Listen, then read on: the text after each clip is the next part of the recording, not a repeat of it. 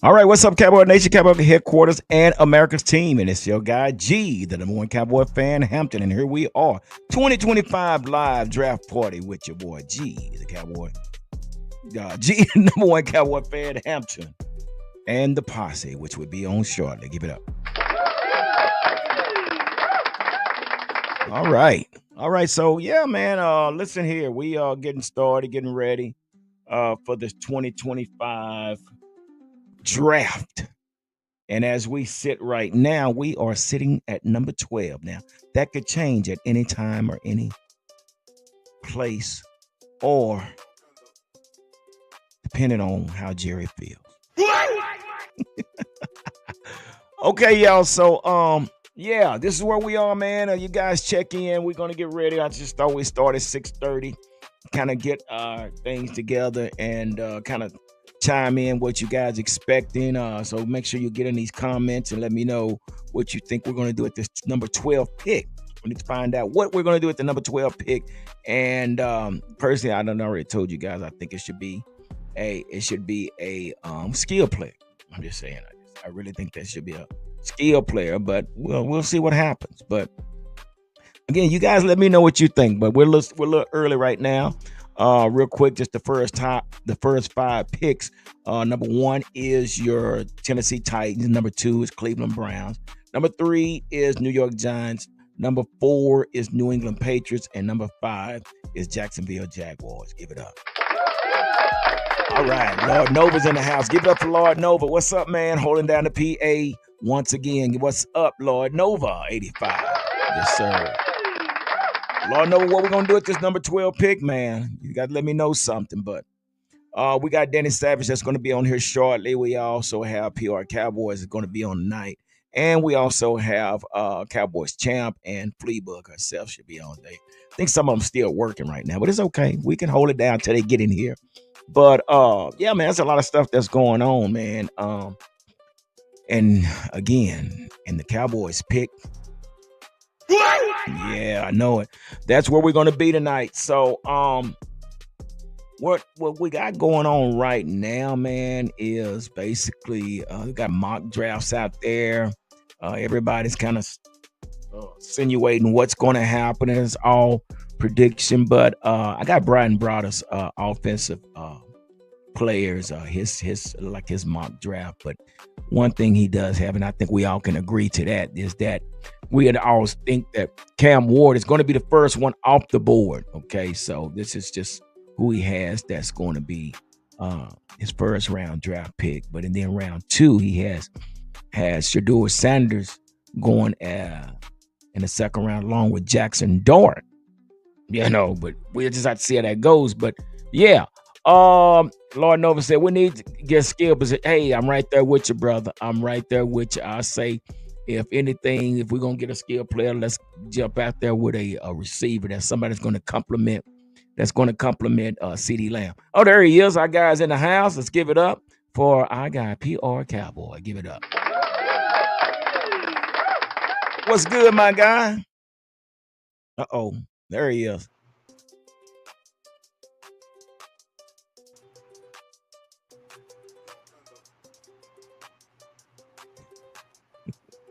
Can you hear me? Uh-oh, you freezing up on me, man. I can't hear you. Okay, I'll be back. There you are. I can hear you now. I can hear you. You good? Yeah, I can hear you. Am I lagging? Okay. No, you're good. You're good. I can hear you now. We're good? Okay. So I got on the laptop, so if it doesn't start working here, I got my phone. Okay, no, I can hear you, man. What's going on with you?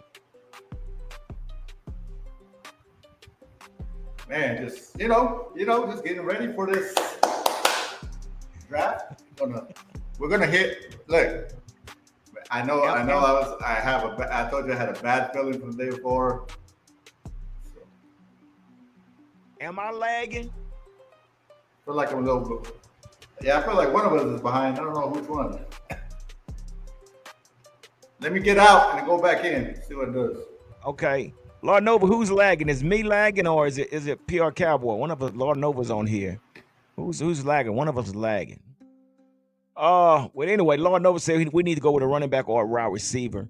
Yeah, and I agree. I personally, I think there's a lot of running backs out there, so I'm not really going to just jump on a running back.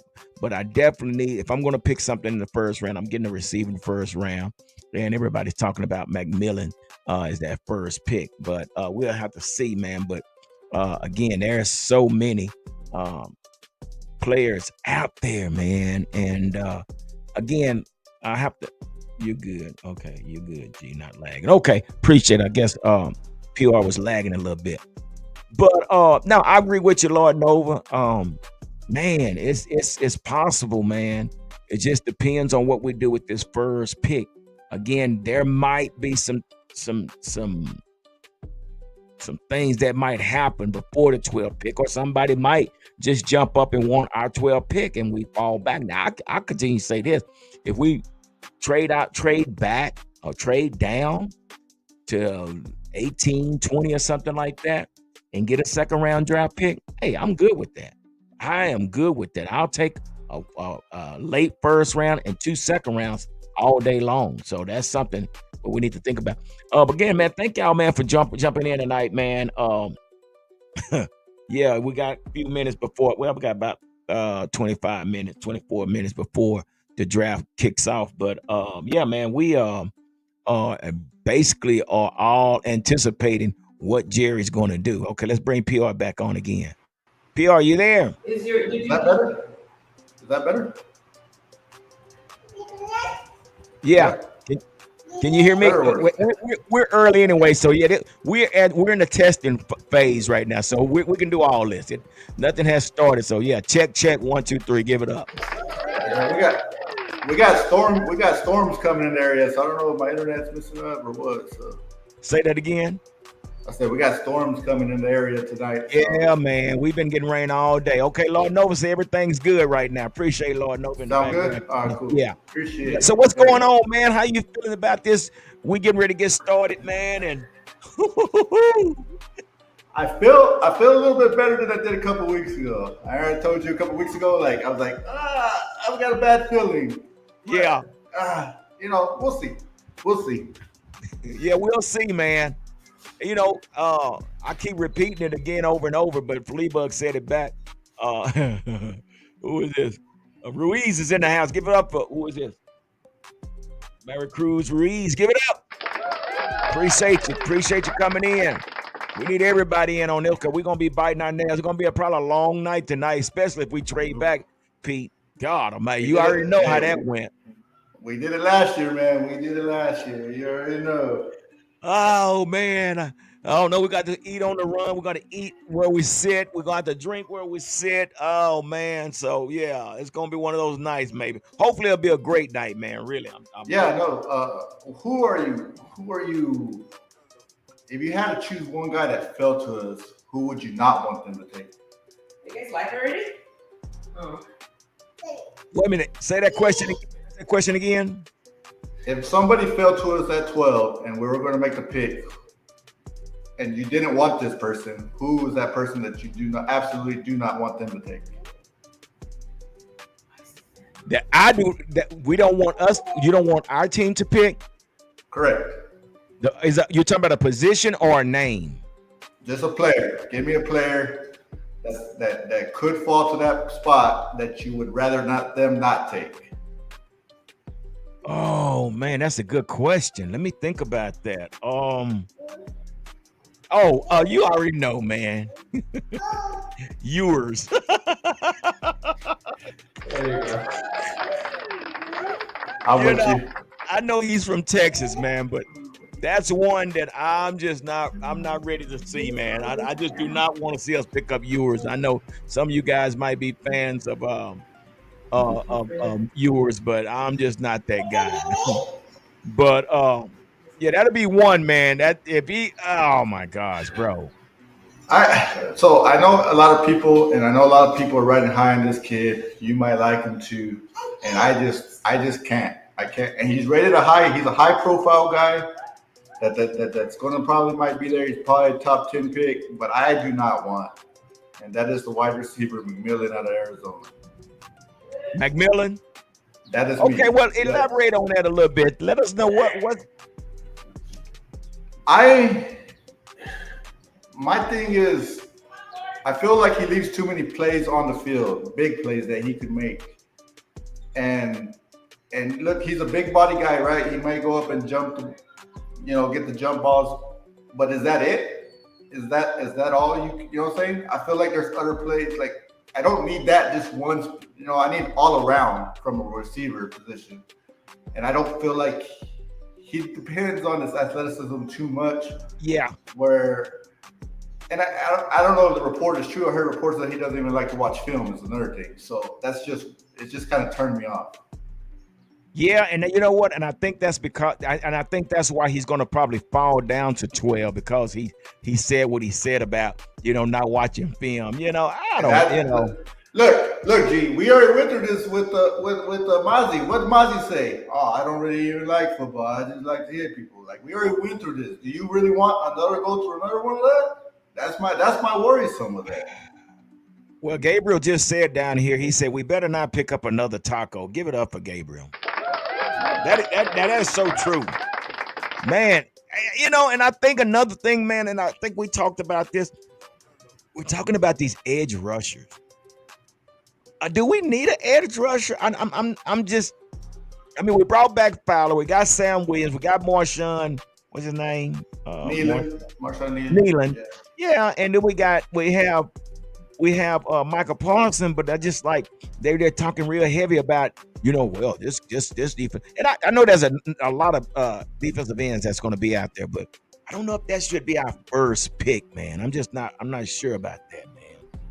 Yeah, I'm not sure either, but I think we can agree on this: is whatever our top 2-3 picks are, we need them to be impactful players right off the bat. We can't be sitting around.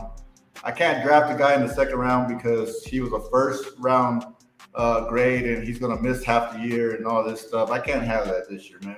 I need somebody that's going to play right away, be impactful, and help this team right away. Yeah, I mean, yeah, and that's what that needs to happen. Man, let me just read this here. What I came across, man, and it was, oh man, I've been talking about Mozzie. I did a video on Mozzie not long ago, man, and they're saying that it's a possibility that Mozzie could be trade bait. Could happen. But man, they were just talking about Mozzie, man, and I was just looking at what they had to say about it. And was reading.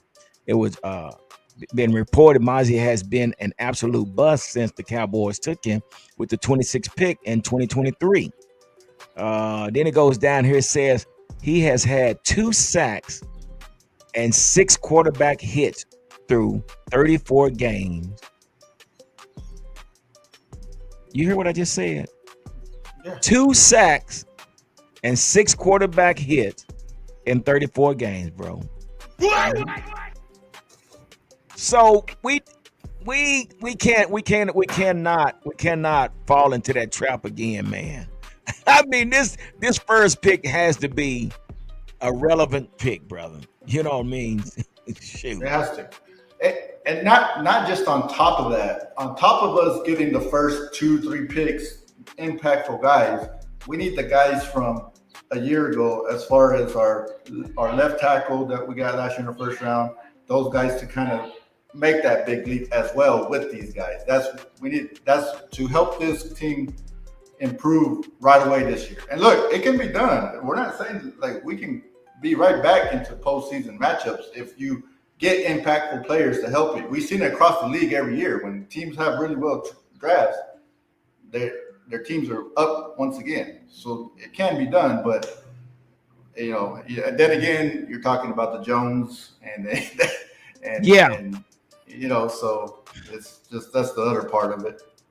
Yeah, well, and that's the thing, man. Now what they have here, let's go back. I wanted to kind of go back to some of the previous signings that we had made in the off season. So back in March 4th, we re-signed Osa Odigizua to a 4-year contract extension. We also re-signed special team CJ Goodwin to a 1-year contract and re-signed Brock Hoffman to a 1-year extension.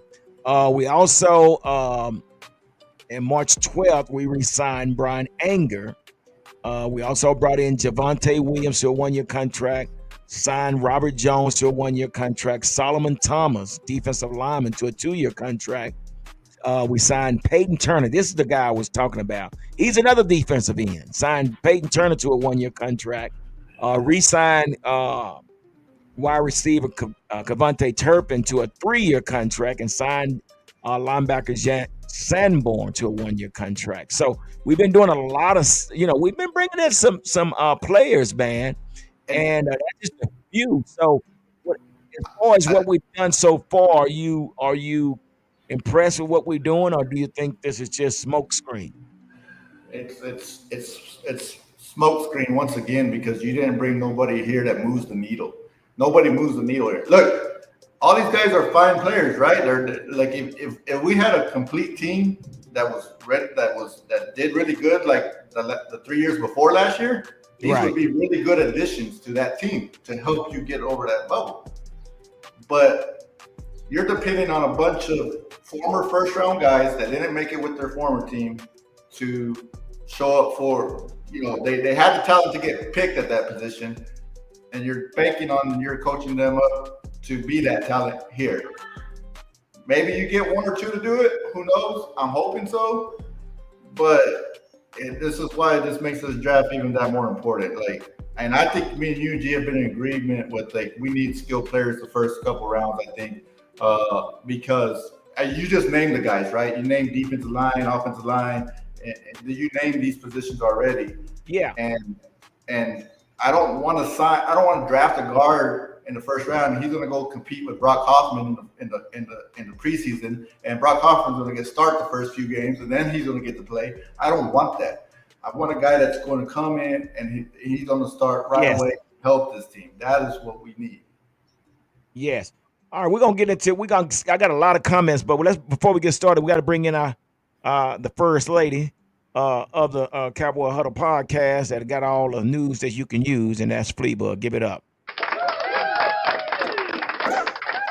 All right, there she is. You on mute right now. What's going on?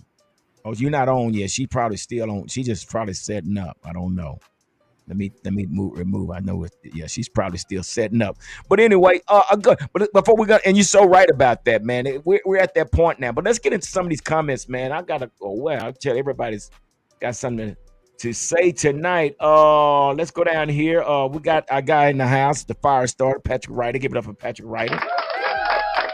Yeah, man, it's gonna probably be a long night tonight, Patrick Ryder. So let's just see what happens. And y'all know who else I got on here, and I gotta do it because PR Cowboy always make me do it. Roxanne, you don't have to turn on your red light. Roxanne. Hey, it's Roxanne is in the house. Give it up, y'all.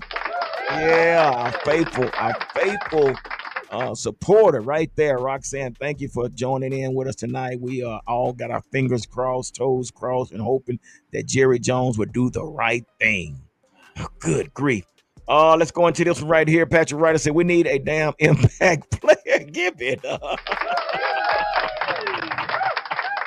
Man, that is so true. Matthew Golden at pick 17. Cowboys trade down. What do you think about that, Matthew Golden? And I just told you my opinion on Mac Millen from Arizona. Yeah. And like I said, this guy, Matthew Golden might not have the stature as him, but he plays to that stature. Yeah. And you've seen him in the big games play to that stature. That's where I like him. I feel like he can go up and get the jump ball, and he can run after catch, and he can make the tough catches in traffic. So I feel like he's more well-rounded than Mac Millen would be. Yeah, for sure. And I mean, the competition is a lot deeper too, man. So we always say the SEC and that Big Ten, man. That's where you're gonna get them NFL players from. But nothing against anybody else, but that's just what it is, man. But yeah, this guy's super. He's lightning fast, man. He can run great routes, so I'm sure he can take the top off the defense. So yeah, there's something we have to think about, man. So yeah, that's a good one right there, Patrick. Let's see. Gabriel said, "I'll sell myself on the streets to go back to the Quincy Carter years." Man, give it up.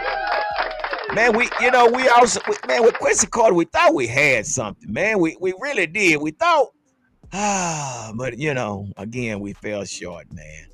Lord Maybe have mercy. Parcells just made him look a lot better. Yeah, for real, man. So, yeah, man. And then we got she's here. I'm watching, and we'll join shortly. Okay. So yeah, man, that's what we got going on. And like I say, it has yet to be seen and revealed what the Cowboys would do with the 12th pick. All right, now I got right here. Let's go into this real quick. Let me see if I can pull this up. If you guys wasn't aware, but this is where the lineup is going to look.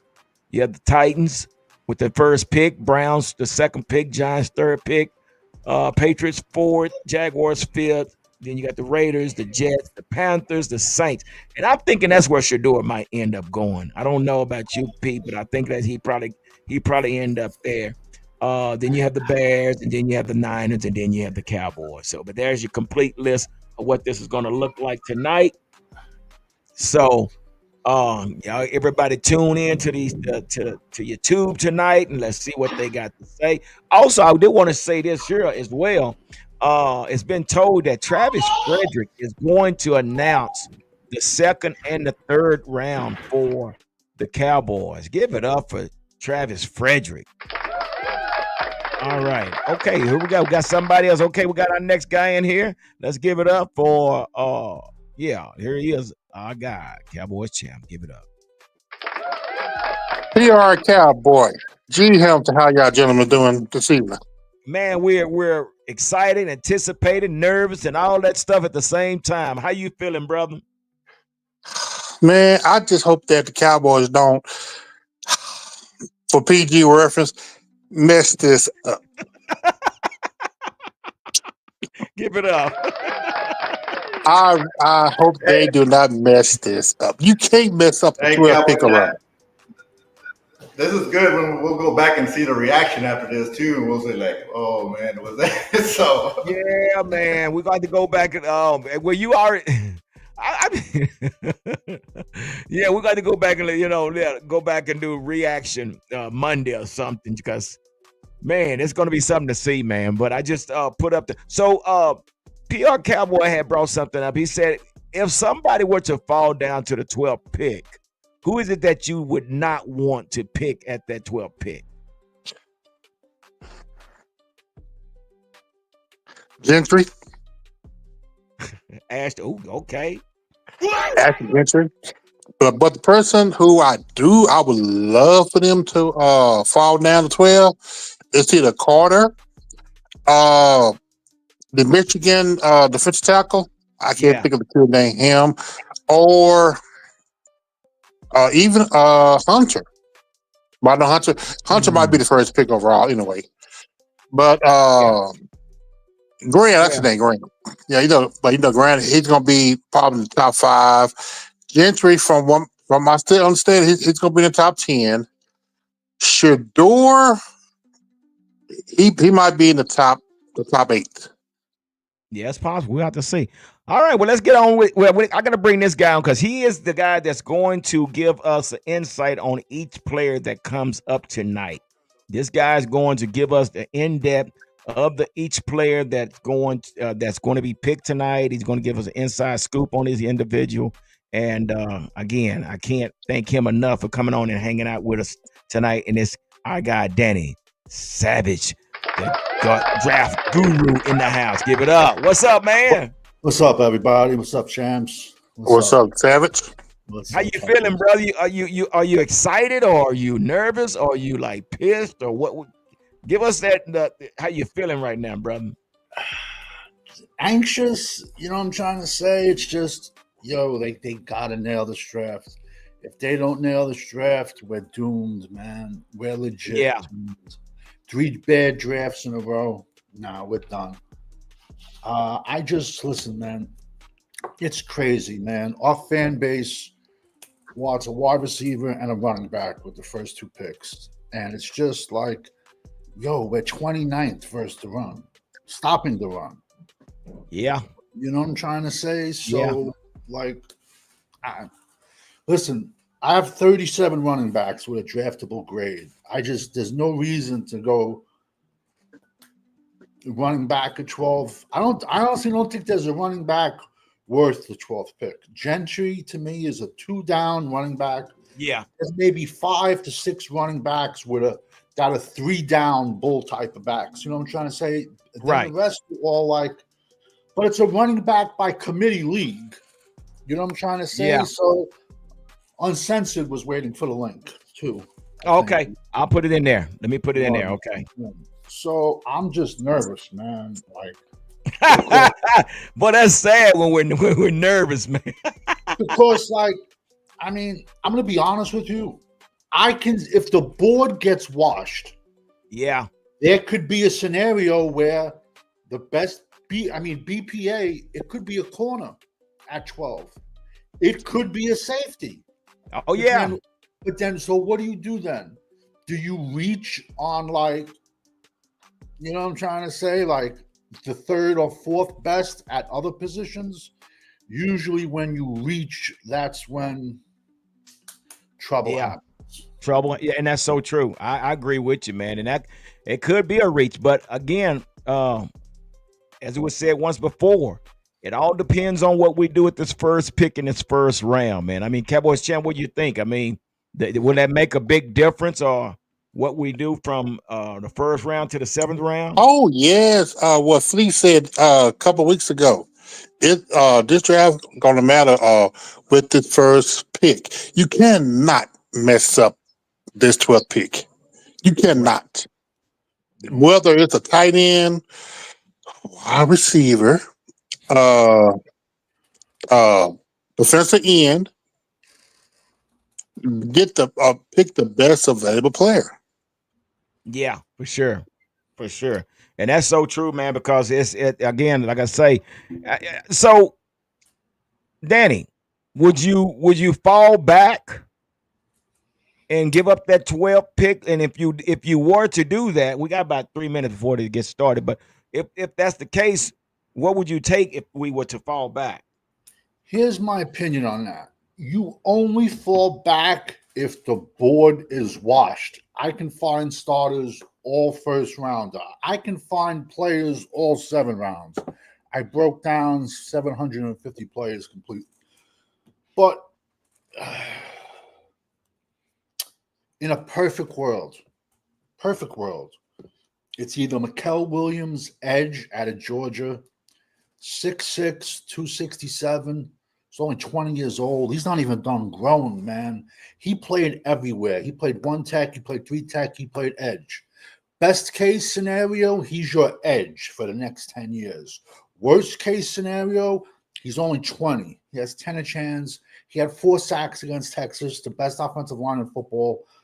He had a high ankle sprain, and he's a freak.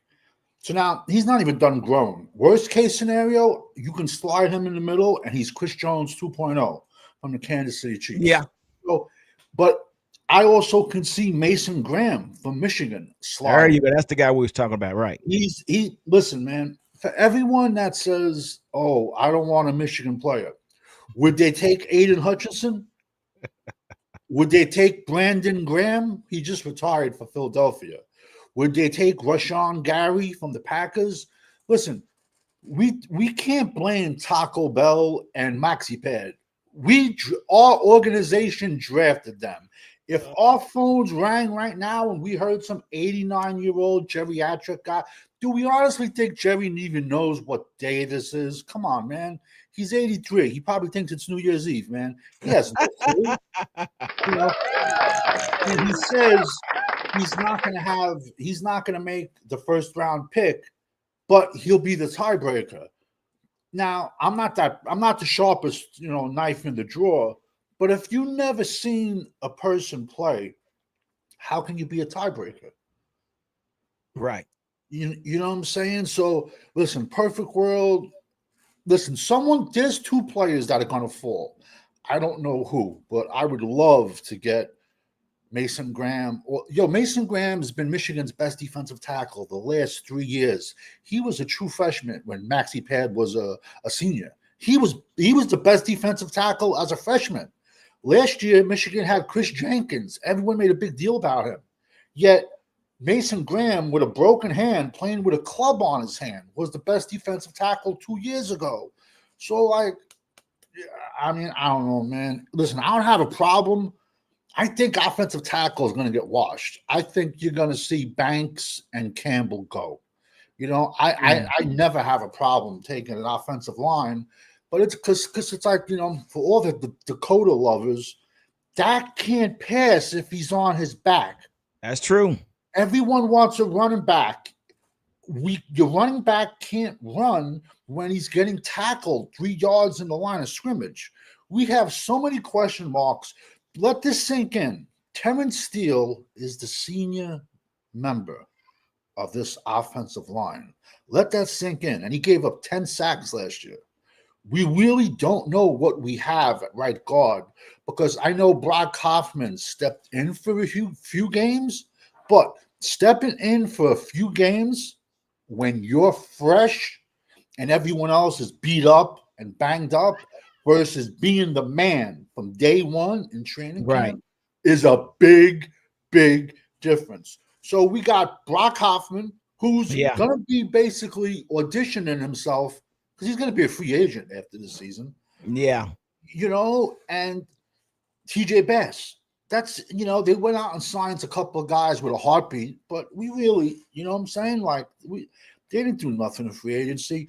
That's why, like, I was honestly thinking too, there could be a possibility where at 12, the best position that's available, it could be a safety or it could be a corner. It could be Will Johnson out of Michigan, 6'2", 200, or this kid from South Carolina, a safety, Nick Umanera, 6'3", 230, 220. Me personally, I have him ranked in my linebacker group because, in my opinion, I think he's going to be like a Jamal Adams 2.0. I think he's going to eventually eat himself into linebacker. But he plays better, you know, he plays better closer to the line of scrimmage. But I don't know what they're going to do. I honestly think tonight we're going to see the start of the Stephen Jones. I mean, do we really think Schottenheimer is going to have any say at all? Do we really think that? I don't. You know? Well, you know, and that's the thing. You know, right now, Amazing Creation said, "What's up, Danny? Blame that fool." What's up, Amazing? He said, "Blame that fool, Will McClay." I mean, I don't think. I don't know if he's batting 500. We have got some great picks out of. I mean, we got Michael Parsons out the deal. So it just here like these when we fall back to these 20, the last few times we fell back to the 20s, there've been bad picks, you know, and that's just I think that has something to do with it. I don't know. But we backed into Michael Parsons. We traded. Yeah, back. we did. If we thought Michael was going to be that good, do you honestly think we would have traded back? You know, 805 Vaughn, boom. You know what I'm trying to say? I mean, I don't know. It's just, I just don't want to see a wide receiver, and I don't want to see a running back. That's all. Oh, man. I don't know, man. I need me a skilled player, man. I'll get you a Y. I'll get you a speedster day 3 at wide receiver. I'll get you a million running backs. Anyone, I was always taught anyone could run through a hole. We're coming off a Super Bowl where there's a Chief. Well, the Chiefs went to 3 Super Bowls with a round 7 running back in Isaiah Pacheco, and Philadelphia. Granted, Saquon was a former first-round pick, but he was really a free agent. So I just don't see, you know what I'm saying, taking a running back round 1 unless you trade back, in my opinion. Well, we're gonna. Time will tell. Where we at right now? We getting this thing started? Let's see here. Yeah, I think so. Let's get this thing kicked off and see what we got going on, man.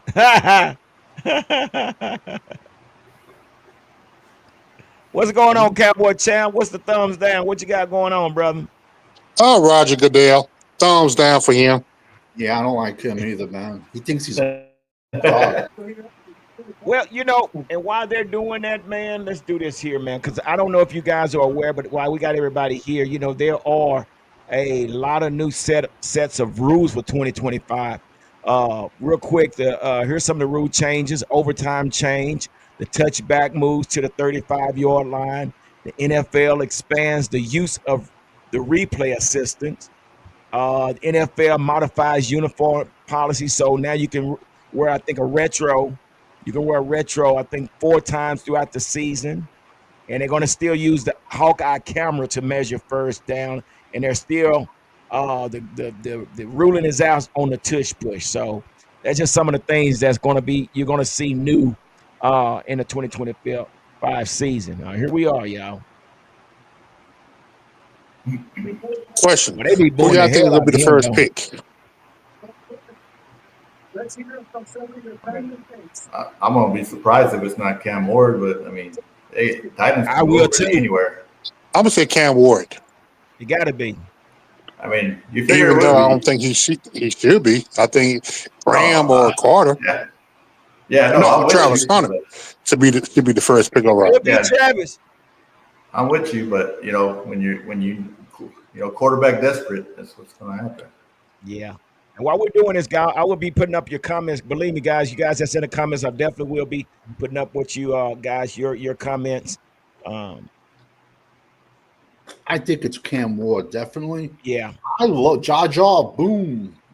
I love Travis Hunter, but let's be honest. What is he? What is he? Who is this? Travis Hunter. Is he a Man, corner or is he a wide receiver? I Which think one you is he? get more time. You can get more out of him if you bring him in as a corner and you have packages for him on offense. But if you got him, full time on offense, you don't see that too often. You see more cornerbacks, starting at a cornerback position and playing some packages on offense. But do we really think he's going to last going both ways in the No, NFL? I really don't. I mean, like I say, it'll be packages. I don't know, Pete. What you In think about Cleveland, what you in think about? Cleveland, no less. You know what I'm saying? Like, I don't know. Yeah, yeah, especially if he falls to like you said, to a Cleveland or something like that.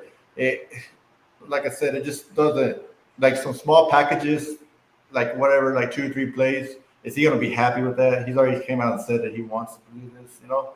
But maybe he's exciting for a couple years. We see some excitement, Yeah, then you got to kind of pick and choose. Hey, what are you yeah. going to do? It'll You fade. can't do It'll both. fade. Yeah, He'll I have can a see. Jesus moment, Yeah, I can see yeah. him doing a couple of Deion Sanders type deals, a couple of punt returns, a couple of packages on offense, and he's definitely going to be valuable. But at the same time, But in the same token, Miles Garrett and Abdul Carter would be a scary combo. Well, that would. oh my gosh, Oh, gee, But if he falls to the Giants, I mean, we got to play down against him for the next decade. But he's a linebacker to me. He's not an edge. He's not a Steve football. Parson 2.0. Yeah, 100%. When he played edge, he got ran over. I mean, even if somehow Hunter fell to the Giants and they tell him like, "Hey, we want you to play receiver next to Malik Neighbors," that's pretty scary too. man, that's They got scary. him just to pick one spot. So. That's scary. I mean, his kid is. I mean, he's a damn good, great receiver, man. I mean, you can't go wrong. No, listen. It's possible that we're the worst team in this division, man. It really is. If the Giants get a few pieces, Well, that's what we're talking about too. It's like any of us can either this draft can make us jump up to a good position, or it's going to make you fall really back further. And just this is what this draft can just come down to that right now. Like we've seen it year in year out with different teams, right? Just man, these guys got 3 picks in the draft, and boom, all of a sudden they're playoff contenders. you're turning around. Yeah, but I don't think we're 3 picks away. I mean, they're saying Diggs is not going to be ready for the start of the season. So, and Deron Bland's going into free agency. Yeah. So that's why me personally, this is just my 2 cents. No, I got you. I think at some point, it all depends how the draft plays out. But at some point, the best positions might be corner or safety. And we haven't gone safety since what? Roy Williams? Yeah. That was the last time we went safety. They got a 6'3", 230-pound safety standing out. And it's like what we talked before too. Is like if it's a safety and he's going to come in and make an impact right away, and that's what we want, right? We don't want. I don't need some. Look, I understand some people want offensive linemen and stuff like this. Hey, let's go guard. But like, what's going to happen there is Hoffman's going to challenge the guy. They're going to have a battle in camp, and Hoffman might start 6 games, and they're going to say, "Oh, let's play the rookie now." I don't need that. I need a kid that's going to come in, play from day one, and impact this team right away. Yeah, yeah. Well, and I think that's our problem right there as well, too, man. And when we talk about it, too, man, we keep expecting so much for the 4th and 5th and 6th round players, man. I mean, again, if we go back to when we were great, it was the time that we drafted a 1st round draft pick, quarterback, running back, receiver. I think that comes down just to some like, right? Like, I feel like we've had some good players come out of the 5th round and 4th round and stuff like that. And we have. And I think you start to get to spoil, like around the league, you get a little bit spoiled, like, hey, this guy's really, you know what I'm saying? But if you're not hitting on those first 2 rounds, that's kind of moot point, because if you're just missing on those first 2 rounds, that's not good. Right. Well, listen, in the last 20 years, we've hit on 3 round 2 players: Tank Lawrence, Sean Lee, and Diggs. Exactly. Yeah, sure. Yeah. That's not good. The 2nd round draft pick we take is a straight up bust. So, and that's why I say I don't blame a lot of that on Will McClay, because we have got some great picks out of the deal. So not all of them have been great. I mean, great, but we had some good, good picks. Hey, Eshawn, if you want to, man, you can grab that link. Come on and voice your opinion, brother. I see you down there. So he said, Eshawn also said, I'm telling you, man, I sniffed the Cowboys getting a receiver 1st round. Give it up. Whole thing about that, like I said, I don't mind the Cowboys getting a wide receiver. I just don't trust the quarterback throwing to the receivers. Perfect example, just what Cowboy Champ said. All of these fans want a speedster, a blazer, yet Dak doesn't have the arm to get him the ball. So what do you want, a Rocket Ismail type of blazer, which one will be there? Matt Golden, I'm trying to say, out of Texas, will be there, but we don't have a quarterback with a rocket arm. And then you have Ted McMillan that is on the slower side. That's going to get jammed. At that point, I would want to trade back, and I would take Emeka Egbuka out of Ohio State, in my opinion, because he's a perfect number. He's a perfect complementary wide receiver to CeeDee Lamb. So what about before we get started? Let's give a big round of applause for Fleetwood. She's in the house. She's hanging out with us tonight. See how long she's gonna last. I have a question. We're listening. Okay, am I hearing 2 people talking at the same time? It might be. I know what it is. It's I got the NFL. Yeah. Got some stuff going. You good now? She might have a bad connection. Yeah. An echo. I guess it's like I'm hearing stuff delayed or something. Anyway, I'm here, and I know you didn't say, "Am I gonna hang?" I hanged the whole time last year. Chip fell on the song. Not Fleabug. Chip's the one that fell on the last year. Yeah, that was Chip. Chip couldn't hang with us, man. He was on a different time frame. He almost got banned last year. So this is my question, Danny, or to anybody. So did the receiver from Ohio State? No, not Ohio, but Iowa State. What's his name? Higgins. Yeah, he's not a 1st rounder to me. Not in my world. Well, yeah, okay. So would he be a good fit for the Cowboys? Yeah, not at 12. No, not at 12. Like I say, like for you saying we can put a receiver off, and maybe wait later rounds. But if he was there at that time, you wouldn't have a problem bringing him in, because I've kind of been looking at a little highlights of him. He looked like he's pretty decent. I'm going to be honest with you. Me personally, I know Des Bryant CeeDee Lamb, Amon St. Brown, DeAndre Hopkins went to the Big 12. Cam But Ward. every one of them, there's 1,000 other Big 12 wide receivers that are straight out busts. So, Eshaun, what's up? Hey, So, What's up, Eshaun? Everybody give up Eshaun. He's in the house, gonna hang out with us for a while. Come on, what's up? What's happening, guys? How you doing, man? How you doing, my man? I'm doing okay, man. How is everyone doing here? Okay, that's Doing what's up. good. So, yeah, so we're getting everybody's input. How you feeling right now, man? Well, look like is the pick in? Yep, Cam Ward. Where are you guys watching this draft? Because Oh, Yeah, Cam Ward. Yeah. Cam So, Ward. yeah. It's on ABC, I think. yeah. I am shocked. Are you shocked? Yeah, because I thought Travis Hunter was going to go first. Nah. Have y'all already got? Yeah. See, mine is delaying. Damn. What's up? Mine is real bad. Yeah, Cam Ward's walking the stage already on mine. Oh man, I'm behind. What the crap? Jaguars traded. Jaguars. Hey, ain't my fault. I got antenna TV. Hold on, Danny's. Jaguars traded up to the second pick. The Jaguars are on the clock. Whoa. Must have been a trade.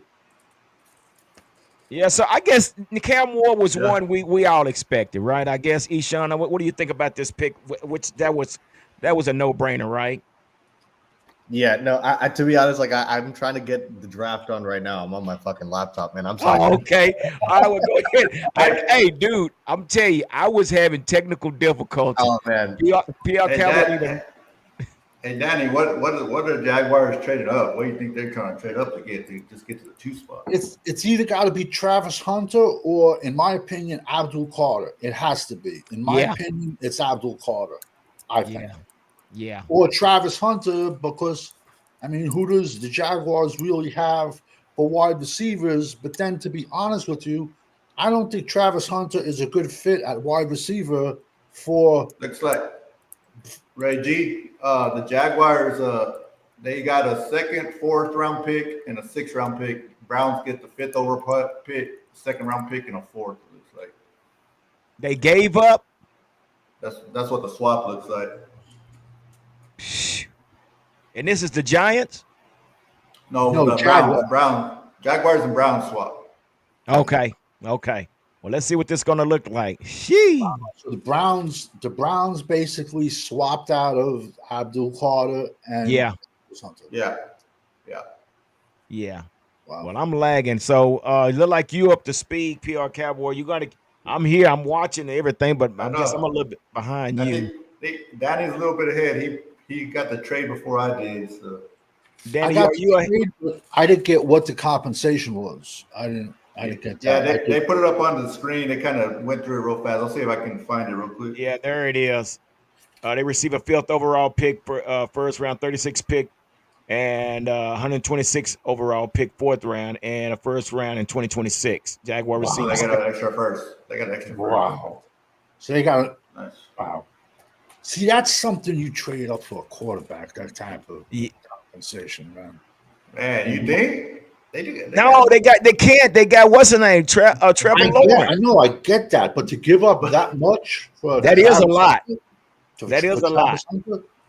Where Trevor Lawrence, what I was saying was, he exceeded more at Clemson, where he had like giant wide receivers. Where in the Jaguars, he really doesn't. So I just think. Listen, I think this is probably Abdul Carter. Say, I'm thinking the Jaguars are going to go after that Will Johnson. I mean, not Will Johnson. The offensive lineman. No, I don't think. I don't know. That's man. You got it. Okay, so I think it's going to be Travis. I really think it's going to be the pick is in right now, but I'm thinking offensive lineman. Nah, I would think giving up that much, it's got to be Travis Hunter. It's got to be Travis. And Travis is going to be because they got the kid from LSU last year. What's his name? The wide receiver from LSU they drafted last year. Brian Thomas Jr. Yeah. Okay. Yeah. So let me ask you this, Danny. What do you think about how will Cam fit into this offense with the Titans? I mean, they have about 3 or 4 quarterbacks. I mean, does he make a difference with this team? It's an organization thing with the Titans, I think. Exactly. You know, when you keep going through coaches, I don't think Mike Vrabel was the problem in Tennessee, to be honest.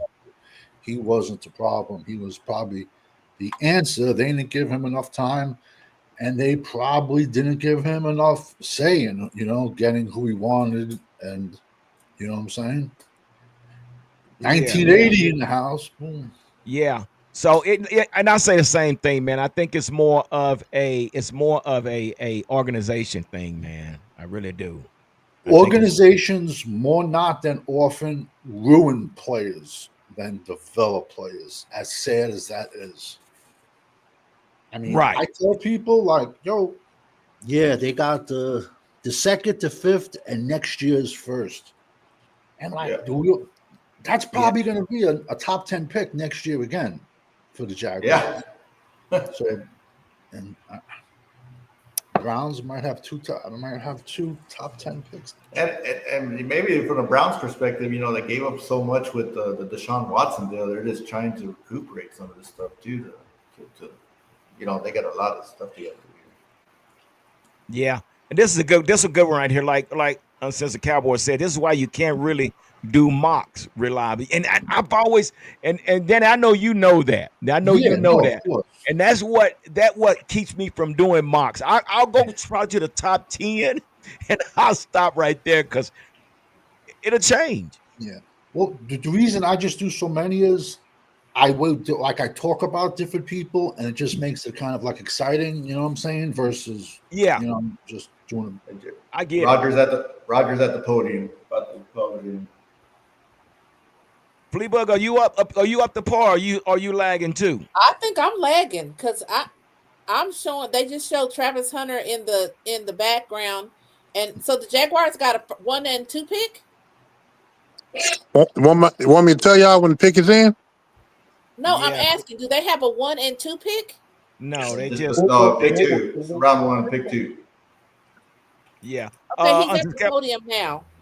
Since the Cowboy said, true, Cowboy coaching is a bigger problem than talent. I keep saying that, and Dak has had to experience that with so many different with these what you call mediocre coaches, So hopefully, Schottenheimer brings something better to the table, man, with this coaching staff. What do you think, Fleabug, about this coaching staff that we have? Real quick. I don't know yet. Okay, here we go. Hold on. Here we go. Everybody hold tight.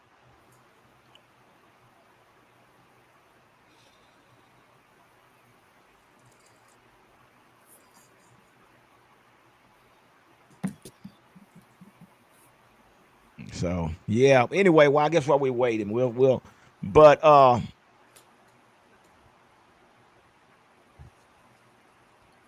let's just hold tight. This should be interesting. Hey, they better not blow this. They done made this trade. They better do something. So who do you think they're gonna be? The Jaguars are not one player away. So Travis Hunter. Right. They're still not. Yeah. They're not. I seen that. Yeah, they had to do that. And does everyone think he's going to be going both ways in that heat down in Florida? Yeah. Not in my world. Travis Hunter. If it is, it's career suicide. Absolutely. I think they're going to give him a shot at it. Amazing creation. They have a trade.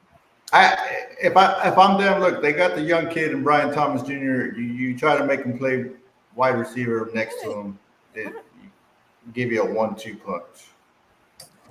That's a lot to give up for wide receiver. It is. It is. I think Cleveland wins that deal. Man, I'm lagging so bad. This is ridiculous, bro. They just said who it is. I won't say. I know it. I'm just saying my.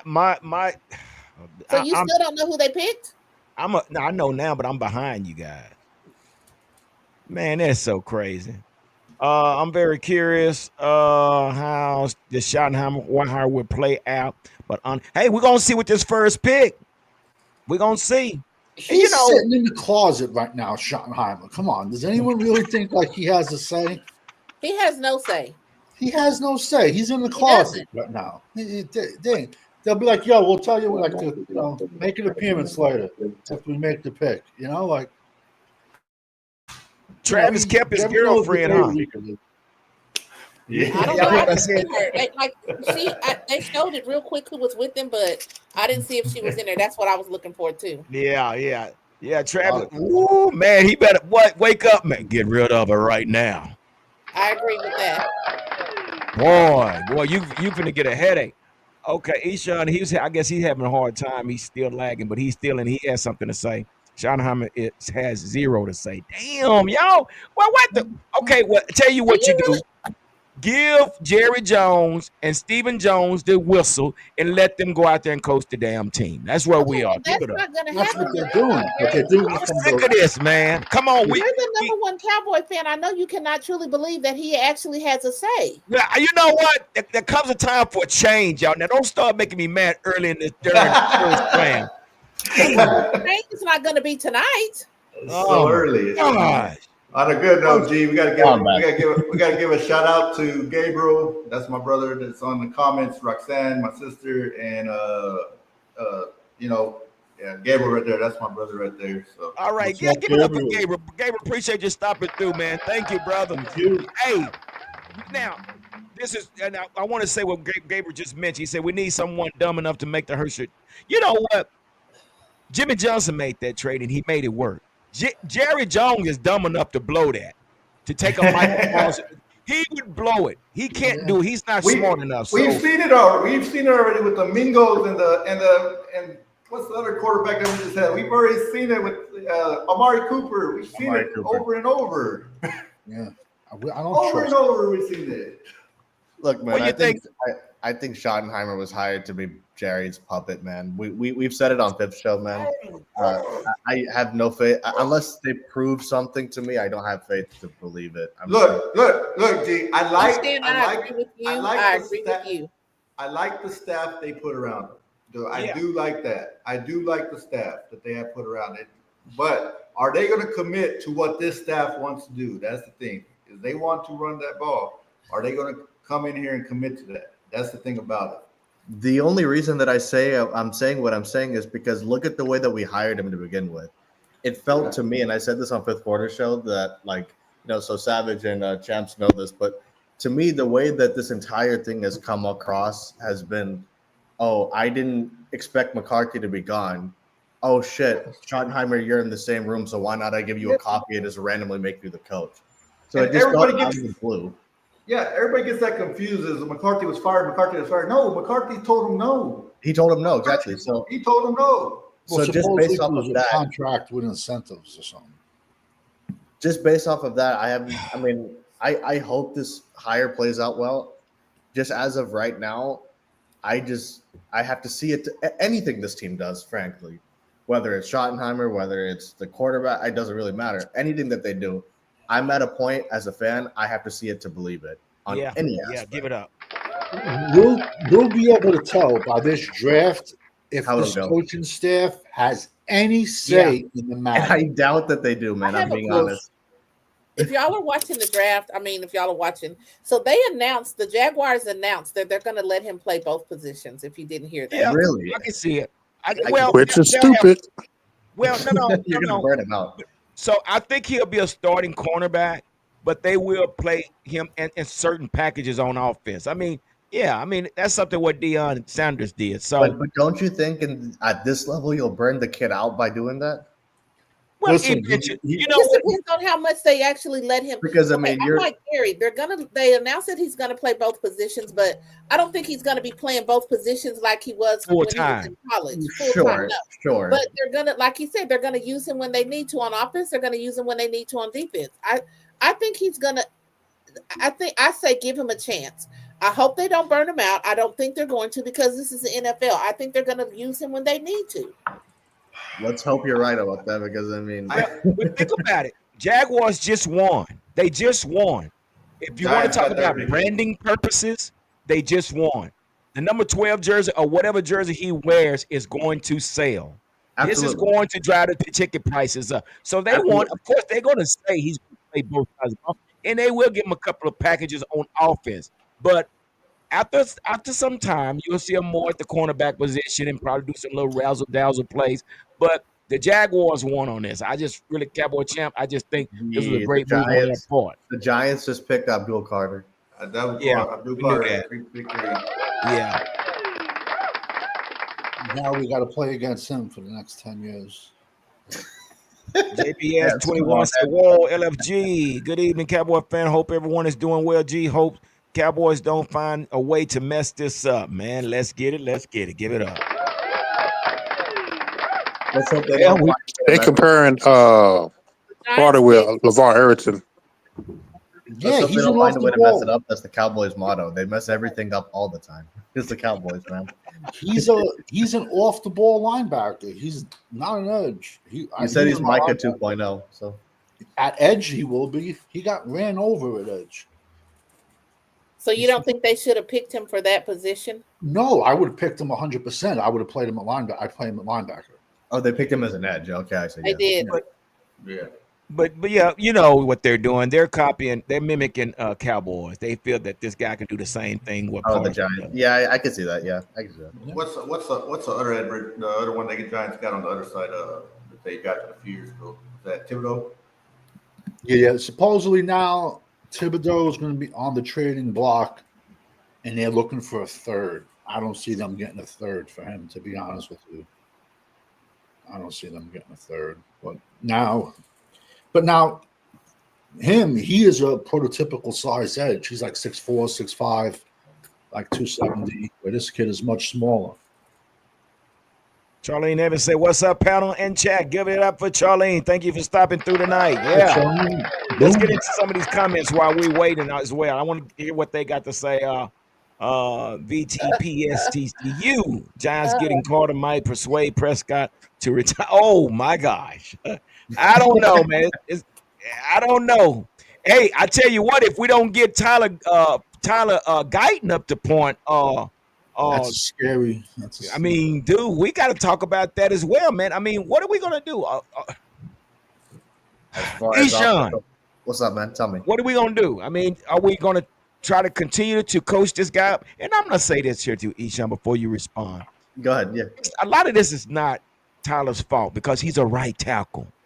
But Jerry and them felt the reason that, hey, we can just move him to the left tackle. It doesn't work like that, Eshawn. Right. It's different. So what is their plan for Tyler Guyton this year, you think? To be honest, I have no idea, man. He's the one player on the offensive line that I think for me I'm up in the air about because Steele is horrible. I don't want to hear anything about Steele. We already know what that is with him. But with Guyton, look, I gave him a slight pass last year because he was a rookie, but you don't get benched like that in the middle of a season that twice too. So worries me on that respect of things, but we'll see how, I guess, if they have any sort of a strategy with him or not. As of this point, just based off of last year, I can't say I'm confident in him, but I also can't say he's so young that I can't just completely give up on him either.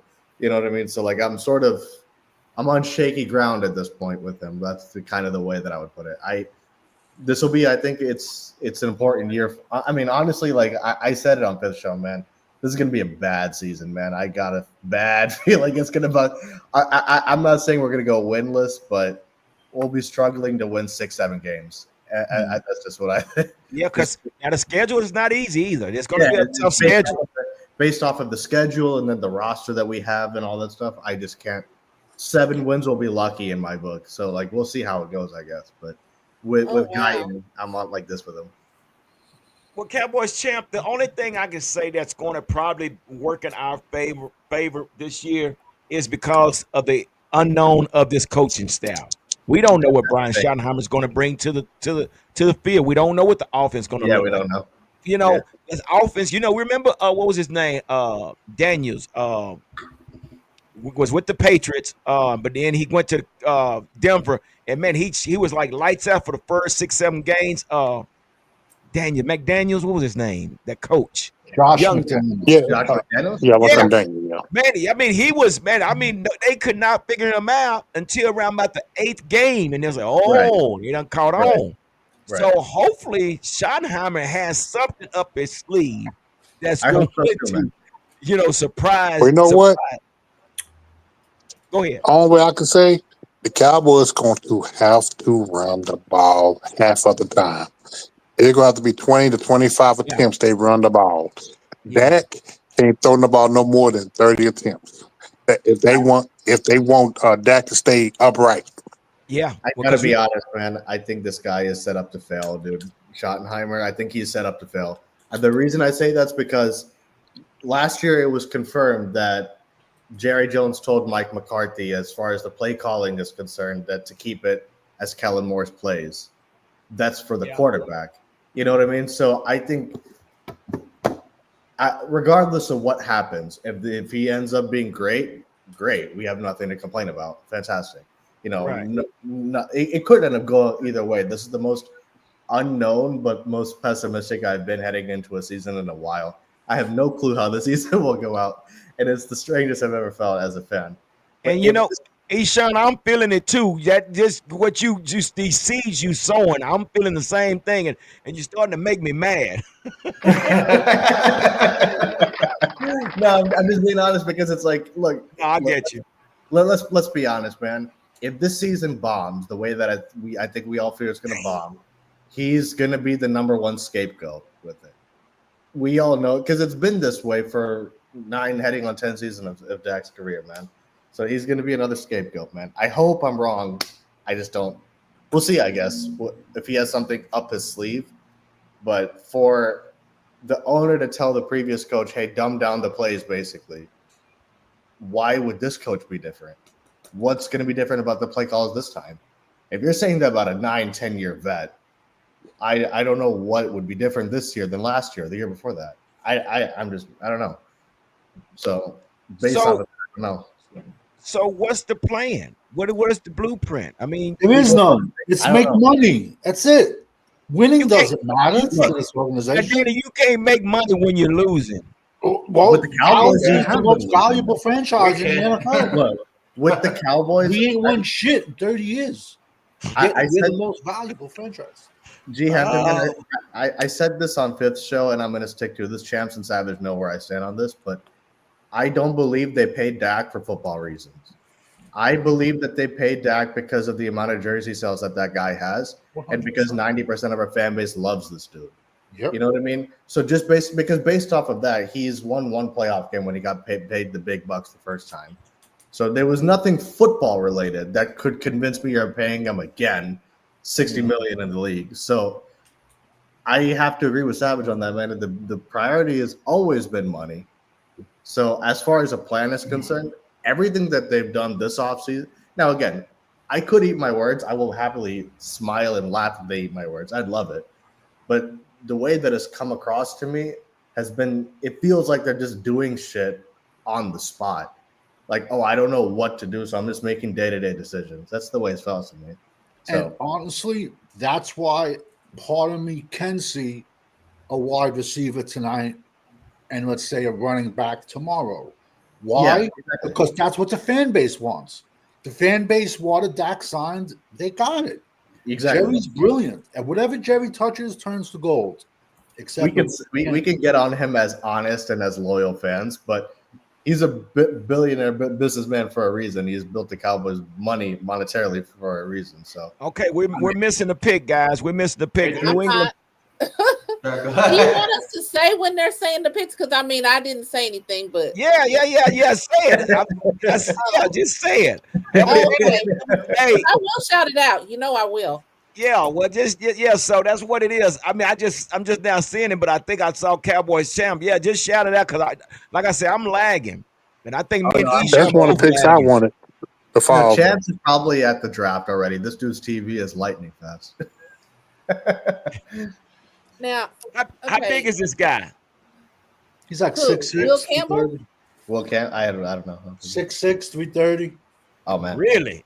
Yeah, and he's sharp too. I see him with that double-breasted suit on. Give it up for Will Campbell. Yeah, he's from LSU. Even if he from LSU, he got to dress up. I guarantee the players tell him, look, man, you can't go on there like you got to come on with it. Yeah, okay. The Yeah, top 319. toss up. Who's on What's the that, board Danny? now? What? Tell us a little bit about Dan. Tell us a little bit about him. 3-year starter at left tackle. Didn't give up a sack. Damn. Wow, really? Wow. Some people are going to say he has short arms, but the offensive tackle class, like some people have him number one. Some people have Kelvin Banks from Texas number one. There's a kid from Missouri, Mebow. I'm not a fan of him at all. I think he's a guard. I'm not a fan of him at all. I don't even. Some people might think he's a top 10 pick, but that's why every single season, 10 coaches and 10 general managers get fired. But a lot of people, it's the next one. It could be Kelvin Banks out of Texas. He's on the board. He's next. He's more built like Trent Williams. He's a more compact. He could play left tackle or right guard. So those two kids. Then there's also a kid, Josh Simmons, Ohio State. What I don't like about him is he blew his knee out like the 5th game of the season. So I don't want to spend a top 10 pick on somebody with an injury. My first round pick has to be a plug and play guy. And it was a patella. He tore his patella, which is much worse than the ACL. You know.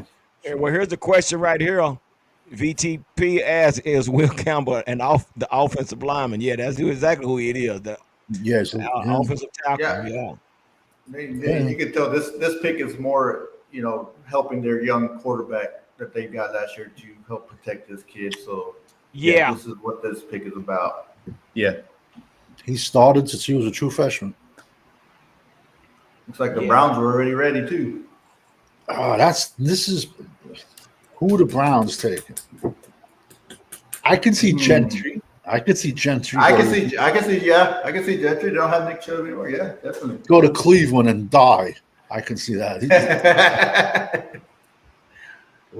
Yeah, that's him right now. You don't want to go to Cleveland. If I'm. No, it's so much going on in Cleveland, man. Oh my God. And here's the thing too, man. Again, sometimes, and I hope Cam Ward does well with Tennessee, but another thing we have to consider, man, a player has to fit the system. Of course. He has to fit the system. If he's a guy that's been in shotgun his whole career, and then you put him in a system where they do under center, and you expect him great things, and he's not experienced that could be problems for him. So no, for sure. You got to consider that as well. That's why Shador is going to fall out of the first round. He didn't play in a pro-style offense. Uncensored thinks he's taking him in the comments. Yeah, somebody's taking him here in the first round. Someone will take him in the first round, I think. Yeah, but see, too many. If you're a coach and you draft him, you just sealed yourself. Yeah, I agree, Danny. But someone's going to draft that. He might be getting ready to go now. Who knows? Yeah, this could be. I think Pittsburgh saying is going now. I think Pittsburgh. Ashton. Maybe at 21. Goodell's walking up to the podium now. Man, you guys are ahead of me. But see, this is what I say. I say this too, also, guys and ladies. I also have to look at the strength of the schedule. Mason Graham. Mason Graham. Oh well, so much for him. Which now, I said he's a top 5. Now we can laugh at all the Cowboys fans in the first round. Say that again. Now, they're saying that nobody picks running backs in the first round. No, it's not going to happen. Well, now Genty might be one. I see like probably 3. That's who they thought they were going to. That's who they said that they thought they were going that the Browns were going to pick, but they didn't. Well, you get the Raiders next. The Raiders could be that possibility also. Yeah. I see Gentry. Omari Hampton and Travis Henderson from Ohio State. Don't be shocked you see even Quashawn Judkins or Caleb Johnson slipping at the end of the first round. I wouldn't be shocked. Give me Quashawn or Travion with the Cowboys. I'll take either one of them. What about Ty Warren? That's possible. He's possible. He might be BPA. And we're going into the season. I'm just saying, we're going into the season, and this is Jake Ferguson's last year. He's going to be a free agent, and he regressed. He regressed could bad. Listen, if he gets past the Jets, Tyler Warren, he might be on the board when we pick, maybe. Because the Bears have the same needs that we do, and so does San Fran. So I think they're going to poach 2 players that we want. But we haven't had no surprises besides the one trade. But either way, both of those kids would have been off the board. They just went to different teams. And I mean, in a different draft order. So we haven't seen any shocks like a Jackson Dart from Old Miss come off the board. You know, like some people are saying he's not going to get past the Saints. Well, who knows? Now it's where it gets interesting, you know? Raiders. Yeah, it really does. You're right about that. So, ESPN got it set up that their mock draft is saying that Cowboys will take Tech McMillan with their first number 12 round. I mean, with their number 12 pick. Because that's what our fan base wants. Our fan base knows 2 players, Ted McMillan and Austin Gentry. That's it. That's why Jerry is a genius. He's a genius. I think we're desperate. I think we're desperate, though, Danny. We're desperate for a skilled player. Desperate for what? They're desperate for a son that they can go well. Desperate, are you talking about the fans or are you talking about the team? I'm talking about the fans. I mean, what was the again? We got to go back. When was the last time we drafted a first round draft pick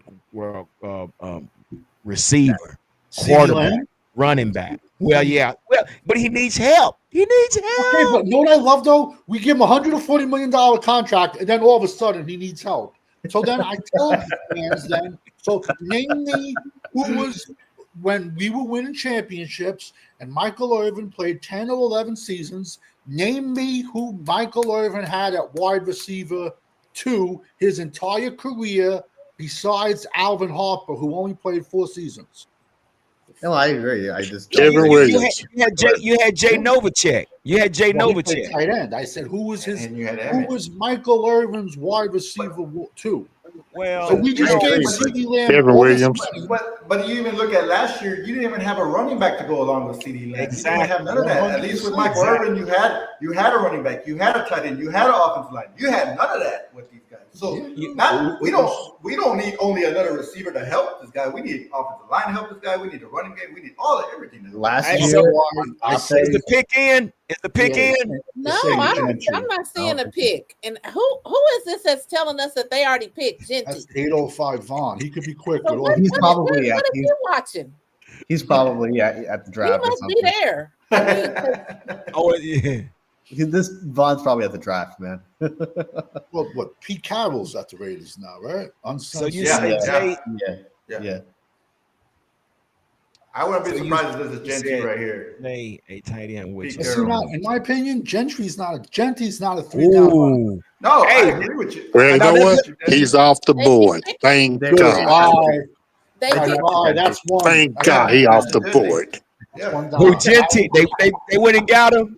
Yes, they did. Yeah. We just said it. Hey, Okay, listen, if y'all 805 not watching Vaughn, this draft, I just want to know. Ask 805 Vaughn. Can you hear me? Where are you? Where are you watching the Hey, draft? yeah, Yeah, 805, where you at? It's all Tell depends us on where you John's are, internet 805, connection. please. He's probably at the draft, man.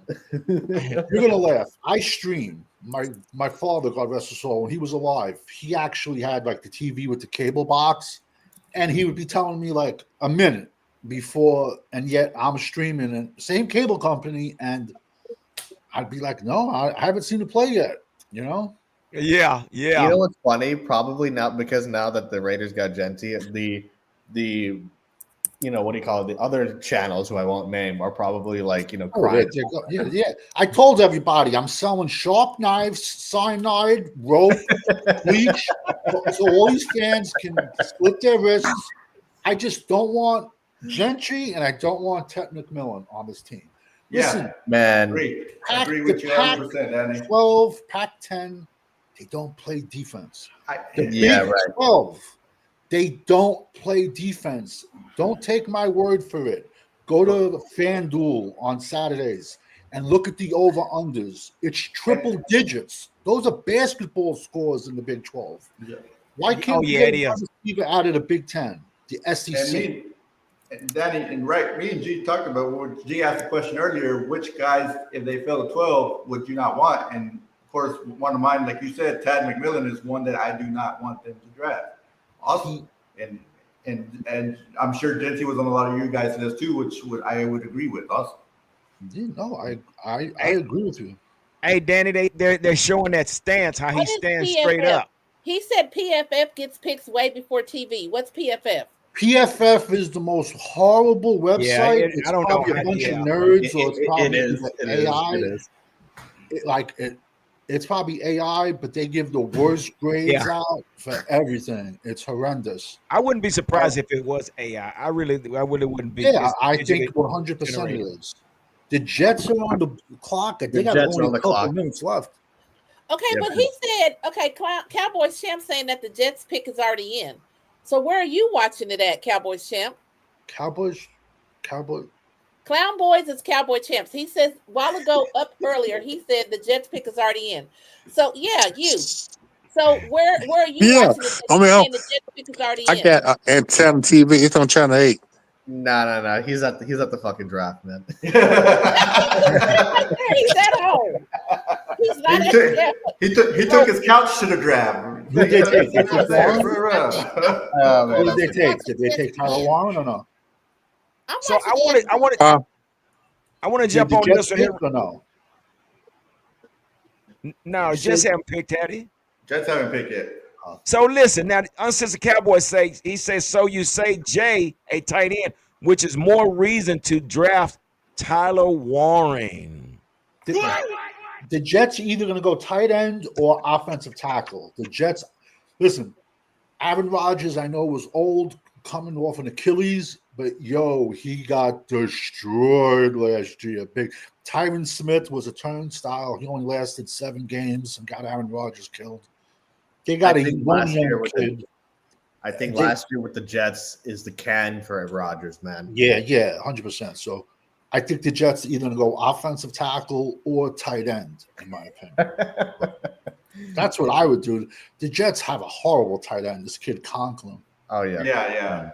I think that this could definitely be something to help Justin Fields out if they want him to have any kind of success if they're trying to. The Jets have a really good defense, you know? Yeah, Justin Fields are set up to fail, man, I think. But now, the Jets had a pretty good defense, though, man. They did, but they haven't. Their quarterback play the past 4 or 5 years. They have decent skill. They have good wide receivers. A young Garrett Wilson. I mean, like the 2 running backs, Breece Hall and Allen. I think now they're saying they want to trade Breece Hall. Good luck. Yeah. Good luck. Okay, are you guys saying that did somebody just say that they think the Cowboys should get Tyler Warren? Is that what somebody just said?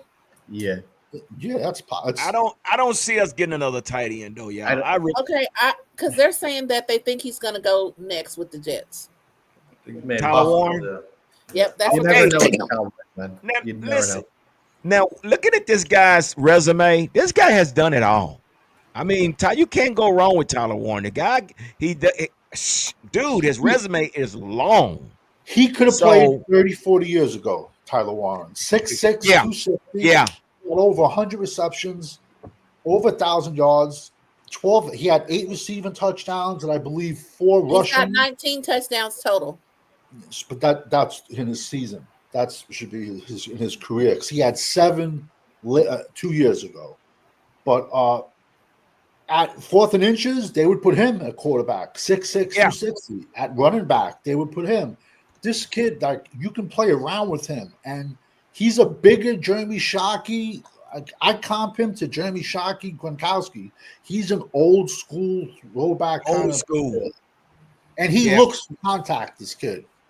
Penn State's coming tight end you again. Last year they had Theo Johnson, who went to the Giants and was playing good until he got hurt. He's a big kid. I'm looking at the stats, right?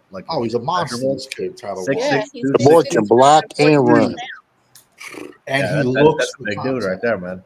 Yeah. And see, somebody was saying that he could come to us, man. But we got Ferguson, man. I don't think. But he's gonna. It's his last year. And you don't think he regressed? Based off of Just how Ferguson's- Ferguson played. Okay, perfect example. Okay, I know our fan base does, but I don't. So Ferguson's going to be a free agent. Deron Bland's a free agent. Michael Parsons is going to be a free agent. So we're paying all these guys, I guess, right? Yeah, No. apparently. Diggs, I mean, like, what are we doing with him? And what about Tyler Smith? We have all these guys we got to pay, and we're not keeping all these people. They're not going to keep all these people. We're going to have Luke Schoolmaker. Brevin Spanford is a blocker, and Schoolmaker's more of a blocker, in my opinion. I agree. Based off of how Yeah. Ferguson played last season, I am not as confident as I was in him before. I have to see more from him based off of how I played last year. But okay, so now let's say hypothetically, the legend killer Dak Prescott plays 17 games, and Jake Ferguson goes off. We can't afford him. Right? No, that's true. Yeah. We're going to pay him. We're going to pay Deron Bland. We're going to play Michael Parsons. It's not going to happen. Not going to pay The everyone. podium. And Brock Hoffman's going to be a free agent. Okay, Flipper. Well, it seems like it's bad management to me. That's what it looks like to me. These Oh no, 100% it is. 100% it is. It's But terrible this is management. This is what the fan base. Armand somebody. Good. This kid's, I don't like him. Armand Mimbu, he's a tackle. Missouri. Defensive tackle from Missouri. Yeah. No, offensive tackle. 332 pounds. Oh yeah, that's a big deal. I think he's a guard, in my opinion. And he's Yeah, they're going look to that protect. big. They definitely going to have to protect their quarterback, man. Whoever the quarterback's going to be. Is it going to be Rodgers again, or what are they doing? No, Justin Fields. It's Justin Fields for the Jets. Oh it's yeah. Justin Fields. Yeah, at least he can I was run. gonna say it's not Aaron Rodgers. No, yeah. No. Aaron Rodgers he left in the offseason. They had beef over there with the organization. See, So I John- can see Carolina going Ted McMillan at this pick, which I prayed. Yeah. I pray they go to him. The pick is Jaja in. Jaja Binks say we better trade down. What y'all think? You need two to tango, Jar Jar. I agree with you. If the board is washed, I got no problem as long as you give me proper compensation. Yeah, But that's when everyone's trade down looking for to what, trade though? back, It's You the know- Cowboys, man. You never know, man. I'm just telling you. do you want to trade back 8, 9, 10 slots for a fourth rounder? I don't. I mean, no. I don't we're either. not doing that. No, not. It has to be a second rounder. It has to be a second rounder. I think we'll be lucky to get a third. That would be Well, it's no dice then. No dice. that's I'm sorry. Really, Seattle. Yeah. Seattle would be the team that you want to trade with. Aren't we? So we're 12. Are we picked Yeah. 12? Yeah. 12. Yeah. Like I said, I think 12. Okay. is going to be. And you guys are saying trade down to what? What is his Well, name? Who's no, that trade it's down? not that we want to, but It's if just we what the did, compensation, what the Yeah, the compensation, that compensation. Compensation has to match. so if you Yeah. give me a later first round, and then I get a second round from you, that'll give me a first round and 2 second rounds. I would take I'll that, take that. but I'm not taking a third, and I'm not taking a fourth. No, to trade down. No, I'm not doing that.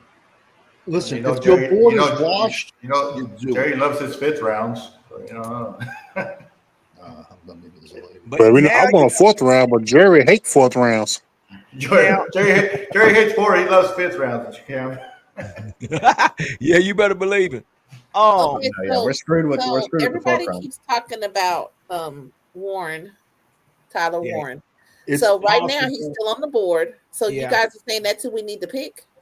It could happen. It all depends who goes the next few picks. If he fall to There's us, no- if ain't no more nobody picks. there, he the best pick. Yes, you pick him. But now, just like Sean and Danny just said, we cannot afford all these people. Can't So afford those this people. would damn sure be a smart move. It would be a smart move. It would But be.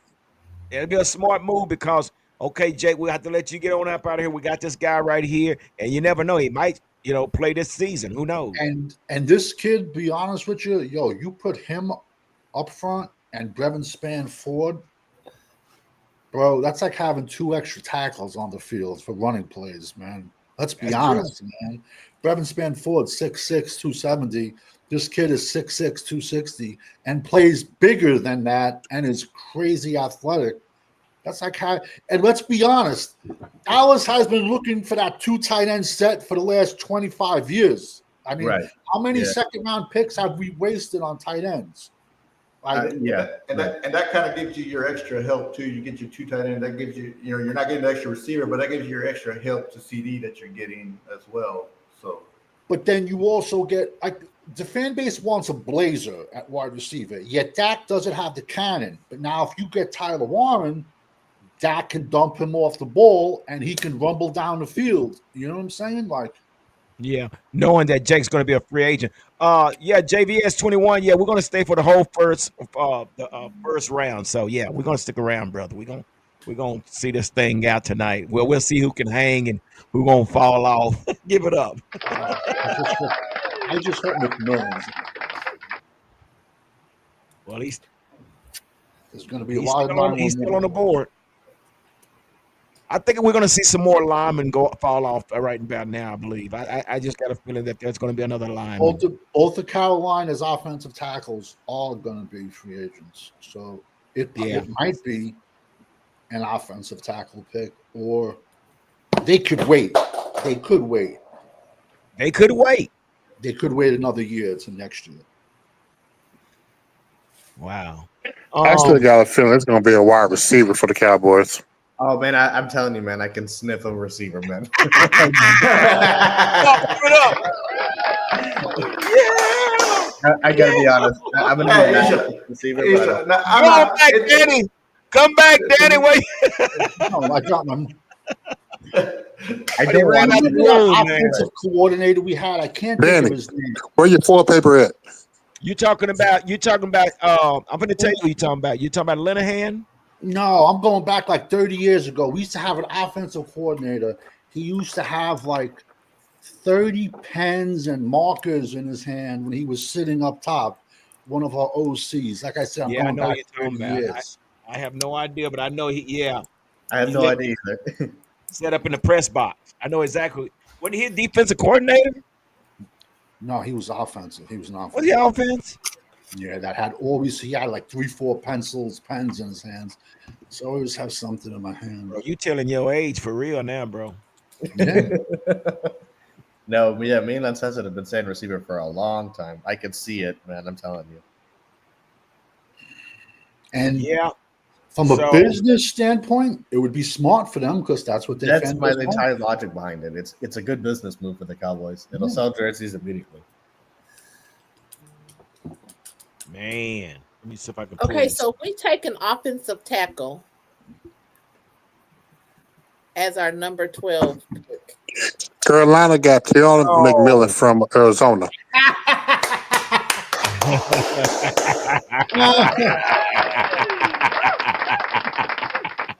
Oh, Ted is out of there, y'all.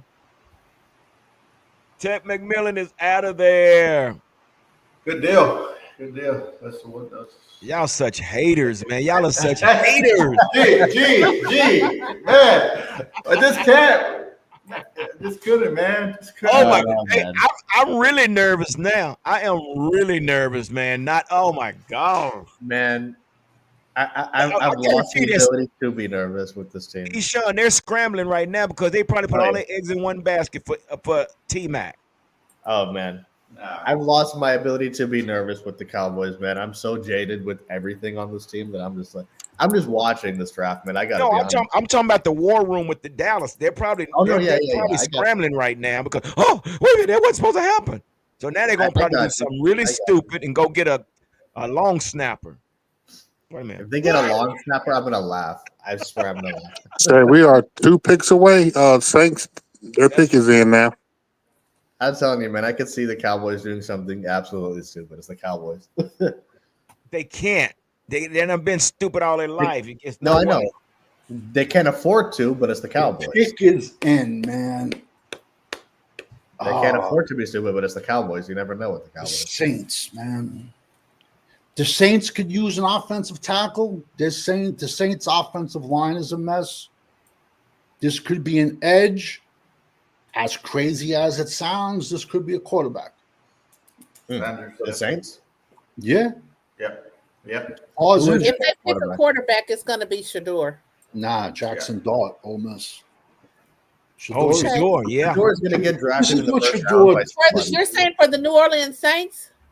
This is what If they pick Shador a quarterback, did. it's going to be Shador. But see, this is what Shador did that pissed off every team he visited. Shador's a millionaire. His dad's a millionaire. They're They playing. can't help that. Okay, but they're playing with billionaires. So when you go into a billionaire's house and you are cocky, that's not the place to be cocky. On the football field, it's the place to be cocky. Number one. Number two, no coach is going to want him because then Deion's going to be looking. Shador Sanders is going to be Swifty 2.0. When Travis Kelce does a play or Patrick Mahomes does a play, what does the camera do? Go up to see Taylor Swift. Right. When Shador throws a touchdown or when Shador throws an interception, what's the camera going to do? Go to the coaching box or go to the booth and go to Prime. Or you're gonna always have these discussions. You're gonna have these discussions every week of when are they gonna get rid of this coach and when is Deion gonna come coach this team? Who is Banks? Oh, Texas left tackle. Damn it, that's who the Saints got. That's what All right. Tyler Warren's still on the board. I mean, but you see, I can see the Bears taking him because the Bears another weapon for Caleb Williams, man. Yo, see, but real quickly though, this board is getting washed because if Banks goes, I don't see San Fran taking a tight end, but Kittle's having a contract issue. I see San Fran going either offensive line or defensive line. At that point in 12, the best BPA is going to be Edge from Georgia, Mikael Williams.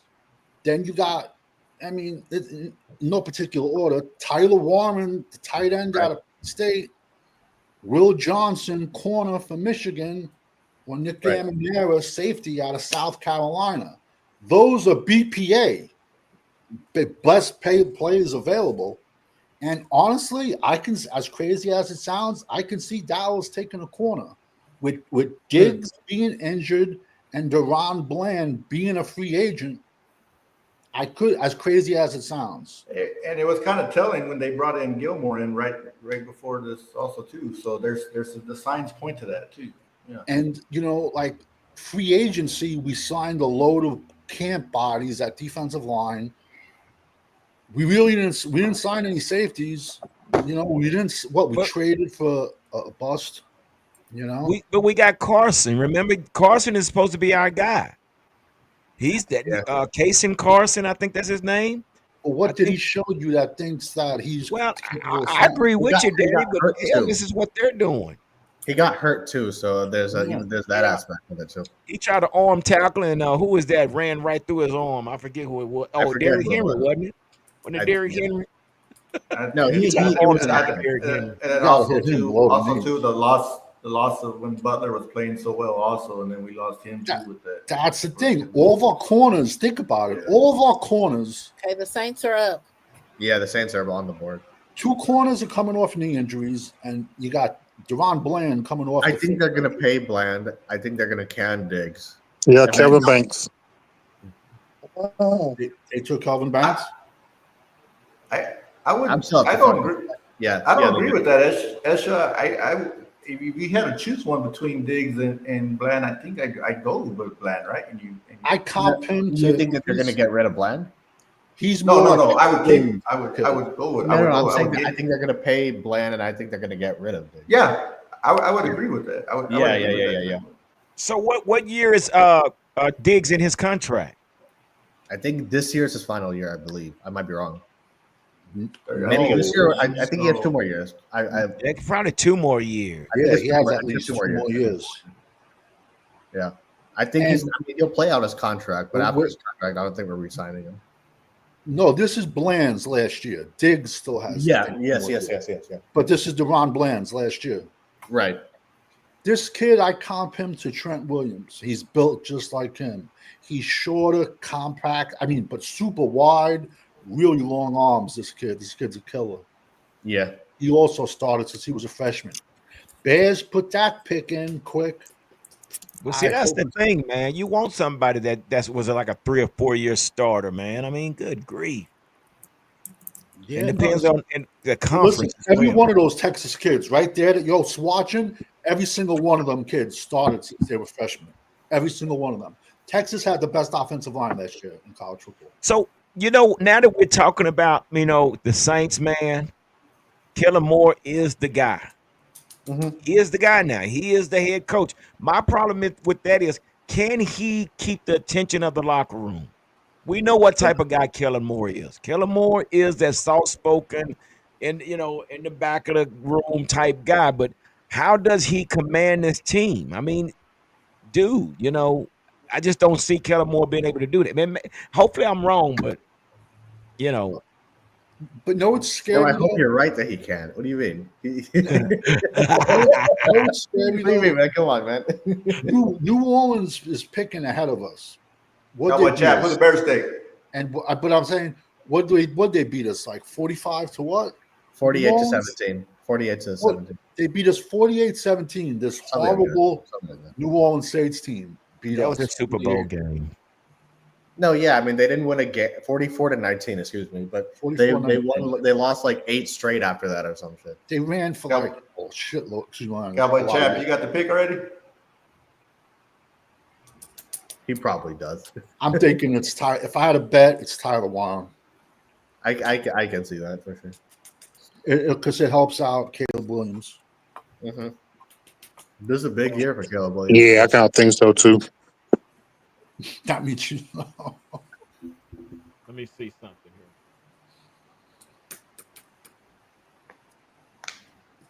Who are these two idiots? Who are they?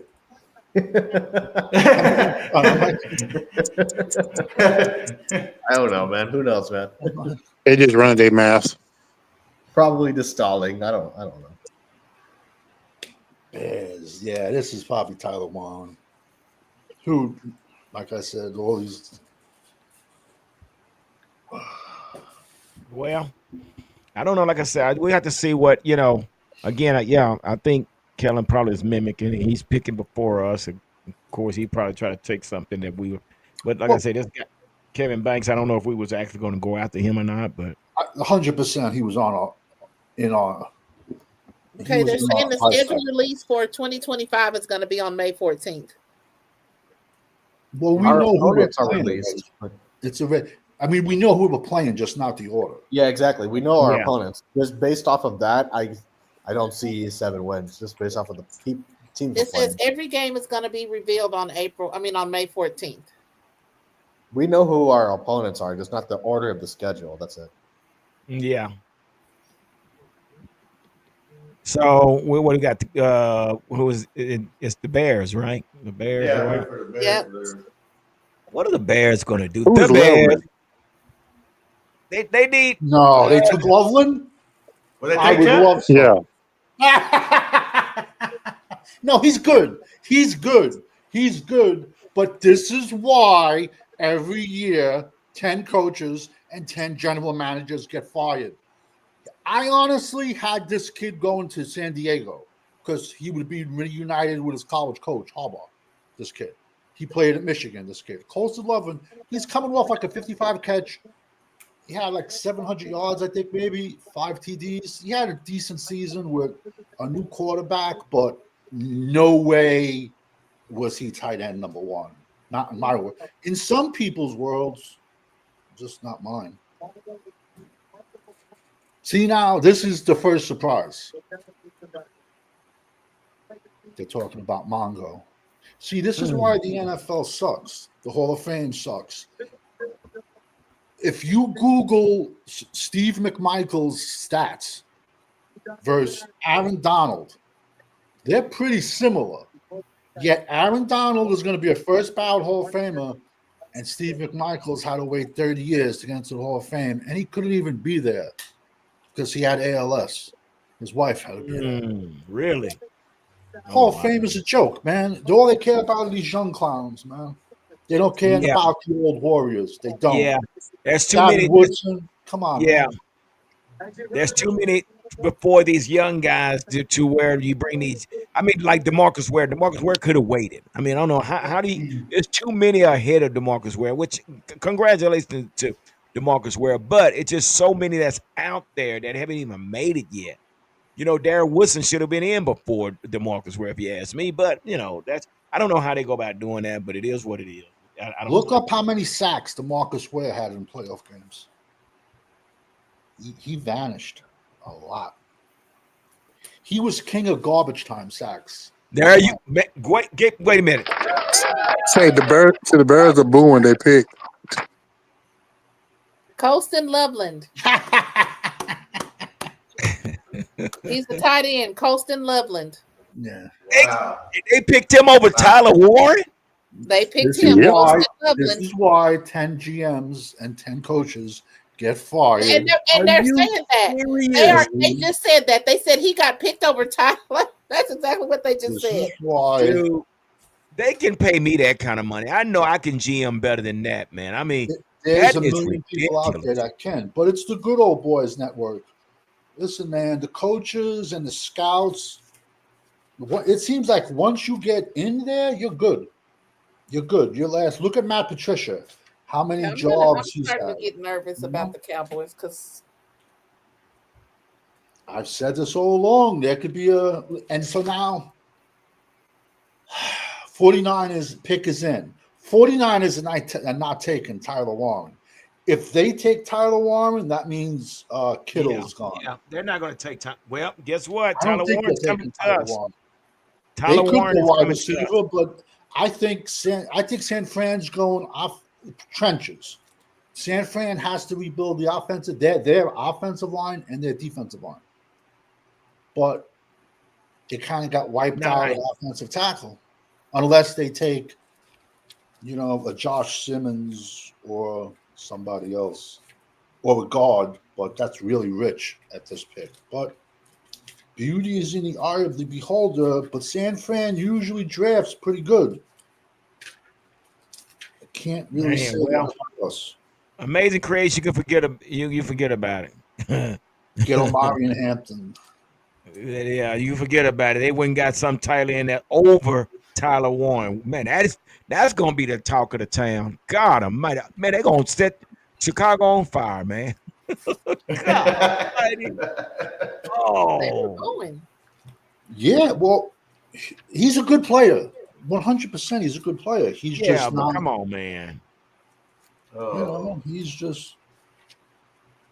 If you like Judge Bink said, he said Bears don't even need a tight end, but if you're gonna get one, dang, you go get the best. God Almighty, that's crazy. Oh man. Saints made their pick. No. 49ers. Pick is in. I mean, 49. I'm sorry. No, 49, their pick is in. Yeah, Colston Loveland was my tight end too. So I mean, it's like I said, beauty's in the eye of the beholder. But he was my tight end. Man. You can't compare him to Colston to Tyler Warren. What about Jalen Walker? He's more. Some people call him an edge. He's a linebacker to me. He's very undersized. He's like 6'1", 240. Me personally, if I right now, my number 2 linebacker is. See, I had Abdul Carter ranked as a linebacker. So right now, my number 2 linebacker is Jihad Campbell out of Alabama. He's my number 2 linebacker. He's much bigger than Jalen Walker. I could see the 49ers taking Jalen Walker. I can see the 49ers taking. Well, because they lost Deebo Samuel. They might take a receiver. I think they're going to go trenches. Just my opinion. I don't know. They lost. Okay, I'm going with a receiver. I'm going with a skilled player right now. The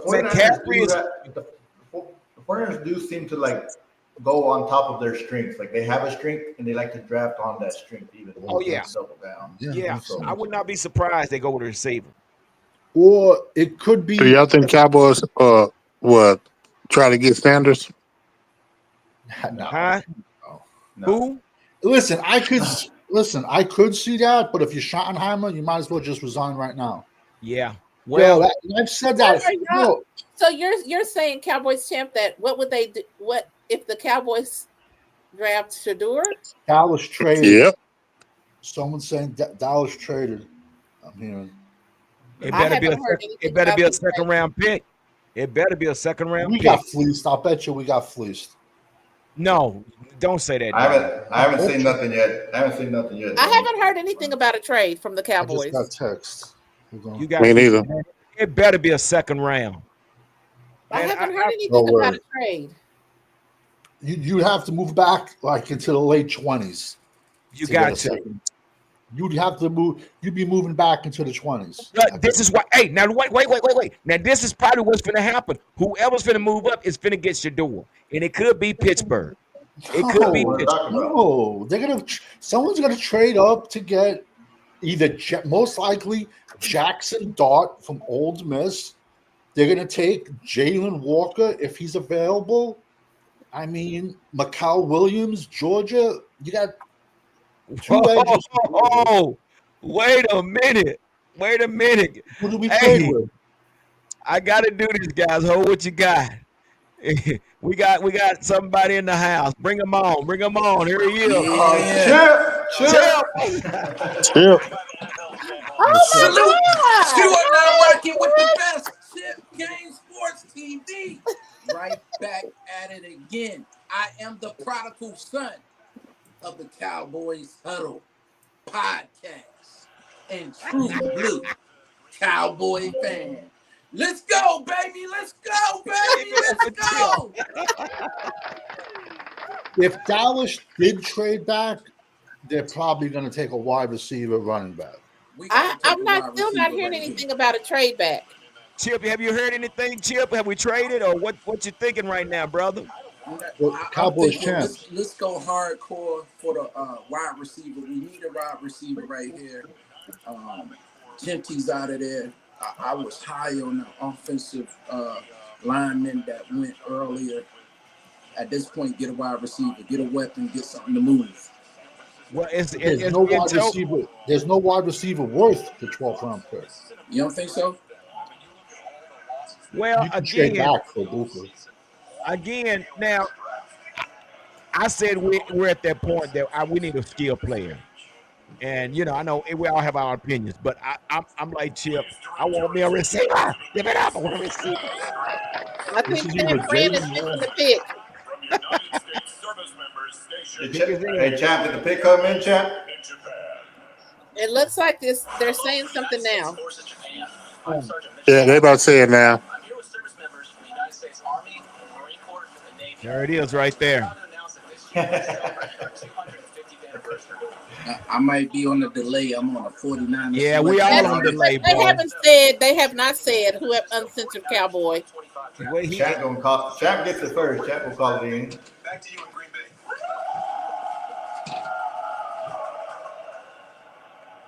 I was also hoping that we would have traded back. Yeah.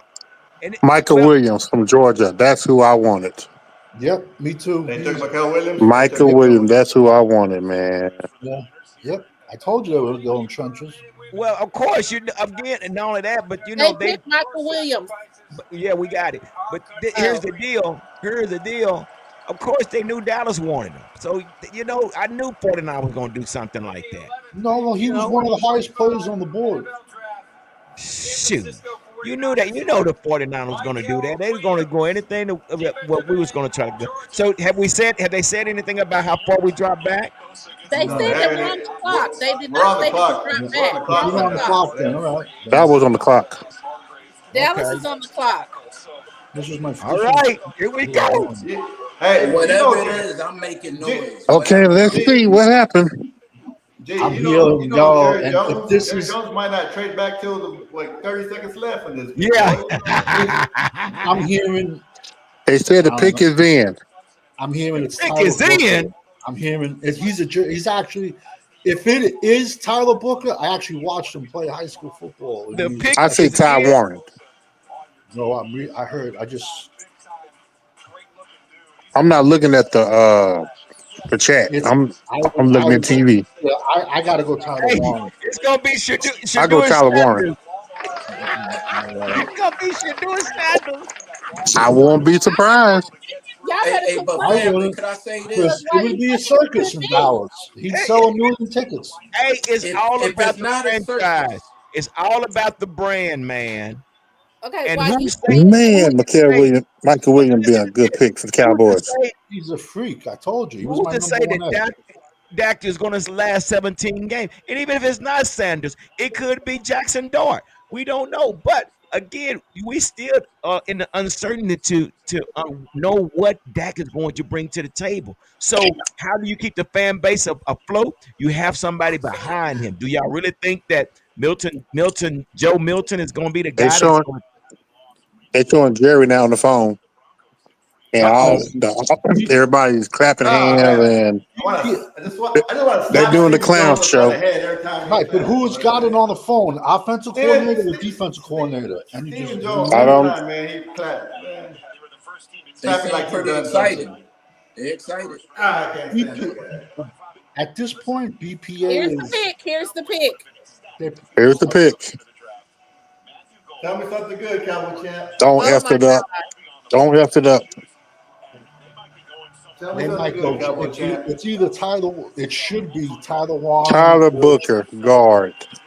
horrible pick. Horrible pick.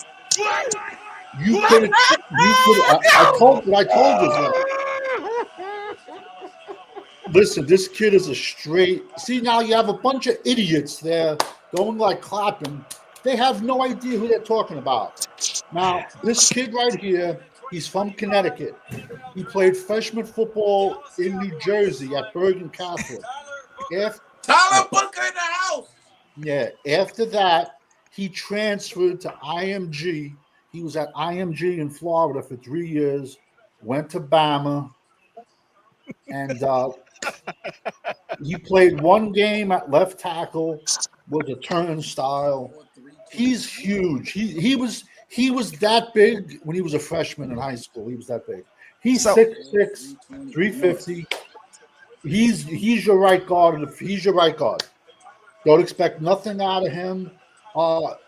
He's a mauler in the run game. His weakness is pass blocking. He tends to lunge, especially when he gets tired. He's great for a power blocking scheme. I don't see him. My question is this, right? Like, look, he fits what this coaching staff wants to do, obviously, what they want to do. Yeah, failure. But does he start day one? You got no, bro. See, this is the difference. Other kids go into camp and have to earn their position. Dallas anoints people their stars. Not necessarily, because Mozzie was a third stringer when he came in. They had no faith in him. Okay, but we don't have a right guard. And now, so right now, Tyler Hoffman is hanging himself right now. Brock Hoffman.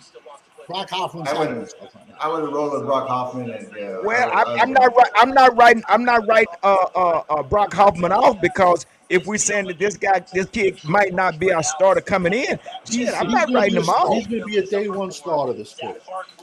Well, I think he got to be a day one starter. Exactly. He got to, yeah. He has to. This can't be the third year that we're running around and listen. He's a huge busting individual. He has 11-inch hands. I agree with 11-inch you. hands. Like I said, he's 6'6", 350, but that's it. He's just a right guard. That's not a bad thing. But but honestly, you could have traded back 10, 12 spots, but you need two to tango. I'm gonna be honest with you. He wasn't my first guard. I didn't have him ranked. He wasn't my first guard.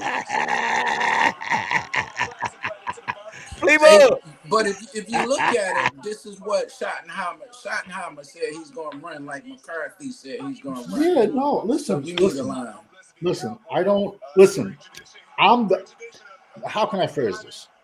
I'm glad we got Tyler Booker over a wide receiver right now. So we could have done worse. I think we might have went Mikael Williams if San Fran didn't take him. But I just think 12 is very rich for Tyler Booker. He wasn't. So let me ask this question. So the linemen that we brought in, all those guys are just smoke screens. Because I really like Rob Jones. I kind of like Rob Jones as a veteran. I'm just saying. I mean, we brought all these other linemen in, and now I'm thinking that's what we was going to do: bring the veterans in for your line, and use your draft for your skill players and for your fillers as well. But I guess I was wrong. I don't know nothing. I guess. I don't know nothing. Tyler Booker was guard. I'll be back. Let me charge the phone up. Tyler Booker was guard too. So, but all I'm trying to say is,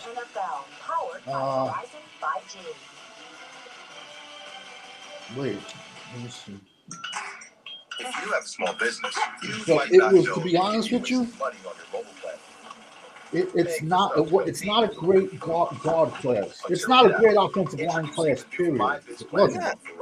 That's what I'm saying. I mean, that's why I knew that from the beginning that's why we was bringing in the veterans, because there's not a good grade of guards out there. I'm gonna be honest with you, Tyler Booker was my guard too.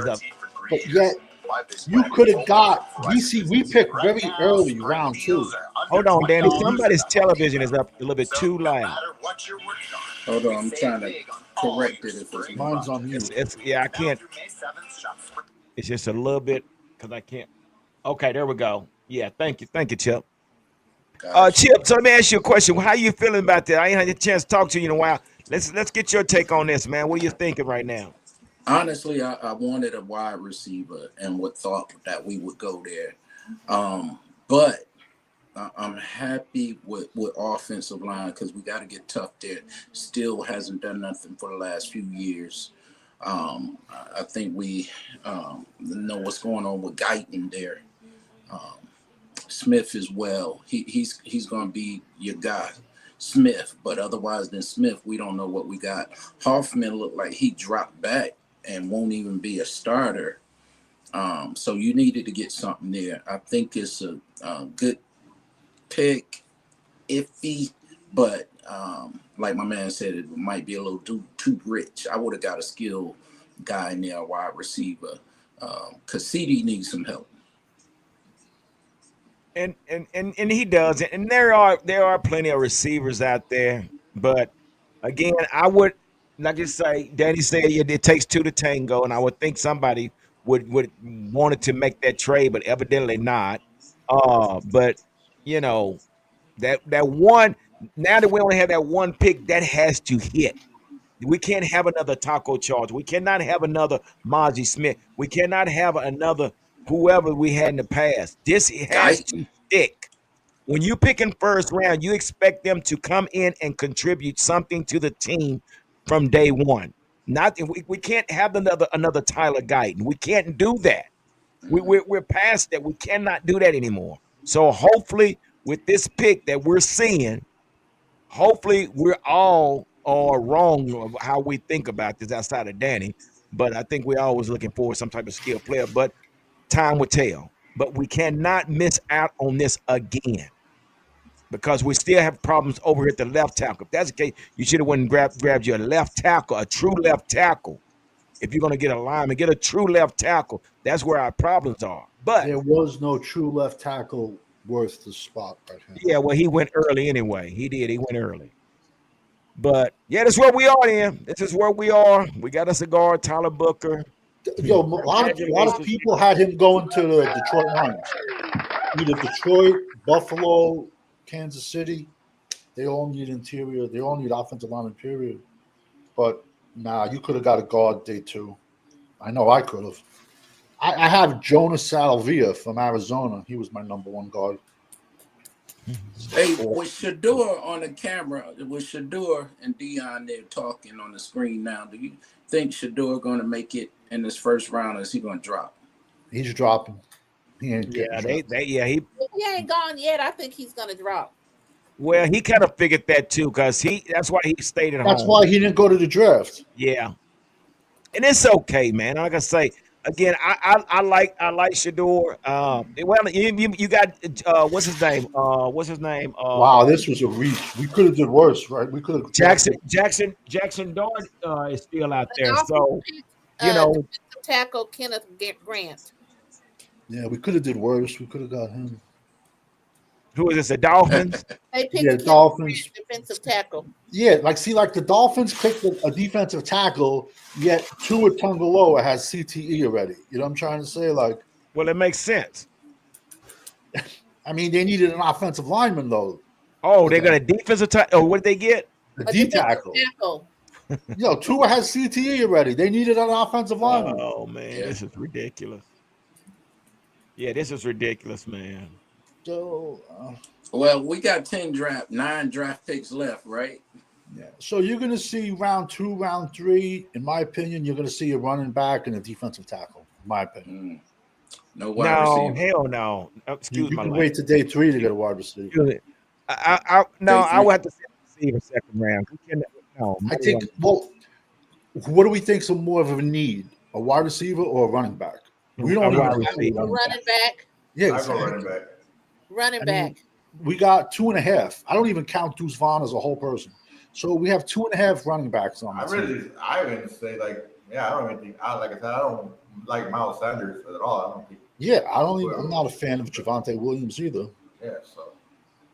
Yo, I'm telling you, the Dallas fan base right now they're like, listen, we could have did worse, man. We could have did worse. Just little rich. But that wasn't great either, though, Danny. I mean, no, that wasn't great. I agree with you. It's not what I would have done. Not a wow factor. That was not a wow factor. Give it up. But Danny, we could have did worse, but where could we have did better? What pick would?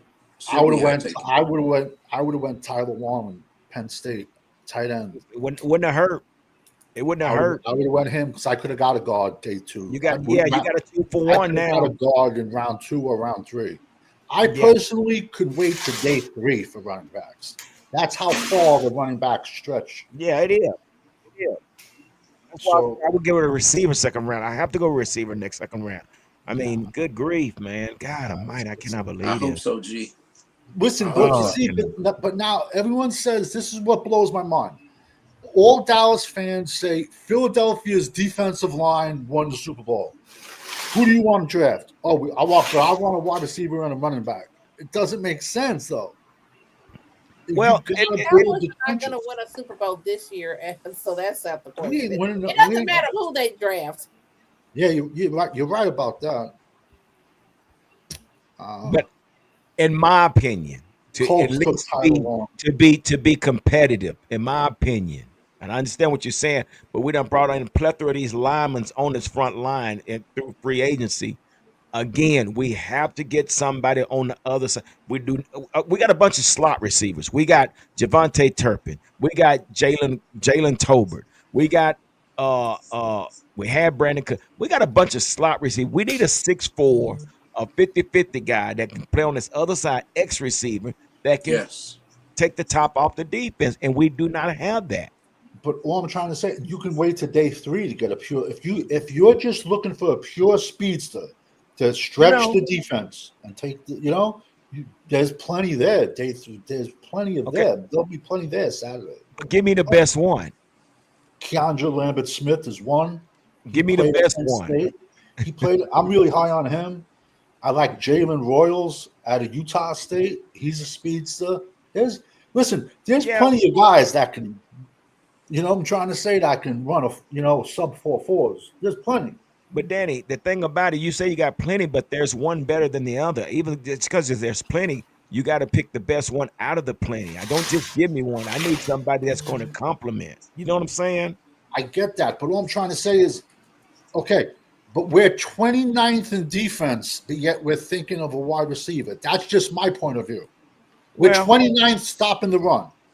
And Okay, yet, the Colts picked Tyler Warren. yet I just don't see how a wide receiver is a bigger need than defensive tackles and edges.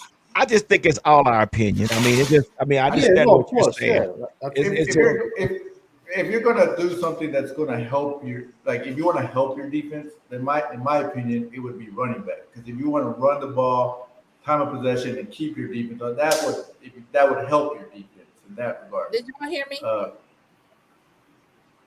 What was the draft? Oh yeah, Tyler Warren goes Yeah, to Indiana Tyler Colt. Warren. Give it up.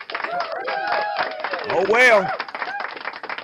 And they just Oh, well. drafted a tight end like 3 years ago out of Virginia. A big kid too. Chip, how you feeling, Chip? It's funny. I'm just thinking about what happens this season. We had pick 14 in the draft. I wonder if we're going to move some draft picks around, if we're going to try to move up in the next round that we're able to pick to get a weapon. Whatever happens at this point, we need a weapon. We need somebody to make an impact. Our impact players still there? I hope so. But we need somehow to get somebody to make some impact. Chip, I don't like the tone of your voice, bro. It's more like yeah, you know, I'm still scrambling from the last season. The last season, I'm still scrambling. You know. Yeah, and like we said, also, guys, and ladies, this roster is not. I mean, this schedule is not going to be easy. Heavy duty. It's heavy duty. Now I can't wait till tomorrow. You'll see all these YouTubers saying, "Yeah, I had this guy. He was Dallas's pick all along." When the last 6 months, all they did was talk about Gentry and McMillan. I just don't know where we go from here. I guess if you're going to bring a lineman in like that, and we still have the uncertainties of Tyler Guyton, and we go get a guard. So what is the next move? The thing about it, the guard. If you're taking this kid, if he's going to start day one and he's going to be that guy at guard, like Danny said, running back is going to be second round to run behind this guy. Running back or defensive tackle. Because I wouldn't be mad at that defensive tackle position. I think we should probably go there. That's a good one because if you get anybody else to take up some space and free up Michael Parsons a little bit, we could do a lot. So I wouldn't be mad at defensive tackle coming up because Mozzie, I don't know. We probably should trade him at this point. Yeah, I wouldn't have a problem with that. I mean, the energy is out of the room, guys. No, not my world. Listen. We're talking about the Cowboys here. We could have done a lot worse. That's all I'm saying. But this is what happens when you draft for need and not BPA. You reach 15 picks early for the kid. And they've done this the last couple of times. Because, but what did we do last year? Perfect example. Last year we went into the draft with no left tackle. So we draft Tyler Guyton, a right tackle, and switch him to guard and switch him to left tackle. But this also shows that evidently they're not high on Brock Hoffman. So how about try to trade him? We're not going to play him. There's another guard we have. There's somebody else. TJ Bass.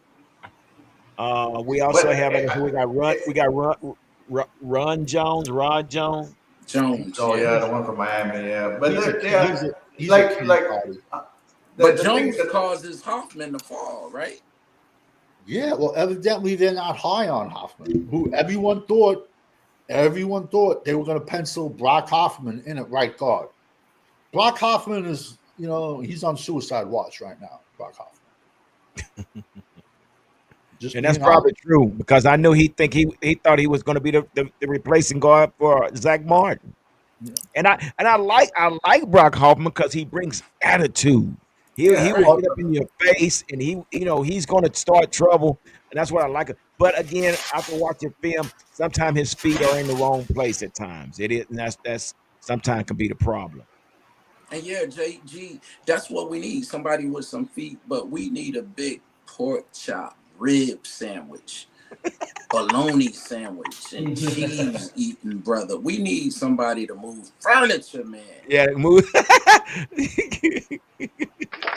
That's so true, brother. We need somebody to go, and maybe this is the guy. Maybe this is the guy. But and I'm gonna tell you this too, man. And if you think about what Jerry was saying, if you listen to Jerry is saying they have so much uh faith in Ryan Flanoy. I don't know if y'all Why? heard. Why? He's I don't 26 years know, old. man. I don't know. This is what he's saying, man. He has a lot You of see, faith. this is you. Listen, Jerry thinks it's New Year's Eve right now. He doesn't know where he's at. He's like, I mean, this what is he? 82, 83? He doesn't. To him. It's Valentine's Day. He has no idea it's the draft. And he's still Do, selling it up, boy. do we honestly think Jerry Jones watched any film on Tyler Booker from Alabama? No. And you see, the scary part about this pick, though, I'm going to be honest with you. In the last decade, Alabama has only put out like one, and then there's a question mark on offensive linemen that have panned out in the NFL. So, Alex so who do you Leatherwood. think stood on the table That's for this true guy? too. You think it was the head Alex coach? Leatherwood was a bust for the Raiders. O'Neal from the Giants was a top 10 pick. Who was a freak, Evan O'Neal, at Alabama. He's a bust so far. The only one that's been any good is Landon Dickinson. Ironically, he got drafted in the second round with no ligaments in his knee, yet he's still playing guard for Philly. And last year, the Titans picked up a tackle last year from Bama. So I'm not going to anoint him greatness for only 1 year. So, I mean, I don't know. There was other kids on the board, I think, at a later spot that had left tackle and guard flexibility. This kid is strictly a guard. But listen, he's big. He's a mauler. Listen, like I said, not where I would have went because I could have got a guard day too. But hey, whatever. We could have did worse. But If you look at the movement in the room today at the draft, it looked like everybody was excited in that piece, though. It looked like they were excited about that pick. It really did. Walker. Say that again. The Falcons chose Jalen Walker. Yeah, linebacker, Georgia. From Georgia. That's a good pick. Yeah, no one thought he would be here at 15. Great value. Yep. That's a great value pick. I wanted Mikael Williams. I'm shocked. This kid. I don't know. A lot of people are calling him an edge. He's not. He's a linebacker, and off the ball linebackers get the value. But then again, I think Abdul Carter's a linebacker. He's not an edge to me. They're saying they can move him to the edge. Too small. Yeah, Penn State tried moving him to edge, and he got basically ran over. And then they moved him back to linebacker, and then he flourished.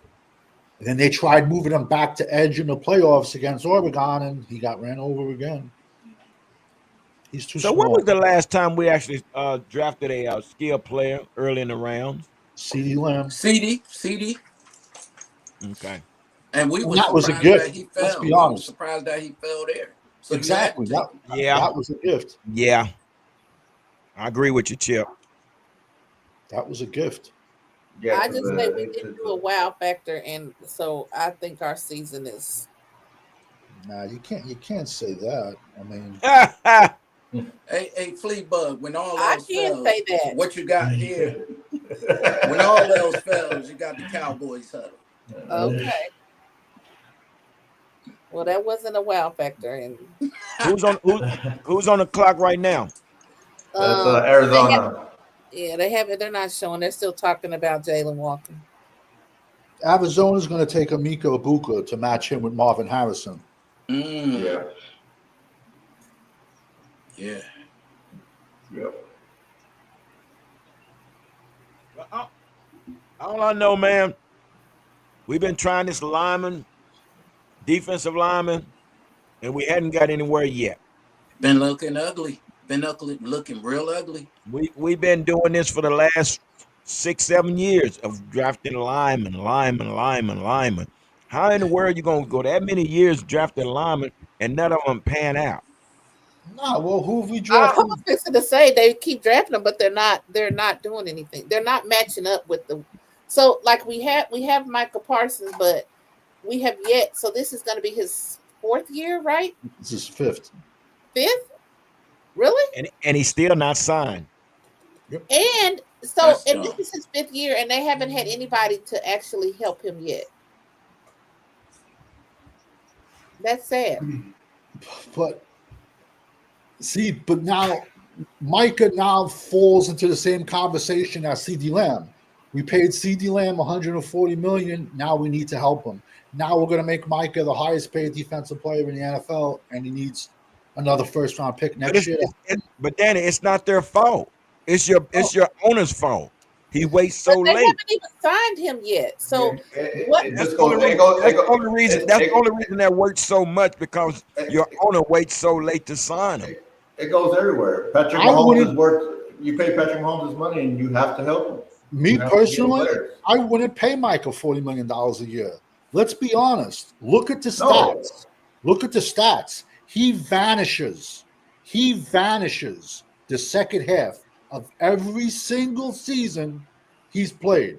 Why, might you ask? He's too small. What did he do against Green Bay?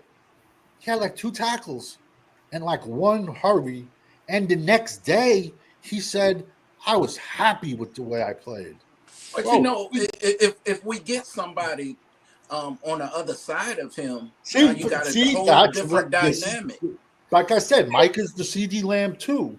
How do you make someone the best player? But what I'm trying to say is, how do you make someone the highest paid defensive player in the NFL? And I get it, you need someone, but then all I'm trying to say is Micah is not a 6'6" guy like Myles Garrett. He's not 6'6" like Aiden Hutchinson. He's not an edge.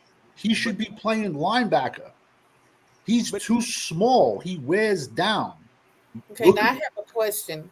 So they haven't paid him yet. They haven't signed him, and they didn't pick anybody the 1st round to help him out. So this is my question. And everybody on the Cowboy Huddle podcast has been saying trade him. So what do you say if they at the last minute decide to trade him for? Too late. It's too late now. Too late. It's too late. It's too late. It's way too late. And honestly, I'm not even as the pick we just saw. Hey, we got to pick in, right? No, they're just going to they're just now stepping up to the podium. Byron to the Cardinals. Jonathan. Oh, he said Barron to the Cardinals. Somebody said Barron. Yeah, from Texas, cornerback, which is That's one we could have used. We could have used him. No, they went Walter. They did not pick Barron. Whoever put that is Walter Nolan. Yeah, it's Walter Nolan. He's a 3-tech from Ole Miss. Jonathan. They putting up wrong information, Jonathan. Well, I think it's I think it's just Jonathan's picks. I think that's who he's picking. He's not saying that. I get what he's doing. Yeah, I guess what he's doing now. Defensive tackle. A big greasy. This is what we need right here. No. We just gave Osa Digizua $100 million. He's up. He's a 3-tech. This kid. Yeah. Look at him, 6'3", 295. But he was upfield burst, top, huge upside. Yeah. He was our top 3. He was the top 3-tech out there in this draft. There's a lot of big goons. Listen, the draft does stretch all 3 days. It stretches for defensive linemen. There's no need to listen. In my opinion, and it means absolutely nothing. 1 tech is the easiest position to find, in my opinion. You just need a So big boom. no need for panic right now. I'm in panic mode. No, I wouldn't have taken this kid. In my opinion, this is way too rich. I'm just going from it from a value standpoint. Right. The value standpoint, I would not have taken him at 12. No. Listen, everyone says trade back. I'm the first one that says you probably could have traded back 10 to 12 picks and still got Tyler Booker. But if the phone is not ringing because this is a below average draft in talent, you can trade back. It takes two to tango. Right. You know, And we so, only reason we're saying trade back is that's if the phone would ring. yeah, And and if somebody wanted to, but if that phone did ring, this is what my this is what it requires. I need a second round pick. yeah, maybe it'll come out in the next 24 hours, 48 hours, if anyone was calling. You know what I'm trying to say? Maybe no one. Hey, so do you think we'll be trading somebody off the team to get another draft pick in that second round? Y'all just said no. I just asked that. I just asked that. And y'all said no, it's too late. No, I would. I You think talking about trade Michael. You said trade Michael. no. If anyone I can see getting traded, is trade Brock Mozzie. Hoffman. Get somebody out of there. Because it's stupid to leave Brock Hoffman. Listen, it's good from a depth point of view because, I mean, listen. Besides Zach Martin last year, we really listen. Tyron Smith's been hurt like the last 6 years, but besides him, we really haven't had that many injuries on the O line lately. We've been lucky. You know what I'm trying to say? I mean, and you know, who knows? Cooper Beebe could go down, and then Brock Hoffman slides in at center. Or maybe they see TJ Bass could slide in as a backup center. But the problem is, though, we still have question marks at both tackle spots. It's like I said, it wouldn't have been my pick, but whatever. But I tell you what we got, I really hope that they ease up on those penalties, that they really work some strategy in the guiding, man, with all those penalties. Man, that's still a project, man. I hate to tell you, that's still a project. He's not a left tackle.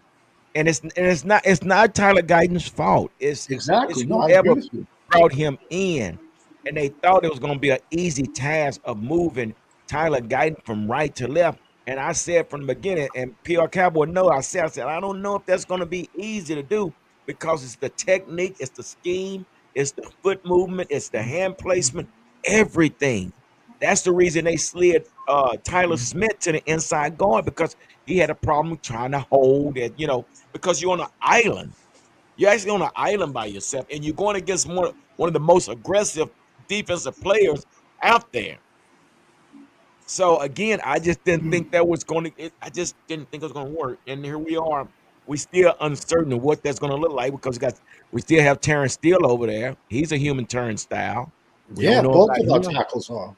Both of our tackles are. And now we got over here Tyler Guyton. I mean, it's just, come on, man. This is crazy. Like I said, there's other offensive linemen out there. Perfect example, Wyatt Mullen, West Virginia, left tackle. 3 years at left tackle, not a sack. Shut down Abdul Carter in 2024. Shut down Chop Robinson in 2023. State champion wrestler. He's out there. He played 1 year right tackle, then 3 years at left tackle at West Virginia. He's out. If you remember what they did with Tyron Smith, even with Tyron Smith, he played right tackle his first year and then shifted him to left tackle. But that theory is like you use the line on a girl in a bar when you were 19, and that same line is going to work on a girl when you're 35 at a bar. No, I get that, but like the deal about it also too is you ran behind these guys when they were young. Also, you didn't put the. If you look at last year, they're dropping back, and letting Guyton just on the island every time. If you actually, when Hoffman was in the lineup, the nastiness came in, the running game worked better. Yeah, it did. That's what I feel like you have to help these guys out, play to a strength. If it's run blocking, play to that strength. Well, Brock Hoffman is not a starter right now. I can tell you that. He's only going to be a starter if someone gets injured, which is. I just don't want to hear at training camp that they're fighting for that right guard position, and he's going to. But you know that's what they. I mean, they're going. to Yeah. I mean, part of them is going to say that, but I say no because Dallas appoints these kids stars. So with this pick that we just made, do you think the coaches had some say so in this, or was this a move by the front office? That's something they need to ask. What do you think, Chip? Hey, I saw Schottenheimer. He seemed pretty excited. So when I was looking at just the body language of the room, I was saying, okay, I wonder was this a shoddy pick, and him thinking about running game and things like that. I was thinking it was a coach's move. Listen, I think they could have drafted anyone, and that's like when you see the guy smiling, the hostage with the gun. Yeah, because he's forced to smile because the owner's. They would have, they could have drafted anyone, and he'd have been like, "Yes, yeah, great." He was clapping it up. He's getting a couple mil. You know what I'm saying? Find yourself unemployed. Yeah. So Amazing Create said, Osa, $100 million for 4 sacks. Wait a minute. Yeah, but I mean, and that's true. But you got to stop management of money. Yes, 100%. I never would have paid Osa $100 million. No way. Never in a million years. Never in a million years. 4 sacks, and he gets $100 million. But you're supposed to see. I never would have paid him $100 million because you're supposed to stop the run first. Osa is very undersized. Osa is another guy. He disappears. If you go back to the Green Bay game, playoff game, he took himself off the field on the first drive of the game. Granted, it was an 8-minute drive, but it's the first drive of the game, and you're tired. You took yourself off the field. I don't remember Dallas Cowboys from 30, 35 years ago taking themselves off the field and play, especially in playoff games. But that's the world we live in Dallas, whatever. And then they reward these kids. But why? Osa got $100 million because we drafted him. No other team was going to give him $100 million, but Dallas pay our own guys. Exactly. Pay our own guys. Yep. So look at this scenario down below. Move Tyler Smith to tackle, Booker to right guard, Beebe to left guard, and Hoffman to center. My only thing is, okay, now the thing is, why do you want to move an all-pro guard to left tackle when Tyler Smith was, I hope I'm not the only one, Tyler Smith was a much better guard than left tackle. Also, Tyler Smith is going to free agency. Now, this year, we move him back to left tackle. You're going to have to pay him. You're going to have to pay him like $30 million a year. You're going to have to pay him about $10 million now more a year as a left tackle versus a guard. And now you're going to do it this year. It doesn't but this is what Cowboys do. What you think makes sense, Dallas does the opposite. Just like Micah Parsons is a linebacker, but we're letting him play edge because he wants to play edge, and edges make $40 million a year, and linebackers don't. Mismanagement of money. Yeah, and this here, it looks okay. It looks like something you could do, but now you're the laughing stock because you don't even have Tyler Guyton in the lineup. And the funny thing you say about that, Danny, is like we see that where you can pay much more money on a position he's going to play, but yet you're smart enough to sit a quarterback out to save $500,000 so he doesn't get the bonus. Oh, everyone tries it, and everyone says, "Oh, Jerry didn't know." Jerry, the Joneses didn't know. 100. It's a business. Winning doesn't mean nothing because think about it. We haven't won nothing in 30 years. Yet, let's be honest. How about if the Cleveland Browns tried charging $250 to go watch training camp? There'd be grasshoppers out there. But Dallas, it's a show. If you look at around the NFL during preseason, there's 10,000 people in the stands. A preseason game in Dallas, there's 80,000 people. It's like a restaurant. If you were serving a shit product, but yet you're buying garbage at the butcher shop, but yet your restaurant is packed every single night. Are you going to change your philosophy? No. Right. And I've said this. The only way you could hurt the Joneses is in the pocket. So we're going to just keep the slop coming. Keep the slop coming. Well, so until our fan base changes.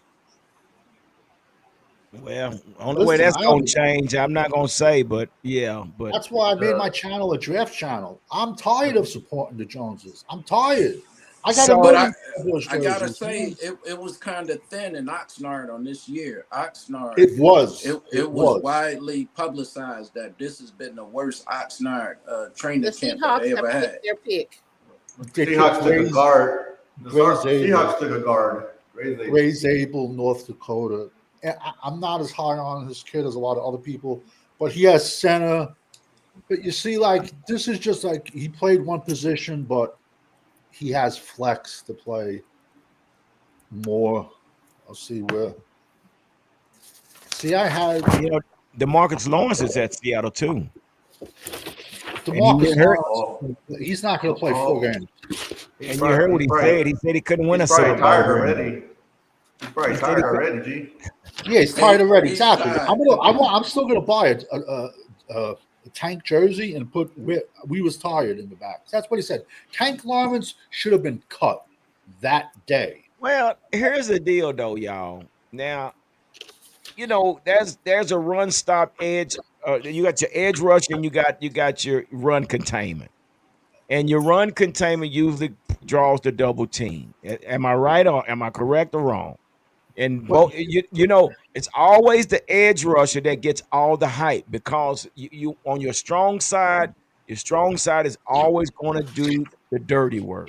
And I mean, I know it's just like your receivers and your running backs get all the credit, but it's your linemen that's doing the job. But when we were good, Tony Tolbert was the other edge, and he still managed 61 sacks in 8 seasons in a 16-game schedule. Tank Lawrence never got to the quarterback. That's a fact. We were the only team. We're the only organization in the NFL that paid an edge $100 million plus to stop the run. If that's the case, why not just draft a defensive tackle and put him out? Yeah, but why not But I understand what you're saying, though, man. But the thing about it, it's a job. That's what you hired him to do. He's a run stopper. He's a container. And basically, those are your bigger size. Those are your bigger size defensive end, and they're going to require double team. You don't hear their names much. You're not going to hear their names much. But long as he can contain that run or whatever, his job is done. But I hear what you're saying. But it's just one of those positions that he requires double team. Same thing with only reason DeMarcus Ware was free as he was because they ran a 3-4 defense. That was the only reason. And going back to Osa, when we talk about Osa didn't do a darn thing up under Dan Quinn. It was until he got with Mike Zimmer when he started making all the sacks. So, again, we spend this money on people that we think are the jock, but at the same time, you just put money in places where it could have went somewhere else. No, I agree with you 100%. But you pay your defensive tackles to stop the run first, because you could have Charles Haley and Lawrence Taylor on the outside, and I'll just run up the middle every single play. But this goes back to Pop Warner football when we were 10 years old. You have to run. You have to be. If you can't run or you can't stop the run, you ain't going anywhere. Nowhere. And Dallas, we haven't stopped the run in over 10 years. So we paid $100 million to Osa. He can't stop the run and he can't get to the quarterback. We paid him $100 million because we drafted him. Simple as that. Oh well, that's where we are, though. Yeah, no, I mean, it is what it is. Whatever. I'm cool with us being 29. Hey, we might as well get used to it. Hey, we still got a few days left in the draft. Yeah, no, there's And plenty of and talent. with me, I'm just sitting here in my little joint, and I keep saying to myself, man, even after this draft, will we win 7 games this year? Do we have it in us to win 7 games? Very And we easily. get 17 games out of our quarterback. That's what you really have to. I'm hoping that he can stay healthy, man, because if we, He's I not mean, going to be here for the whole season. well, listen, this is what I'm saying. And because that injury is no joke. That's a no joke injury. And again, one thing we will see with Dak, he will be a pocket passer. He will not run out. He will not run, and I don't blame him because he's just not for sure what that hamstring would do. But can we clearly say that Joe Milton or Will Greer can keep this team afloat if that goes down? No, we'll be picking in. I mean, listen, I like Will Greer. He was crazy in college, and he went to Carolina. That's where quarterbacks go to die. And then basically he came to Dallas, and we've never even given the kid a chance, man. And listen, I've said this a million times. If you look at Will Greer played at Florida, then he transferred to West Virginia. If you look at Will Greer's college tape, it's better than Dak Prescott, Trey Lance, Joe Milton's all put together. And it just for one reason or another. But then ironically, look what Sam Darnold did last year in Minnesota with a chance after being a bust with how many teams? Listen, I think very easily. Everyone's been laughing at me.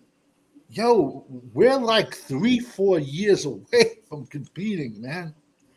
We're not one play away. We could have threw a dart tonight at a draft at a dartboard and filled like, okay, yeah. Do I think we had more pressing needs? Yeah, I do. Do I think you could have got him later in the first round? Yeah. Do I think you could have got a pure guard tomorrow? Yeah. It's a reach for me. It's a reach. Like, I'm not saying he was a late first rounder to me. He wasn't even my first guard. He was my Bay is guard. up at the mic. All right, Tampa Bay. I think it's gonna be a skill player. Damn, you know what? If these skill players are not going now, that means they're going to be plenty left second and third round. Mm-hmm. There's going to be plenty second Yeah, and they third took round. Emeka Ibuka. Oh, nice pick. Man. Receiver. Well, they lost all their receivers like last year. I think Godwin was an injury, and they were beat. Yeah. This kid is really. See, I had this kid higher. Everyone was talking about T-Mac. I thought this kid was I think this kid's a better wide receiver. I ain't even gonna lie. I would have took him on our first pick. Yeah. As a skill player, yeah. I wouldn't have been mad. I mean, I like him a lot, Emeka Ibuka. He would have been a perfect wide receiver too to CeeDee Lamb, but got that speed. The way he blocks too is the other thing. That's the other thing. And yet our fan base hated him. Our fan base goes, "Oh, he was a wide receiver too in college." I know. Ironically, he played with Marvin Harrison, and then last year he played with Jeremiah Smith, who at 19 could start in the NFL.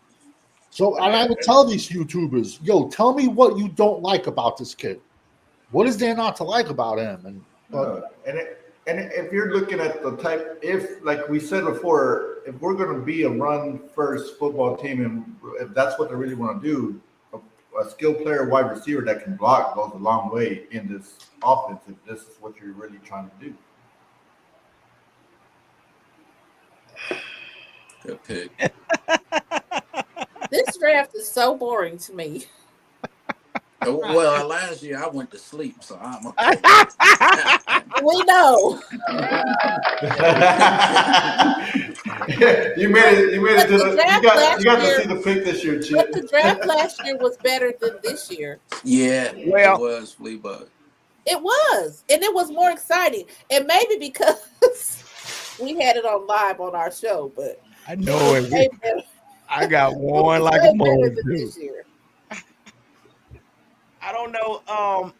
Like I said, I think day two is going to probably be better because there's a lot of electrifying players out there that had names hadn't even been called yet. And I'm like I said, nothing's wrong with who has gone so far, but there are still a lot of names out there. I think we was looking for the Omarion Hamptons and But folks like but that. you know what it is that see the running back position, it stretches all 3 days. You're gonna find starters day three. I like Omarion Hampton. I do. Yeah, I don't like to. 50, on a horrible North Carolina team, he rushed for 1,500 yards the past 2 seasons in a row. yeah, So, but then there's pros and there's cons. A lot of wear. He is a three yeah. down back. He won't be there at pick 44. He won't. He won't. Hey, Denver's next, but I think Pittsburgh is gonna get Shador. Nah. No. That's Maybe what they're it's saying. possible. They're saying It's that possible. he's gonna So go who- with Pittsburgh. They're saying because they're the 21 pick and it has to do with the jersey number. Stop They're it. saying that he's Nah. probably gonna go with Pittsburgh. But you Stop. see now, but this is where Shador kicks himself in the butt because Dion said where they don't want to play in a cold environment. But He Mike played in a cold environment. Colorado is probably the coldest place to play. I know, but it doesn't make sense. What hurts him is he did not play in a pro style offense, and they questioned his arm strength. And they said everywhere he went for an interview, he was arrogant. Like I said, this is fantasy football. Let me ask you this, Danny. No, and let me ask you this: what's wrong with being confident in yourself? What is the problem with a man being confident in himself of knowing how good he is? I don't have a problem with that. But what I've said, like I said a million times, what we're looking at tonight is fantasy football for billionaires. This is billionaires playing fantasy Of course. football. Oh yeah, we know What that. I'm trying to say is there's a million coaches and a million general managers and a million owners that want no part of prime time. Like everyone was saying, Shador was going to the Giants. The owners of the Giants and the Maras, they are 1,000% opposite of Dion. And I said if they would have drafted Shador, Dion would have been lucky to get a ticket up in the nosebleed sections. He wasn't getting no booth. He wouldn't have been on the sidelines. He would have got a ticket up in the third level on the windy side. Because that's how the Giants run their team. That's why we're talking about a Hall of Famer. Okay, and that sounds more like a personal issue because you cannot deny Deion Sanders being the man that he was. Okay, and you but we're not cannot deny drafting. him. But that's the problem. When you draft Shador, you're bringing the father with him because he's going to be looking to coach. Same thing with Peyton Manning, his father, Archie Manning. Same thing. The same scenario. Okay, but Archie Manning wasn't going to be coaching. But see, here's the deal. But here's the deal. Archie Manning had the audacity to say what team his son wasn't going to play for. Okay, but so that hasn't been, and that's been the John Elway did the exact same thing when the Colts drafted him. He said, "I'm not playing," and I get that. But when like I said, they question his arm strength. This is just what they're saying. Listen, I'll be honest. If I have a weakness, there's people that know a hell of a lot more football about me, and they can't pick a quarterback. I hate ranking quarterbacks. I do. I hate it because it's the biggest bust rate, and you know what I'm trying to say? But like I said, John Elway tried drafting how many quarterbacks? It didn't work out. He had to go get Peyton Manning to win a Super Bowl. Yep. So, but all I'm trying to say is if I'm a head coach, if I draft Shador, that's my death sentence right there. I got 2 years and I'm fired and Prime is in my place. So so they question his arm strength and the fact that he hasn't played in a pro style offense. They say he holds on to the ball too long and he takes way too many sacks. But I'll say he's in both spots. He's played behind a horrible offensive line, so I'll give him that. Listen, I love Pittsburgh's head coach. Broncos are up to the mic. Because the Steelers could have go through 5 different quarterbacks, and they're still going to make the playoffs. You know, Mike Tomlin, no matter what, makes the playoffs in Pittsburgh, and he does the most with the least. All I'm trying to say is, if Pittsburgh don't take him, he's fallen out of the first round completely. Yeah, there's nobody else there. Yeah, they already got him probably going to second round. But I look at Pittsburgh's offense. They've run a straight 5 wide shotgun. I mean, that same thing he ran in Colorado. So I don't know. I mean, maybe it might be Pittsburgh, but I don't see Pittsburgh. That's really the only spot. If you look at the teams that are behind them, no one else is. Unless you have like a team picking very early in the second round comes they up. trade back in, yeah. But listen, we've seen that happen. The defensive back from Texas, Janae Barron. Yeah, that's a good pick. See, I wasn't a fan of him. You didn't like him? I can see where I just thought, me personally, I think there's better corners. Yeah. Jonathan, that's a good one, Jonathan. That is a good one right there. That is a good one. They'll go out there and go draft Scatterboo, and we already got what's the name, the other guy from He's 21, Scatterboom he's my 21 ranked running back. We would probably go get Scatterboo. I kid you not. Oh my gosh. You ain't lying there, G. Gotta see where I have this. Oh wow. But this kid was my third. See, like I have Will Johnson from Michigan. He's my corner one. This kid was my third. Yeah, we got so many running backs out there. You got Caleb Johnson. You got, like I said, Ohio State boys. Every running back is out there. The only running back off the board is Gentry. You're gonna see the running backs go off the board. You're gonna see the Redskins get a running back. You're gonna start to see soon. So, like I said, hopefully Shador goes here to Pittsburgh, but if not, but like I said, the Rooneys, like think about it. They've had 3 head coaches in the history of their organization. Do they want to deal with Prime on the sideline? Does Mike Tomlin want Prime on the sideline every week, every Sunday? What the thing about do the Rooneys? What? You know, why do y'all keep saying that he's going to be on the sidelines just because he played football? And I mean that. And see, this is my thing. Give the kid a chance. They can't keep knocking him and not picking him because of his dad. Like that's crazy. That's just how the thought process. That's what they will do. I kid you not, people. They will do that. I mean, I get it, but y'all. I mean, and Danny, you really keep saying, well, they're not good. I mean, I understand what you're saying. We all know that Coach Prime, he played football. He's a icon. I understand he's a star.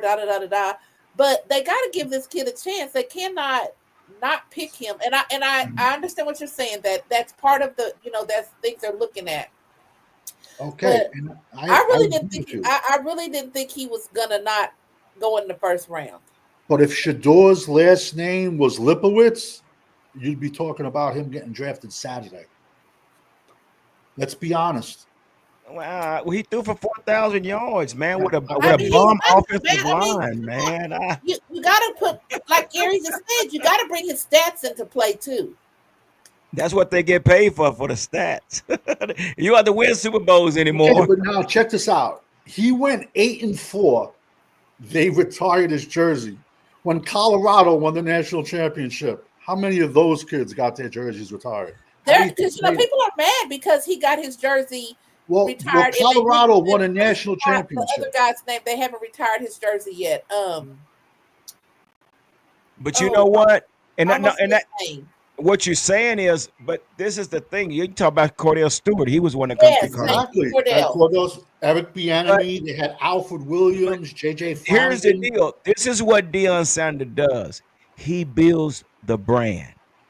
Nobody was talking about Colorado. Nobody knew nothing about Colorado since Cordell Stewart, and then they couldn't sell out the stadium. Okay, This Pittsburgh man, is up. Pittsburgh is up to the mic. this man, he builds the brand. So teams like Carolina, the Jets, or if you want to build your brand, Derek Herman. Defensive tackle, Oregon. Yep, from Oregon. Well, that's it. I like him. I told you Pittsburgh was not taking Sanders. So he's not going in the first. He's not going in the first round. No, unless somebody comes up late in the first round. Now, if someone comes up, and I do think someone's going to come up, but it's going to be for Jackson Dart from Ole Miss. It's just Who this jumps kid has up there? good Giants? Huh? Because Cleveland picks in front of them in round 2. Nah, Giants will never draft Shador. The Giants. No, I'm talking about if they come get Jackson Dart. I'm talking about who trades up to him. I think someone trades up for him. I can see the Saints. why trade up for him though? Why would you trade up? I don't think he's going to be there. Huh? I don't think he's. You got Cleveland in front. If you're the Giants, you got Cleveland in front of you, which is a team that could take a quarterback as well. So if you're looking at you want it, you jump in front of them. I think the Raiders. There's a lot of teams that besides us, San Fran and Chicago. There's a lot of teams in our top 10 that could use. Saints need a quarterback. We could say the Raiders don't have a long-term term a quarterback. The Jets don't have a long-term term a quarterback. The Giants have no long-term term quarterback, but I don't see the Giants. Cleveland, Cleveland, I would think Cleveland. He could go to Cleveland, but just my 2 cents. I think the next quarterback drafted is the kid Jackson Dart. It's a lackluster draft, and we knew this months ago. It just was. Yeah. Like I say, not knowing where these quarterbacks going to be drafted, but at the same time, it's still prove it. You got to prove that you fit. So am I the only one? Is this draft going faster than last year? Yes. All right, Yes. because we're picking last year. We remember last year we fell back, so we waited a lot longer for our pick. But now that we got our pick out the way, we're not waiting anymore. You know what I mean? But it seems like a lot of teams. But the first round is fixing to be over. It's fixing to be over. It's only 9 something. It's not even 10 o'clock. It seems like it was. Like when teams get on the clock, they already have that. Just shows you there's no wheeling and dealing, and there's no phones ringing. Right. When you see teams, teams, if you look in the war rooms of the teams that when they're doing these, it's like it's moving. It's not nothing like last year. Well, I think it was everybody pretty much. Like I said, it lined out outside of the trade early in the first round, but everything is pretty much falling like everybody expected to, unless somebody else did something drastic. But everybody kind of just stayed the course today. So when somebody do a trade up, a trade down, or whatever, that can ruin the whole first round. Everybody's going scrambling, trying to figure out, okay, what's option B? But we only had one of them. Yeah, to me, the shock was Colston Loveland going to the tight end. Yeah, that was probably the only one that was. Yeah. Jonathan say maybe the Vikings would take Sanders, but I think that he's trolling. Yeah, because I think Vikings have a quarterback. Yeah, they got JJ McCarthy last. But Amazing Creation said Dallas needs a damn quarterback. They do. Amen. We really do. I hope darn well they take one highlight tape from Joe Milton and think he's going to be the guy that's going to take us to the promised land. Michael Irvin did a video on him saying that Dak Prescott better stay healthy because if Joe Milton gets a chance, he's going to take the ball and run with it. So I saw that. I mean, he's okay. I didn't. What was that? He played in the bowl game, or was the bowl game he played in? He only played one game last year. So far, that's the only reason they're saying that. But I don't know. Listen, and we're stuck with Dak, though. We're stuck with that contract. Oh yeah. So I don't think Dak's only way you're not stuck with him And God forbid that it happened that he goes down and somebody comes in like he came in on Tony Romo. Yeah, but no matter what, you can't get rid of that contract. No, you can't. We're stuck. We're stuck. Well, he's gonna get paid regardless. Yeah, you're right. 100%. That was the Mhm. worst. That Who's on the was clock now? Chargers. The Chargers. Chargers. See, now I had Colston Loveland going to the Chargers, to be honest with you. Who? Colston Loveland, who went to Oh, Chicago. he's already gone. Yeah. Yeah, but I had him going to the Chargers. He got reunited with his college coach. That was a what the F moment. I didn't see that. But like right now they're showing the war room for them, and these people are just sitting there shaking their legs. Nobody's standing up talking. That just shows you there's no wheeling and dealing. The phones are not ringing. Yeah, because it's you know what it is. They came into one the guy looks like he's asleep because they came. This unfortunately it happens. Some years you get below talented drafts. This year just happened to be one of them at certain positions. You know, like pretty much we knew how the first 3 picks were going to go. Pretty much in no particular order, but we knew it was going to be Cam Ward, Abdul Carter, and Travis Hunter. But then after that, everything was up in the air. You know, so I mean, listen, I mean, I don't know, man. Tomorrow, I'll definitely see Dallas taking a defensive tackle, a running back. Though, listen, honestly, Will Johnson, corner, Michigan, he could be a pick. He gets reunited with his coach. The Chargers. And you know what else I noticed about this draft? So the people that are actually at the draft, you know how they show the different teams, like when they're the fans for each team, they have a lot of ladies at the draft this year. Like when they go to the fans and they're showing the people, it's mostly ladies, and I found that kind of strange. Ain't no telling.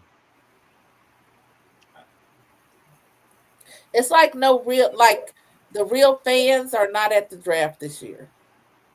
So Shador, but I can't see the Chargers taking Shador. No, they got a Herbert. Yeah, that's what I'm saying. But they were just showing Shador. That's what I'm saying. Unless somebody traded up for him. Somebody probably just showing him because he's looking sad right now. Yeah. Well, if you go to the internet, if you go to all the lives, like there's one team one live that has Dion's like his right hand man, uncle, whatever his name is, and they're showing like they're at the ranch, but they're not even showing him.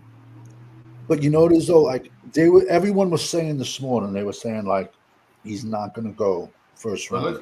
Looks like the Chargers are either trying to make a deal or something because they still got 20 seconds. Yeah, they're using not their picking 10 minutes. Yeah, I mean, I think a lot of teams wanted to move back. No one wanted to move up, but maybe with some of these late picks, some teams that pick, maybe Philly moves out of round 1, maybe the Chiefs. The clock has started over for them, so something's going on. Yeah, I think the Rams are on the clock. I think no. The Chargers are still on the clock. Oh no, there they go. Pick his They stopped it. Chargers got Trey Lance. What y'all talking about? They got Trey Lance and Najee Harris. Yo, we gave up a 4th round pick for Trey Lance. Yeah. Don't remind me, man. Don't remind me. Hey, G, this is why. Hey, G, this is why tomorrow I'm gonna go pick up my heart monitor. I gotta wear a heart thing for 3 days so I can walk around with 3 days on it. This is part of the reason right here, man. Well, you might need to get off this live right now, yeah, man. Won't you walk around here with a broken heart? Well, good luck with your Hey, PR Cowboy, I feel your pain, bro. I know. We were looking for the wow factor, and there wasn't no darn wow factor. Damn, man. It was not. No, I mean, you notice if you told me you would have got him like now in the 20s, I'd be like, yeah, gosh, dude, that's a good this is pick. But terrible. at 12, no, Oh, no. Okay, something's going on because they still haven't made a pick. no, they don't know what that. They want to trade their quarterback, bro. They trying to make a trade for Herbert, Justin Herbert. I know that they were saying Atlanta was trying to trade Kirk Cousins. What are you going to get for him? You know? Yeah. That's a pretty big contract still on him. Too. Yeah, that's exactly. And it was Cal, what's the little guy who does with you on Monday? Where is he at? Football junkie, is that his Football name? junkie. oh Yeah. he I Okay, think now they're up to the podium. I sent him a text. I said I meant to make sure he didn't off himself because I sent him a text. I told him I had sharp knives to sell. Or Marion Hampton, running back, North Carolina. But yeah, they needed a running back because they got rid of Gus Edwards. So he made the first round, didn't he? Yeah. Got a Hampton. That's my nephew. Boy, you don't know that boy. Hush. If he'd have played somewhere in Texas, I might would believe you. But he's from North Carolina. You ain't been nowhere near North Carolina. He's a 3-down back, tough kid. Yeah. Played on a horrible team and put up 1,500 yards. He's gonna be good at that offense. Plus, yeah. They got a good offensive line, the Chargers. Yeah, I mean, now he and they got Najee Harris, so they got both of them. They got Najee Harris over there too. Yeah, hey, that system. Woo! Yeah, but I think this kid, he would be the starter, especially being. Oh yeah, definitely. But I think it'll be a nice 1-2 punch. Not bad. See now, I think the Redskins could go running back. To be honest with you, yeah, they'll go get Duncan. I mean, they'll go get Henderson. I can see them. That's the thing that Danny was saying. Like I said, like you said, it takes two to deal. But this would have been nice to move back in the 20s and take either the guard or a Marion Hampton with this. Yeah, I had, like I said, I had Booker going to like Detroit. To be honest with you, at like 30, I really did. We took him at 12. I know that's rich. Very, very, very, very rich. I see now. I would have felt better if you could have took an offensive lineman that played left tackle in college, and then you could have put him at guard, but he had a left tackle flex. This kid is just simply a guard. That's it. Packers team needs wide receiver, D line, corner. Bro, the number one safety is still sitting out there, man. He's going to go the next few picks. Crazy. Man. Yeah. Green Bay. Green Bay. Well, Green Bay is not bad. I mean, they're a feisty team. Let me tell you something.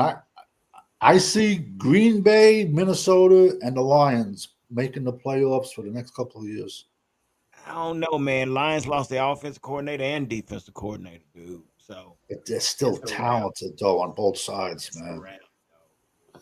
That offensive coordinator for the Lions, man. That guy was so creative with that offense, dude. That's gonna be hard to match, man. Like I said, I don't follow the Lions, but I don't know who Dan Campbell brought in. No, I know it, but they're talented. I mean, yeah, they got talent. They got talent. I mean, but the NFC North could be anyone's. But what I'm trying to say is, I still see, even let's say Green Bay wins the division, I still can see the 2 wild cards. I could still see 2 of the wild cards coming out of this division, 2 of the 3 in the NFC, and then I could see the Redskins being the 3rd wild card team if Philly wins. Like everyone is saying, Dallas is a playoff team, but we're not even close, man. We have so much to rebuild, man. We have to rebuild the defensive line. We really You know, we brought in like we traded for some dudes and we picked up some free agents at linebacker, but no long term, you know, and yeah, it's who's the kid from Texas, man? I'm just thinking the linebacker that's had 3 knee surgeries in 15 months. Overshown. You know, 3 knee operations in a year and a half, man. That's going to be tough to come back from. Me personally, I don't even want to see Overshown this year. Let the kid heal. Let him heal. And we'll see him in 26. Because especially, let's say we're sitting at like 4-10. Why would we rush Overshown back onto the field? Because he started showing out at the end of the season. Bro, don't start saying 4 and 10. No, I'm just saying, like, let's say this. Listen, let's be honest. We have a harder schedule in 2025 than we did in 2024. Yep. So all I'm trying to say is, let's say we're behind the 8 ball. Why would we rush him back? No, I agree. I totally agree. I totally agree with that.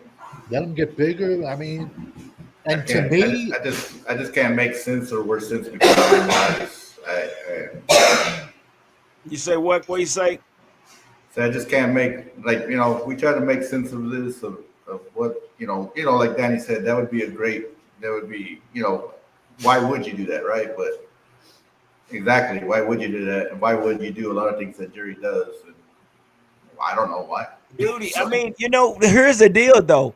Jerry Jones witnessed the 3 Super Bowls. He was right there. But he does he saw remember how it was put together. But at the same time, for whatever reason, he cannot figure out how to put it back together again. He doesn't want another Super Bowl. I keep telling you that he doesn't care about another Super Bowl. I'm telling you, Gary, he does not freaking care. I agree. He is not, that man could care less if they get another Super Bowl ever. That is not his number one goal at all. Listen, so not even his number 2 goal. So let me ask y'all this, okay? Y'all saying that. So why pay these these players? Like because the stadium is packed. Just let's be honest. It's what about did he pay? money, What did he pay Dak? $240 million. That's like us ordering a pizza tonight to Jerry Jones. He's a billionaire. That man does not care if we win another Super Bowl ever. He does not care. The stadium is packed every single Sunday. The stadium is packed. Everyone's paying $30 for a warm beer and a cold hot dog. Everyone's buying Dallas jerseys. So why should Jerry change? Whatever he touches turns to gold. Football don't matter. Let's be honest. In Dallas, it's all about the dollar. And nobody's, people say, you guys, even last year, people say, oh, we need to stop going to the games and make him feel it in his pocket. Ain't nobody gonna stop going to the games. They're not. They're just not. We're never gonna. Like I said, you're the number one of the number one Cowboy fans. Are you gonna not ever go to another game? Absolutely. Why? Why am I gonna support a loser? I lost. Listen, I gave up. I gave up in '94 when he fired a coach who won back-to-back Super Bowls. Like that, the man's a lunatic. The man is okay, but who's your number one team? Is it the Cowboys or another team? Let me show you my background. All Dallas. Okay, all Dallas. So that's my whole point. What I'm trying to say is, you may not ever go to a game again, but you're still supporting him. No, I'm not. Those jerseys all came from Temu in China, man. They did not come. All from Temu. None of those. That man is getting some of that money. It's a Cowboy jersey. That man somehow he may be getting some nickels on the dime or pennies on the nickel or whatever. But that you're still supporting the Cowboys. It's crazy. My channel is a draft channel. My channel's I can't come on every day and talk about Dak Prescott. I can't.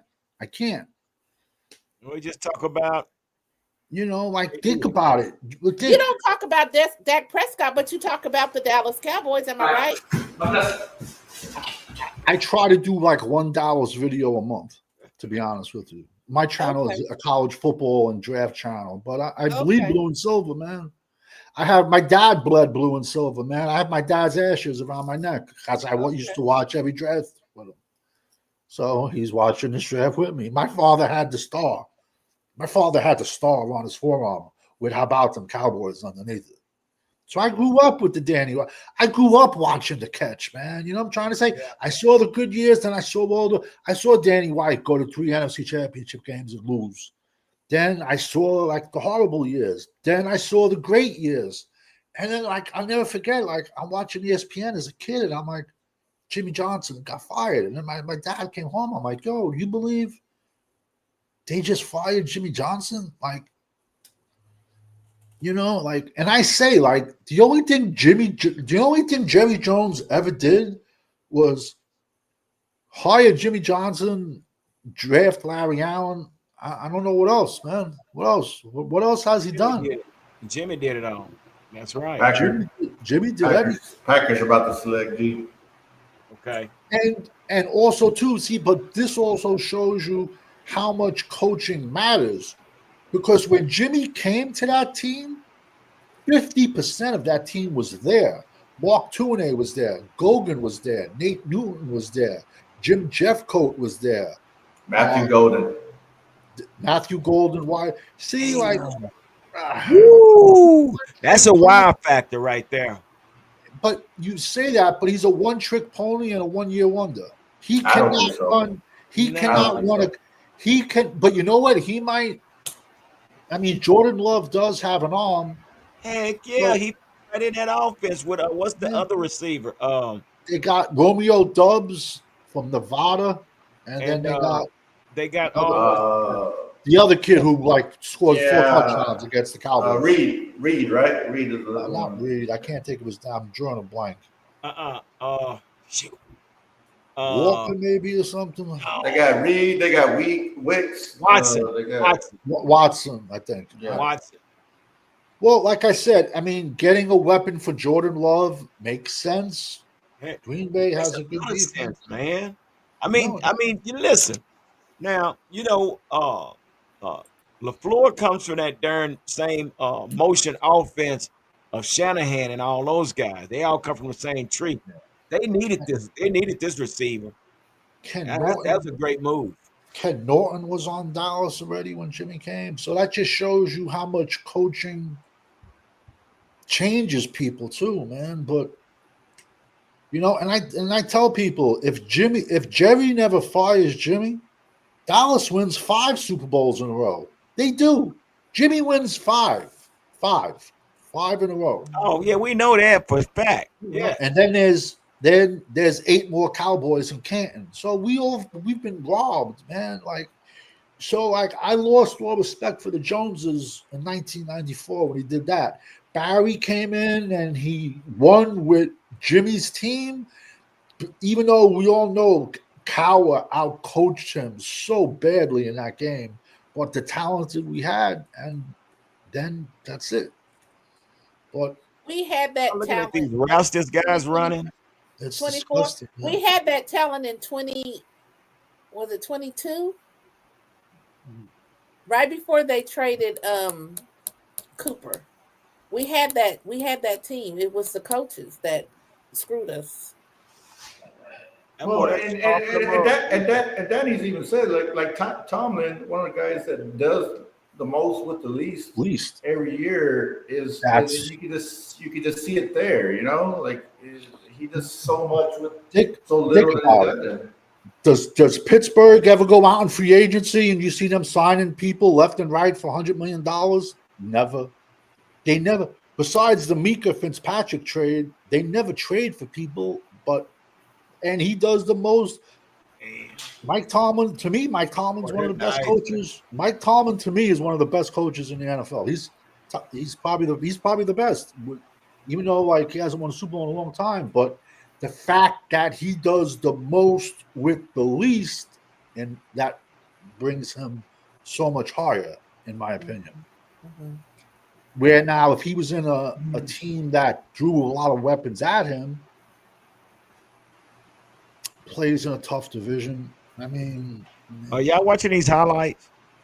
This kid is nice, man. I The think And they, y'all highlights before. notice only how showed, yeah. this kid is nice, man. Oh my gosh. Just looking at his hot. Look, oh my god, look at that. I don't know, man. I felt like he just played bigger than what he was when I saw him play. So yeah, I that's was why I like him. Well, I mean, he was a three. He was a deep throw. He was a deep a deep rap threat. Yeah, threat. yeah. But okay, I mean, he's someone that's going to stretch the field. So, like I said, he might be scheme specific and work out in Green Bay, but he's not going to be like an 8 catch, 100-yard type of guy or like a possession type wide receiver. He's going to be someone you're throwing bombs to left and right, if that makes any sense. This kid. But he can fly, but Yeah, that was a good pick. Jonathan said Green Bay doesn't really have a true number one. I think it's a good pick. Yeah. I mean, I like Jordan Love, man. Jordan Love is, I mean, he kind of reminds you of CJ Stroud, but you know, they're both young, they got strong arms, and he just needs the weapons around him to be you know, relevant. Yeah, see, like I had Luther Burden from Missouri ahead of Matthew Golden. yeah, Luther Burden. But he's a slot receiver too. And these guys, to me, if we're looking for a receiver personally, I need a big X receiver. You know, because we already got the slot receivers. But that's the only reason I didn't put Luther Burden They're high on my saying Green list. Bay is trying to trade up. I mean, they're saying that the Eagles are trying to trade up. Uh-oh. Eagles are going to trade up. They're looking for an edge or a right guard. They said they're trying to trade up. Okay, the Vikings are on the clock. Yeah, Roger Goodell's I mean, they're up at the podium. Yeah. But you see, like, it's crazy, but it's Guard, Donovan Jackson, Ohio State. that's a solid pick because when Ohio State's left tackle Josh Simmons blew his knee out, he actually slid. See, like here, perfect example is a kid that's a guard, but he slid out to left tackle and played. You know what I'm trying to say? He played left tackle for Ohio State when Josh Simmons got hurt. Where the kid we drafted, he's not a tackle. He's just strictly a right guard, Tyler Booker. Dallas is like the Detroit Lions in the early 2000s drafting wide receivers. Dallas keep drafting O-line in the 20s, and they can't develop no one at all. Well, the only one we really haven't developed is Tyler Guyton. We've developed Tyler Smith pretty well, but we had to switch him. But then again, like we drafted Tyler Smith and said, oh, we drafted him because we had to get bigger inside. And then what was the first thing they did? They slid him out to left tackle because Tyron got hurt. So I'm like, why did we draft him then if we're putting him at left tackle? So I just think Tyler Smith is a better guard than tackle. Now the Giants are on the clock. Giants are going to take Jackson Dart now. Giants traded up. Yeah, you're going to see the Giants take Jackson Dart, Ole Miss. Giants are on the board. Okay, let's see how this works. Now, you can, and I've said this, man. The Giants get a couple of players. We're the worst team in this division, man. So they moved up to 20. They moved up to 20. They moved to 25. Yeah, it's because they got Malik Neighbors. They got Tracy Porter Jr. They got a really good offensive line. The offensive line to me is weak. Is their weakness? Well, it got better. It got better last year than what it was before. Tyrone Tracy at running back. They got Theo Johnson at tight end from Penn State last year, who was playing good before getting injured. And now you come out of this draft with Jordan Jacks, I believe, is coming up. Now, if you come out of this draft with 100%. I said that because the coach wanted Jackson Dart. The GM said, we're not taking him at 3. So now it's the GM's job to figure out had to get him, and they did it. So, yeah, I've been saying this all along, bro. Giants are a quarterback away and a few offensive linemen. Yo, like Giants have a very good defensive line. And now you throw Abdul Carter roaming around back there, man. I mean, and we're gonna have Terrence Steele and Tyler Guyton try to block Abdul Carter. That's scary.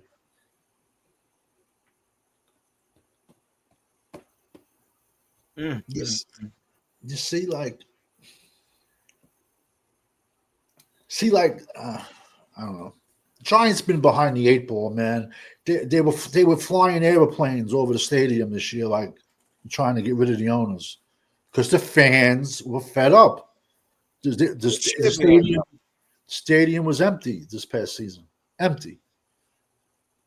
But that's what needs to happen at the AT&T set. Yeah, I mean, I hadn't been back in years. I hadn't been back since my son retired. I ain't been back to that place. You haven't been to a game since? Not inside. I've been to tailgates. I haven't been back inside that place. Nope. Then how you call yourself the #1 Cowboys fan? I've been out again. I'm there. No, I have been. Yeah, I've been to 2 games. But anyway, I don't go as regular as I used to. Okay, so the Giants. I've been to 2 So games. the Giants for the trade.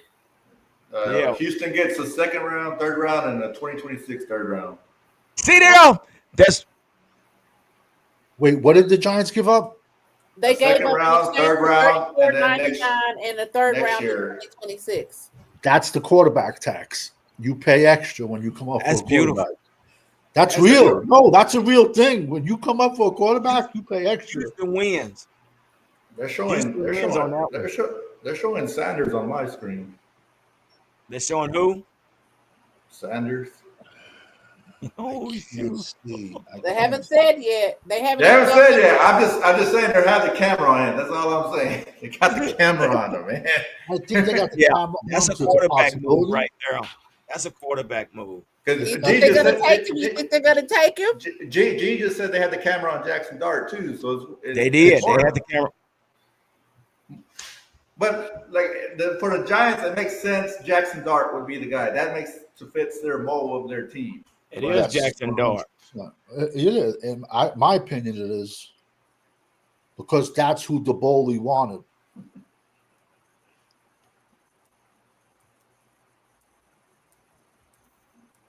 Oh well.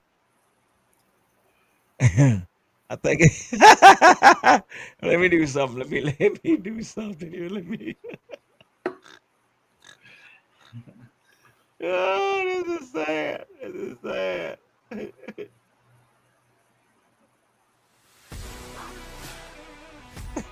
Put some music back there.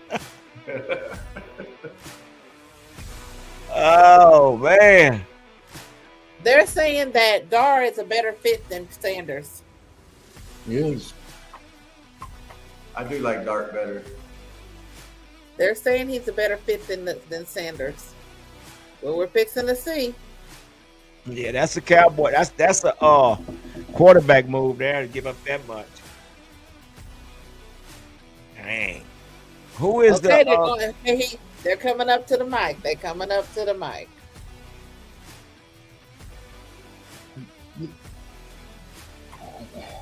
Coming up to the mic.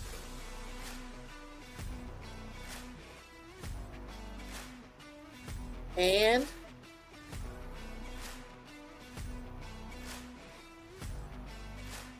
Jackson Dart. Yep. I bet you Shador is probably almost in tears right now. That's why he's a millionaire. That's why he stayed at home. He knew he wasn't going first round. I would think they Cleveland. They just showed him smiling right now. They did. Where are you seeing him? Where are you seeing him? On what? Because I'm watching him on Channel 7. And, I got an NFL Network. Oh, okay, yeah. No, I had the guy, Uncle Neely, but I can't find it now. They were live, but I can't find him. I'm trying to find it, but I can't. It's on YouTube. Yeah, I'm on YouTube looking at all the different lives, and I'm trying to because they were at the ranch, but I can't find the team, the guy that was doing it. I can't find it again. Rams traded pick to Oh, he Atlanta. gonna, hey, Uncle Neely gonna get flagged like a mug. Atlanta just drafted. If he's showing the live, he is. No, he's not. He's not showing the live. He's at the ranch with them. So he's on a live with two other guys, and I can't find it now. I hate I keep switching to different lives, but now I can't find the one that he was on.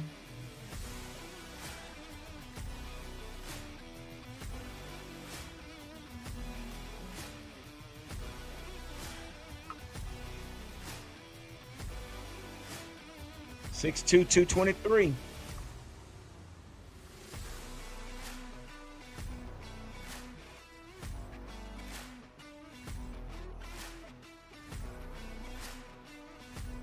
I can see him going to Cleveland.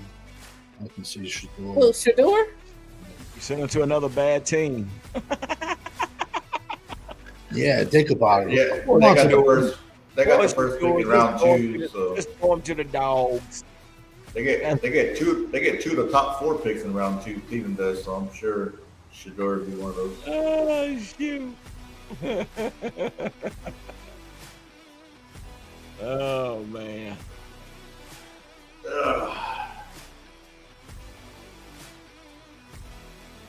Now Trey Harris is another one that I would love to bring in to the Cowboys.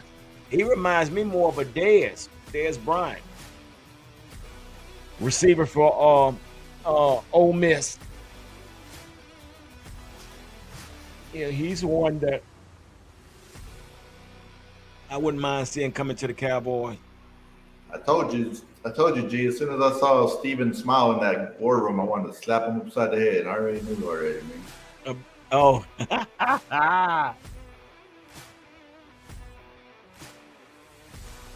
Yeah.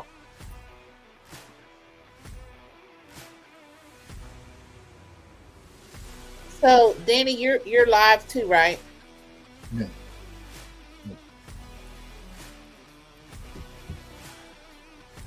Yep. Like I said, I mean, see, the Rams get the 2nd round pick, 7th round pick, and next year's 1st round pick. Wow. Yee!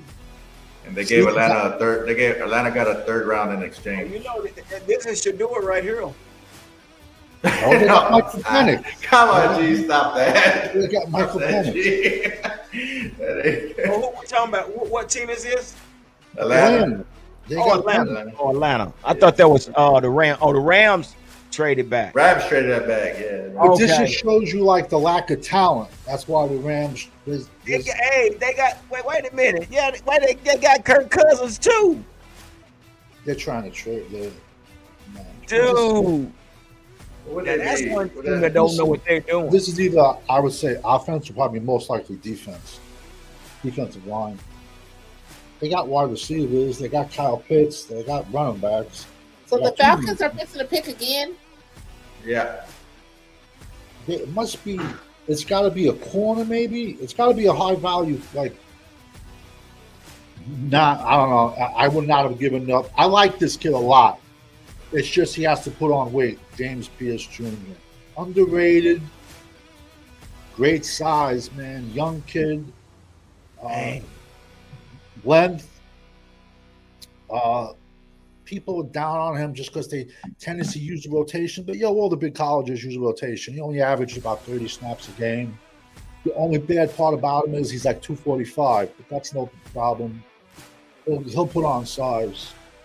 He'll get better. He'll get bigger. James but I would not have. Man, they gave up quite a bit. Yeah, exactly. I wouldn't have given up all that. 6'5", 245. He just has to put on about 20 pounds.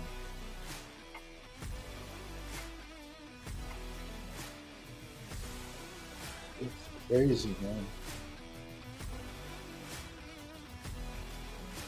Well, that's what we got going on so far, guys. Let's see. He was my third. He was my third ranked edge. James Pierce. 6'5", 245, 38 tackles, 8 sacks, 1 forced fumble, 1 fumble recovery. How many spots was that they jumped? I would say quite a bit.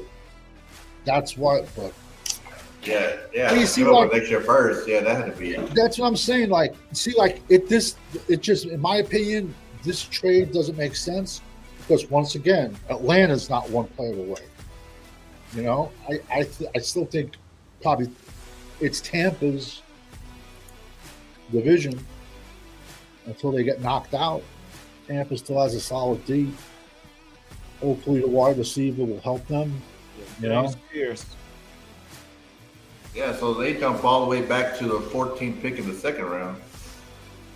yeah, because the Rams, talent is not there. And the Rams draft great, especially Dave Trigger.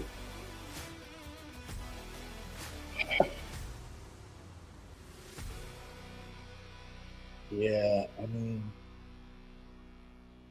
I could see Cleveland, but he's a millionaire. I mean, So who's the quarterback of Cleveland right now anyway? Joe Flacco. no, it's Watson. It's Watson. Joe Flacco better than Deshaun Watson, man. He is. University of Delaware, Deshaun Watson. Oh wow. Yeah, it's, Oh wow. yeah. I 12 was way too rich, man. 12 was way too rich for Booker. I'm sorry. So I'm sorry. we got Baltimore on the clock. They need offensive line and defense. Well, they have question marks. Ronnie Stanley's always hurt at left tackle, but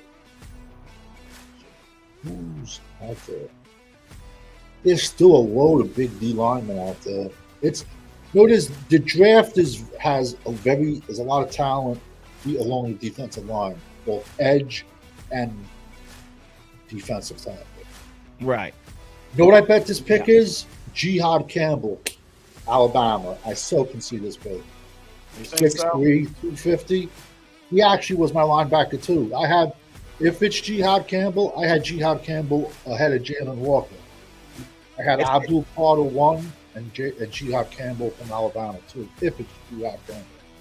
It seemed like the first round just bottlenecked, and I think the second and third round is going to be the hot round. I just got a Maybe, feeling. G. I just feel once we picked, the air went out the room, man. He is.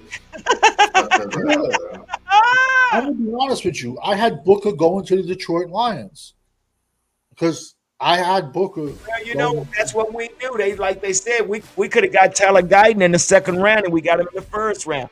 They said Booker could have went down further in the draft, and we pick him high. That's what happens when you don't take best player available. When you have to draft for need, you reach, and that's how you get. And when have we done our best, G? When we've taken best player available is when we've done our best. Yeah, that's so true. Okay, so the Ravens are getting ready to be on the clock. Well, they're on the clock too. Well, you know, their war room is the one that the most I've seen moving around. Like they're actually on the phone talking. They're gonna make a trade. But you know what it is like the content creators out there that say in Will McClay we trust. Yo, see, I did a million mock drafts once the CD Lamb draft. I did not do one Lamb going to Dallas. No one saw Lamb going to Dallas. No one saw Giroudi and but like I said, Lamb fell to us like a fluke. It was a fluke. Just like Parson fell to us. Exactly. I was just going to say that. You know, so like, it's like you said earlier. It's sad when people out here can seem like could run an organization or evaluate talent. better. This is what happens when you got businessmen trying to do coaching jobs. Listen, I agree with you 100%. You got, you know, come to find out that Stephen Jones is the player personnel, director of player personnel. You know, he's president over the scouting. I mean, dude. Yeah. Listen, So, you said it earlier. Jerry's a psychopath. If the NFL, he would be Al Davis 2.0 if the NFL allowed. That's who he is. He thinks he He's can Al coach. Davis. He's Al Davis. I can't respect the man. He's Al Davis, and they were best friends. Yeah, they were 100%. Yep. They were the only two people that sued the NFL and won. The only two people Exactly. that sued the NFL and won. And won. Why do you think all the referees throw flags on us every week? Roger Goodell about them now. Thank you. I hate him, bro. Especially how he plays with these kids' lives. Wow. They took the number. No, they took. Yeah, they The took Ravens picked Malachi Starks. the number one Georgia. safety. Georgia. He's the number one safety. I think they lost their starting safety in free agency. If I remember that. They said that Shiloh Sanders moved to number 4 as far as safeties are concerned in the drafts. He ain't even. This is just my prediction. Shiloh's not even get. He won't even. He's not even gonna get drafted. If he does get drafted, it will be to Dallas, 100%. Yeah. Because Dallas will say, "We got one Sanders. We couldn't get, so, and they'll draft him and they'll give him Deion's jersey. But the problem with Shiloh is he's a 25-year-old rookie. He's only 5'10". He got some off the field issues too. And he has off the field issues. Yeah. So So you're saying he's perfect for us. Exactly, perfect. He would be a perfect because we always know Jerry does that Dallas feel good pick. See now, maybe I can save him. But you see now, I had my other feel Hey, good but pick. you know what? You guys keep saying he has off the field Well, issues. That was in high school. Okay, That but is- you have to that's think a about bunch that of when you conflict. you're investing money in somebody, but also too, when a kid is a 25-year-old rookie, you're not going to get more than one contract out of him. And he's small. He's very good versus the run, but I think he's lacking versus the pass. But you see, but we're not seeing it. It's a strong to me, it's a stronger safety class than corner. So, that's where, unfortunately, he came into this draft, and it's a good, very safety class. So that also affects when you come out, too, So, and maybe, he doesn't want to be a 6th-round pick. Listen, to be honest with you, you're probably better off being an undrafted free agent than a round 7 pick. Because you can pick the team Yeah, you can pick the team you want to go to. Where you have a better opportunity. So But, now they took the kid from Baltimore, took the kid to safety a few years ago from Notre Dame. So they got 2 good safeties, man.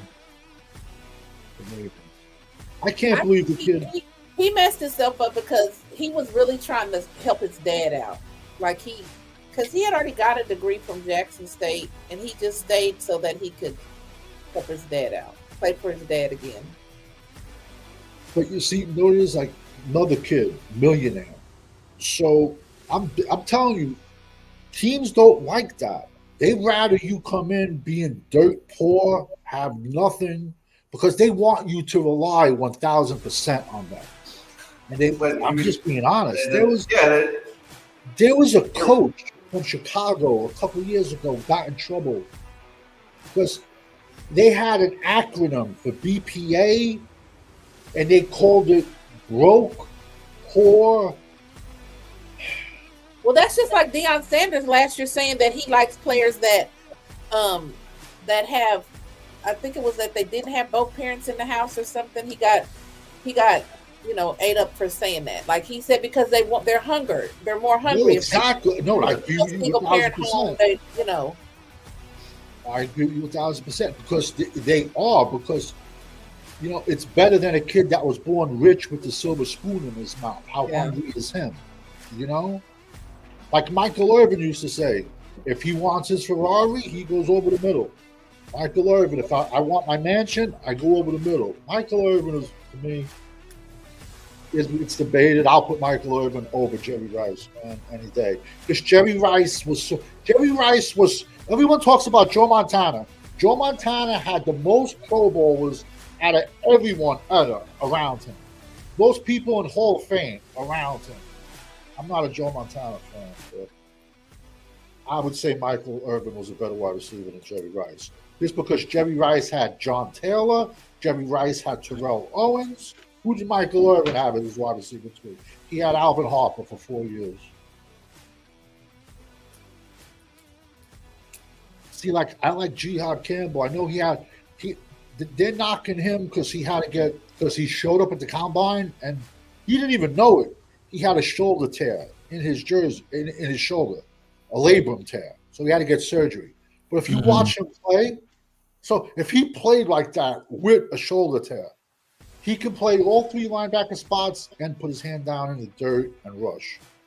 So that's great. I mean, the Lions, I can see the Lions going to offensive line or defense. Dan Campbell is a big trench guy. Like the Lions got the pick, and I don't know if that's what he. They haven't picked yet. I think that's just his prediction. Yeah. See if he's right. Rodgers walking up to the opposing man.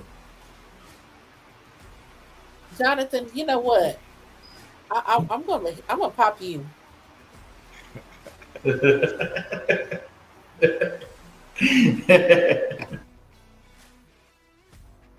Talik Williams, defensive tackle, Ohio State. I told you it was a trench pick. That is such a Dan Campbell pick. Yeah. Reggie, such a Dan Campbell pick. But you see, everyone loves that the Lions took Jahmyr Gibbs. Everyone's like running back, running back, running back. But everyone forgets the Lions built that offensive line first. We just happened to, like, you know what it is? If we would have drafted Tyler Guyton and he would have been what they thought he was, but you see, you also can't blame him because he only started 13 games in college at tackle. That's it. That's at two different colleges. Yet they thought they were going to switch him to left tackle. I was, no. He was a right tackle to me. So if Tyler Guyton would have been what they thought he was, and then this pick, maybe like, I don't know. Like I said, would I have drafted Booker at 12? No. Washington's on the board. It's either going to be an edge or a running back, in my opinion. I can see either. Man, I mean, they just Henderson or Quashawn Junkins, or it could be Caleb Johnson, Iowa. You know, they just gave Dan Quinn the keys to the city of Washington, man. Yeah, so that's why I'm saying it's either edge or running back. So they got to replace Fowler. They got to replace do you Fowler. think he just didn't do good in Dallas because of Jerry? Do what? No, I just think they asked him to move a position, and to a position he never played. So I don't like that in the first round. You know what I'm trying to say?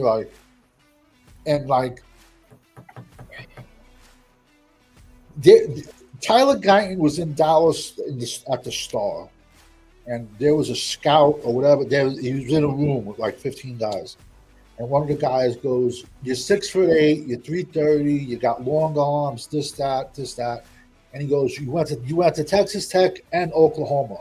Why'd you only start 13 games?" Why we didn't go get this guy Tyler Williams? I'm looking at his highlight. Damn, he's a beast. I'm looking at this dude highlight. I mean, he's a beast, man. It's this big kid. Amazing Creations just said that.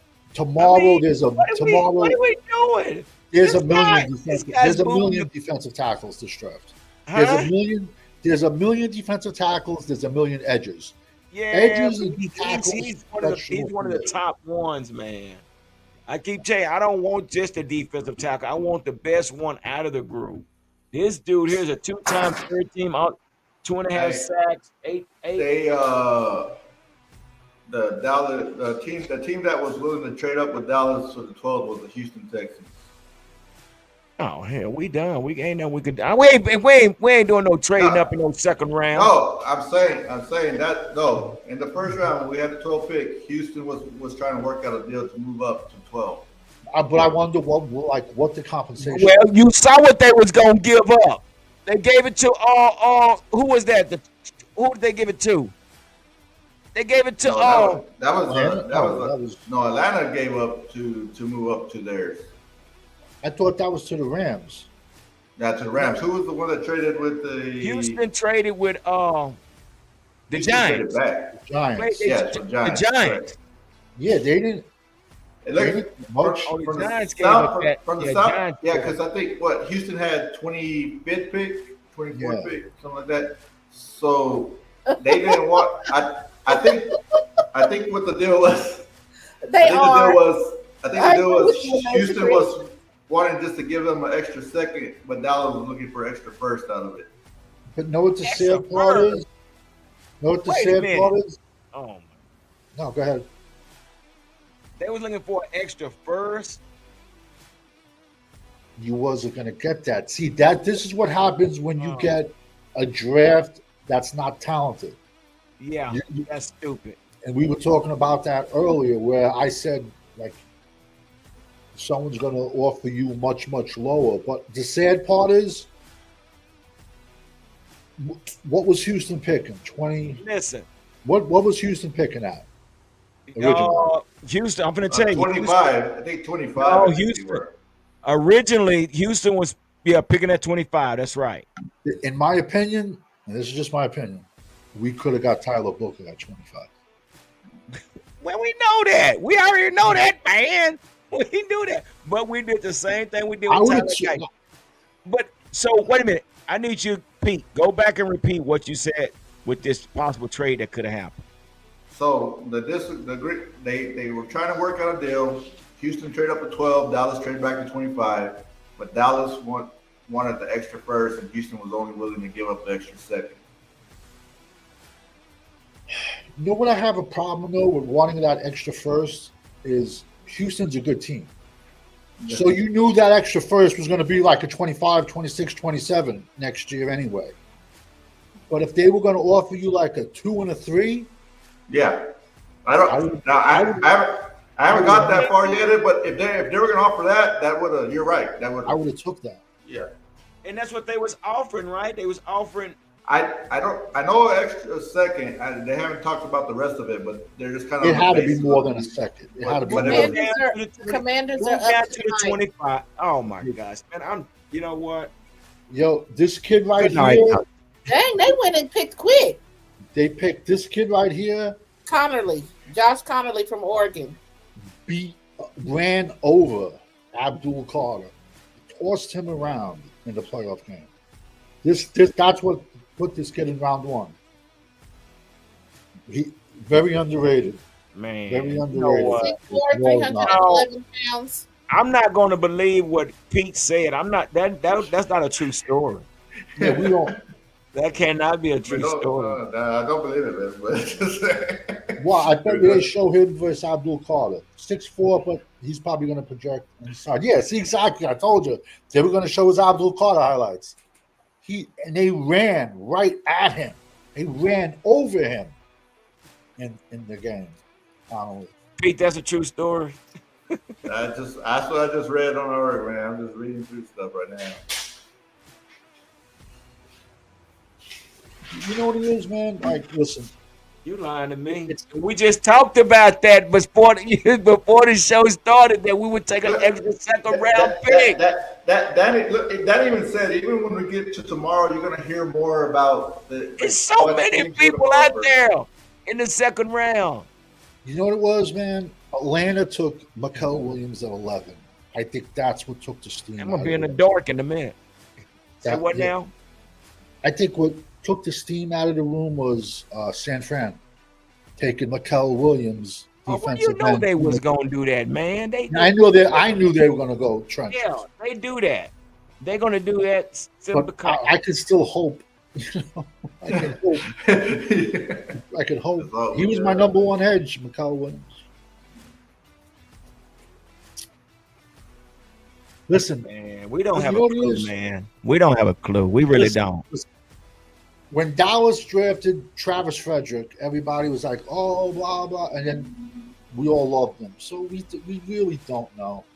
The No, only yeah, thing and is, I hope, like I said, I hope it is that situation, but it's just in the moment right yeah, now. It's no, just like, listen, I never would have took him at 12.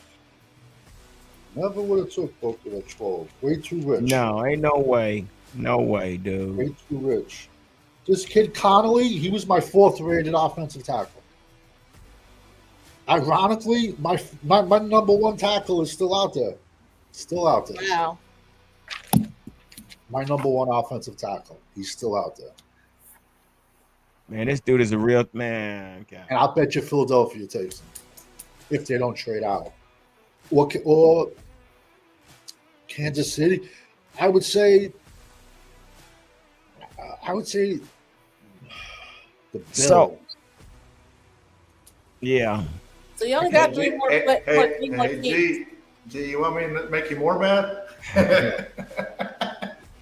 No, it's not mad. It's rubbing salt in the wound at this point. Yeah, that's what he's doing. What, man? I'm listening.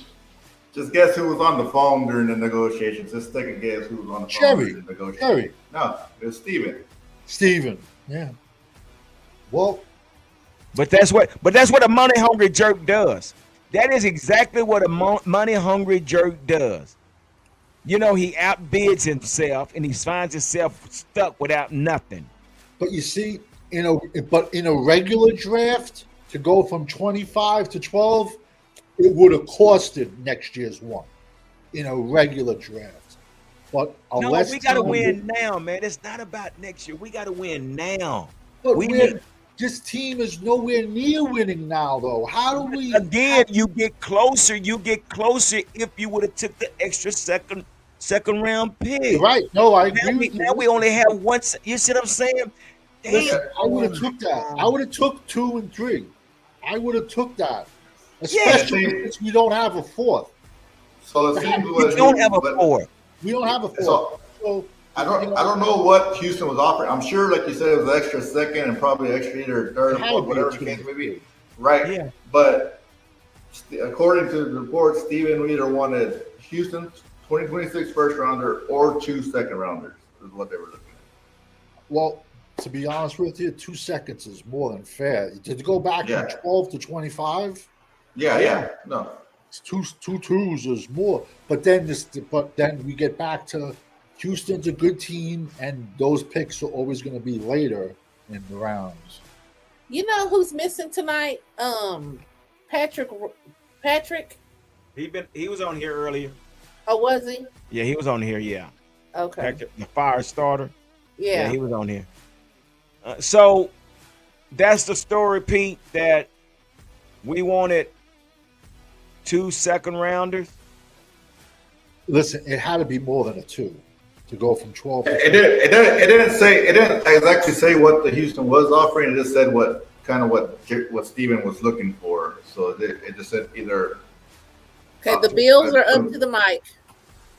Let's see if they 2026 go first rounder or 2 second rounders is what they were looking for, but it hasn't said exactly what Houston was offering.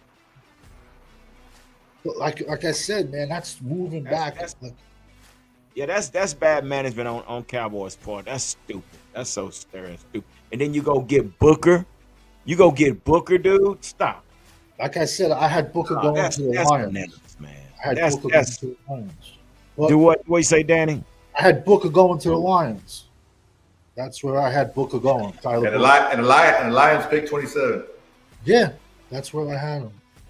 Because he was a one player. He can only play one position. That's it.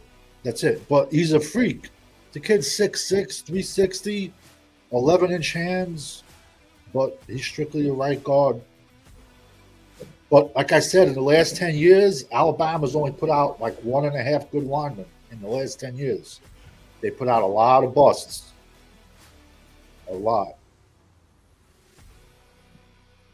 This is Maxwell Hairston, cornerback, Kentucky, big kid.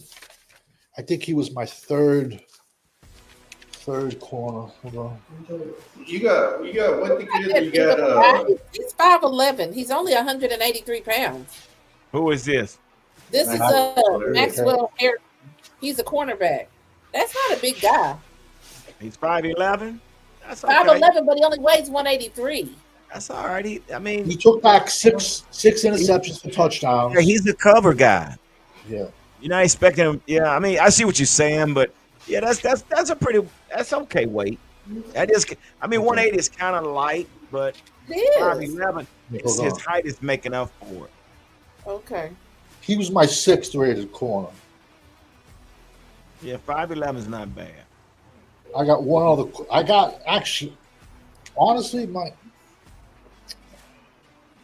it's a crazy draft, man. They're saying he's got real good speed. Hey, tomorrow we'll be texting, so I'll be texting you guys when we. So So Philly traded up a spot. This doesn't make sense. Philly's picking 31. G might block us tomorrow, bro. Hey, I'm gonna need somebody to vent to, man. I'm telling you. So the Chiefs, Philadelphia traded with the Chiefs. Chiefs traded back, and Philadelphia traded up one spot. That's odd. Yes, Philadelphia. It must be for, in my opinion, it's got to be for this kid. He has a high upside. It's got to be defense. They just lost some players. It's got to be Shamar Stewart. Yeah. Texas A&M. Shamar Stewart was taken already. He's taken already? Yeah. Can't remember what team, but it's got to be either a guard or an edge. Yeah, it got to be defense. I think who did they lose? They lost. Well, they lost their right guard in free agency. Who was that? Carter? No, their right guard. They lost their right guard. Yeah, they lost an edge. Brandon Graham. Shamar Stewart went to the Bengals at 17. Okay, that's right. My bad. The pick is in. It's either a guard or an edge, if I had to guess. Or I'd hate to see G-Hop Campbell go to Philadelphia, man. I'd hate to see that.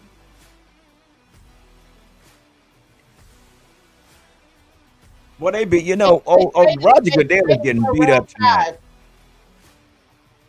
Huh? Where do you have a? Go ahead, please. Sorry. No, I was just saying that Kansas City traded for 31 in exchange for 32 on a round 5, number 164 in round 5. Yeah, but somebody must have been trying to get up to that spot for Philly to just move up one spot. Somebody had to be in negotiations, because why would Philly move up? Spot. And what they give up for that spot? A 5th rounder, she said. Yeah, somebody. Yeah, they didn't want somebody. It probably was Dallas.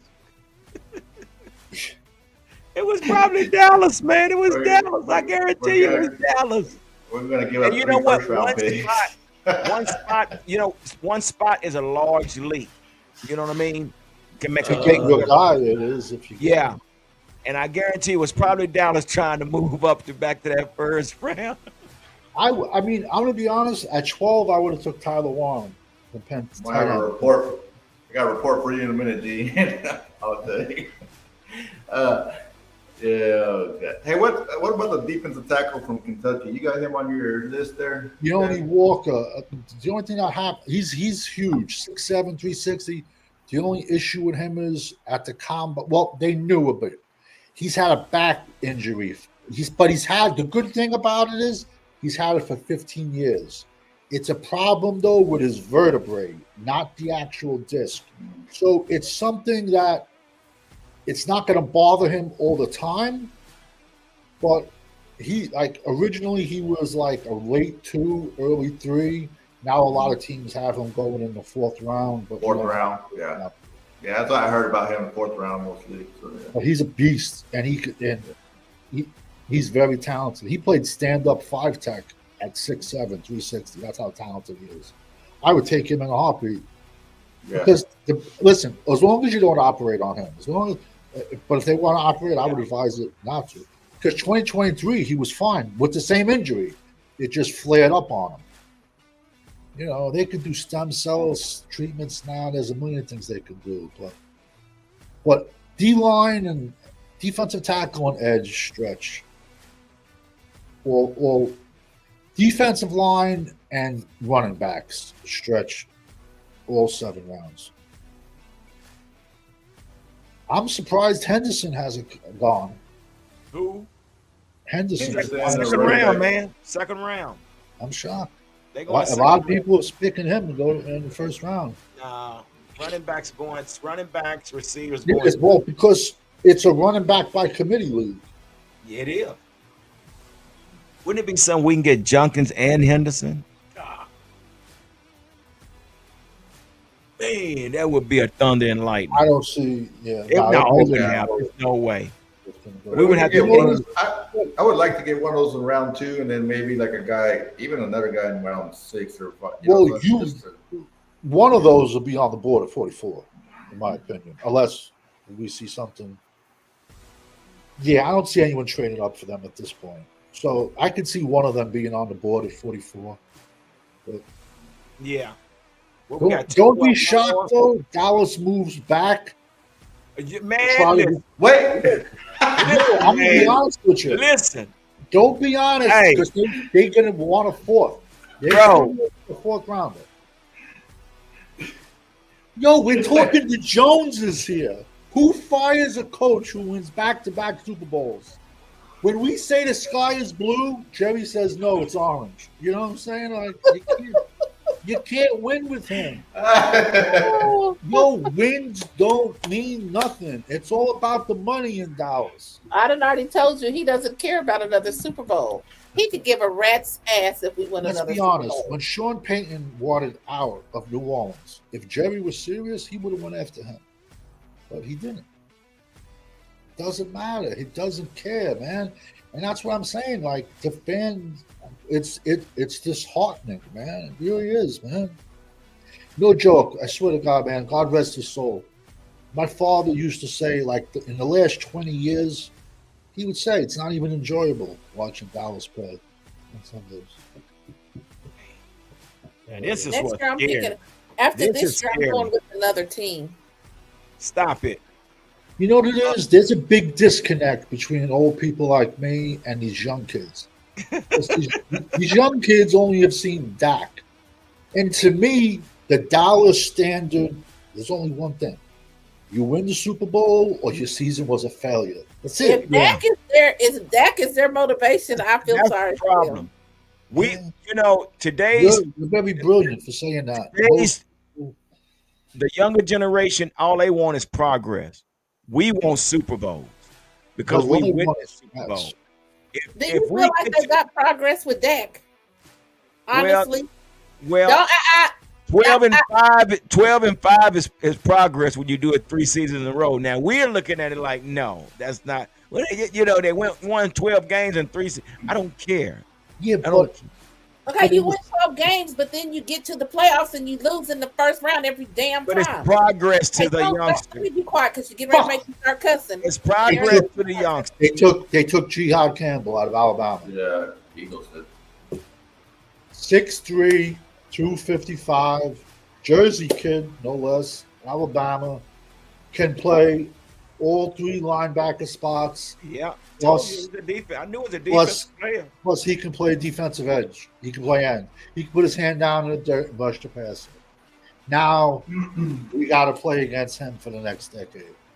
He basically was Alabama's Abdul Carter, pretty much. But like I said, he went to the combine, and they found, which didn't bother me that he had to get shoulder surgery. Because if you saw the way this kid played, with a shoulder injury, mind you, what he's going to play like. And he's from South Jersey, so I'm sure he's a. They lost Milton Williams, Brandon Graham, Josh Sweat. Yeah, they need some. Yeah, they're gonna need some help. Day 2 gonna be lovely for them. For the Eagles. He's happy. This kid. He probably was a Philly fan. Where did Milton Williams go? I don't know. I can't remember. He's a hometown boy. Yeah. He went to Louisiana Tech. I think he went to Minnesota. To the Vikings? I think so. The Chiefs. Because I know the Vikings loaded up on a couple of defensive tackles. Watch this kid's highlights. Watch this kid's highlights. He's number 11. Look how big this kid is, man. And he played all over the field. Oh yeah. I remember him from Oklahoma. Yeah, I mean Alabama. This kid's Yeah. a beast.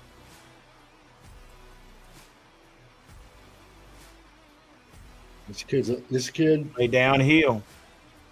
and think about him with all the monsters that Philly has on that defensive line in front of him. He's going to be a beast, this kid. Well, they lost a lot of them. Josh Sweat is gone. Graham is gone. So Yeah, but those were edges. They still got Jalen Carter. They got Carter, Jordan Davis. Chiefs are probably going to go offensive line. They got to, protect their golden child. man, you know what? One thing about what's his name? Roger Goodell. He hugging. He's like, boy, look at y'all just gonna just make me richer and richer.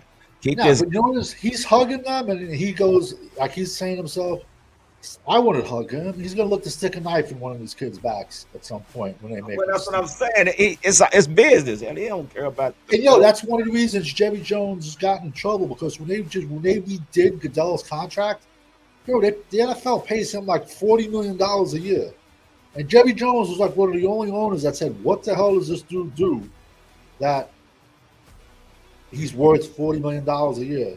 Except he plays God with people, man. I don't like that, man. I'm not a Roger Goodell fan. Sorry. Well, that's the last one, y'all. Especially like he likes to punish. Like if kids get in trouble in college, then he likes to take it out of them when they get to the NFL. How? They weren't part of the NFL then. Like I can't see how you punish somebody when they weren't even an NFL player. That's just me.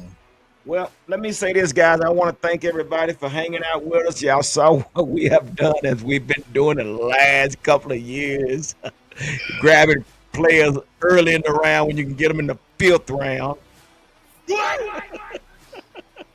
That's what happens when you reach and not go BPA. Oh my God! And that's all we do is reach every year.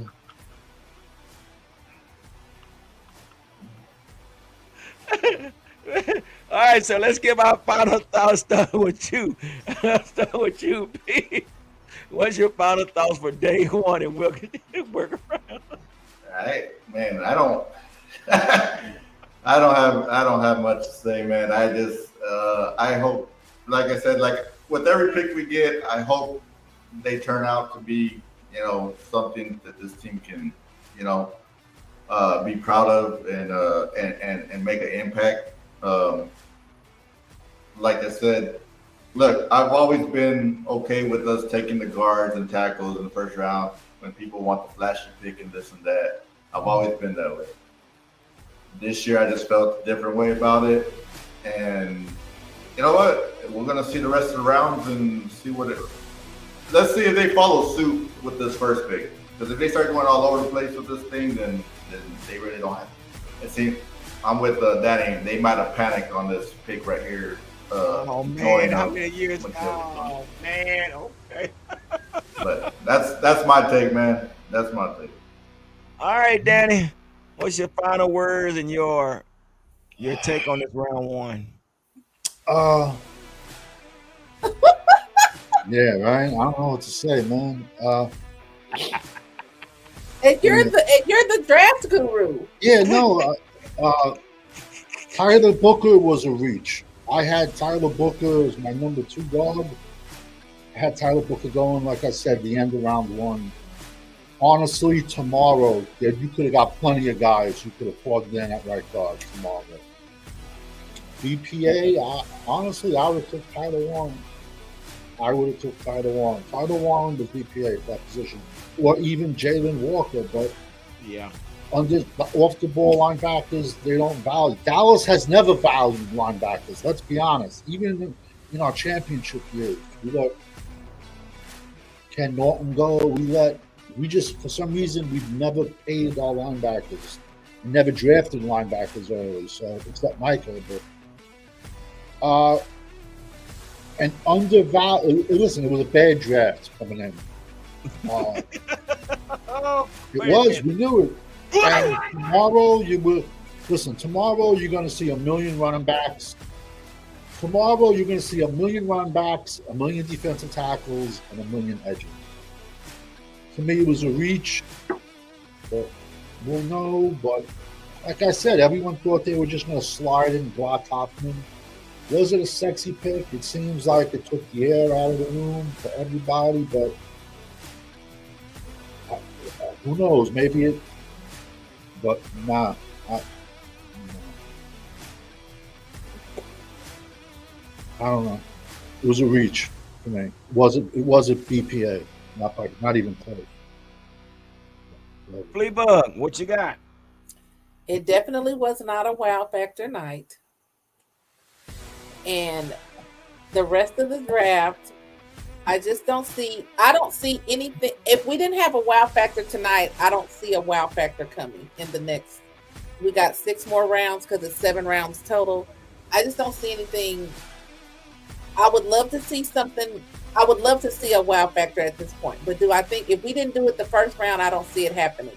It would be nice if it happens tomorrow, but I just don't see it. And the players that we do get in the next rounds that we do pick, hopefully they're going to be players like the one we picked tonight. Hopefully he'll be a starter, and he'll end up being a wow factor. That's what we just needed. But I'm going to stick with what I say. Jerry Jones he gives a rat's ass if we ever win the Super Bowl again. He just doesn't care. He just doesn't care. He just doesn't care. Well, and I'm gonna stick by that. Just how you stuck with the things you just basically you know what you feel, and I feel like he just doesn't care. He doesn't, Yeah.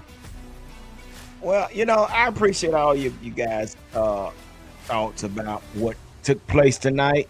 I really do, because I'm right there with you guys. It was like we come in here with full of energy, just knowing that we were going to see the wow factor, and we were going to have something to go to work to talk about tomorrow. I talk with opposing teams and things like that, but we already know we're going to be mocked tomorrow. Gary, what was that? I'm going to say, what was what? But, yeah, very mediocre. Let me say that. Mediocre pick. Another pick that we could have got further down in the round somewhere, even maybe second round. I didn't think we took the initiative to do what was needed to create a wow factor in the first round. And now here we are. We are hearing that there was a possibility that we could have had a trade. We could have had a trade to where we could have probably got an extra second round pick, and for whatever reason it didn't go through with Houston Texans. So somebody's asking, what time does the draft start tomorrow? I think same time, 6 o'clock. Yeah, I think Central Standard Time. Yeah. So yeah, again, that's where I am. We're just gonna see what happens tomorrow. Very disappointing, if you ask me. Again, but this again, like I always say, this is what you get when you have businessmen doing coaching jobs. So that's where we are. But I want to say this before we get out of here, guys. Thank everybody that's on this panel for hanging out with us tonight, and everybody that's out there hung out to this time. Big shout out to Jonathan, Amazing Creation. Who else we had out there? Lord Nova. Man, we had some folks out there tonight. 805 Vaughn. And got it. 805 Vaughn was out there. Who else was out there, guys? Chip came through tonight with us. Dallas fan, 1997. Everybody that came through, man, we appreciate y'all. Yeah, so do me a favor. Make sure you hit the like button and make sure you share this video. And make Shout sure out to Charlene Evans. Yeah, Charlene Evans. S21. Yeah, so thank y'all, man. But I'm not gonna hold y'all any longer. We've been here, so we'll just be ready. Hey guys, we'll be doing the checks in tomorrow, going back and forth amongst ourselves. And again, y'all, thank y'all for hanging out with with us tonight. So, like I always say, continue to stay safe and be Deuces. blessed. It was a pleasure, everybody. Thank Thank y'all. you.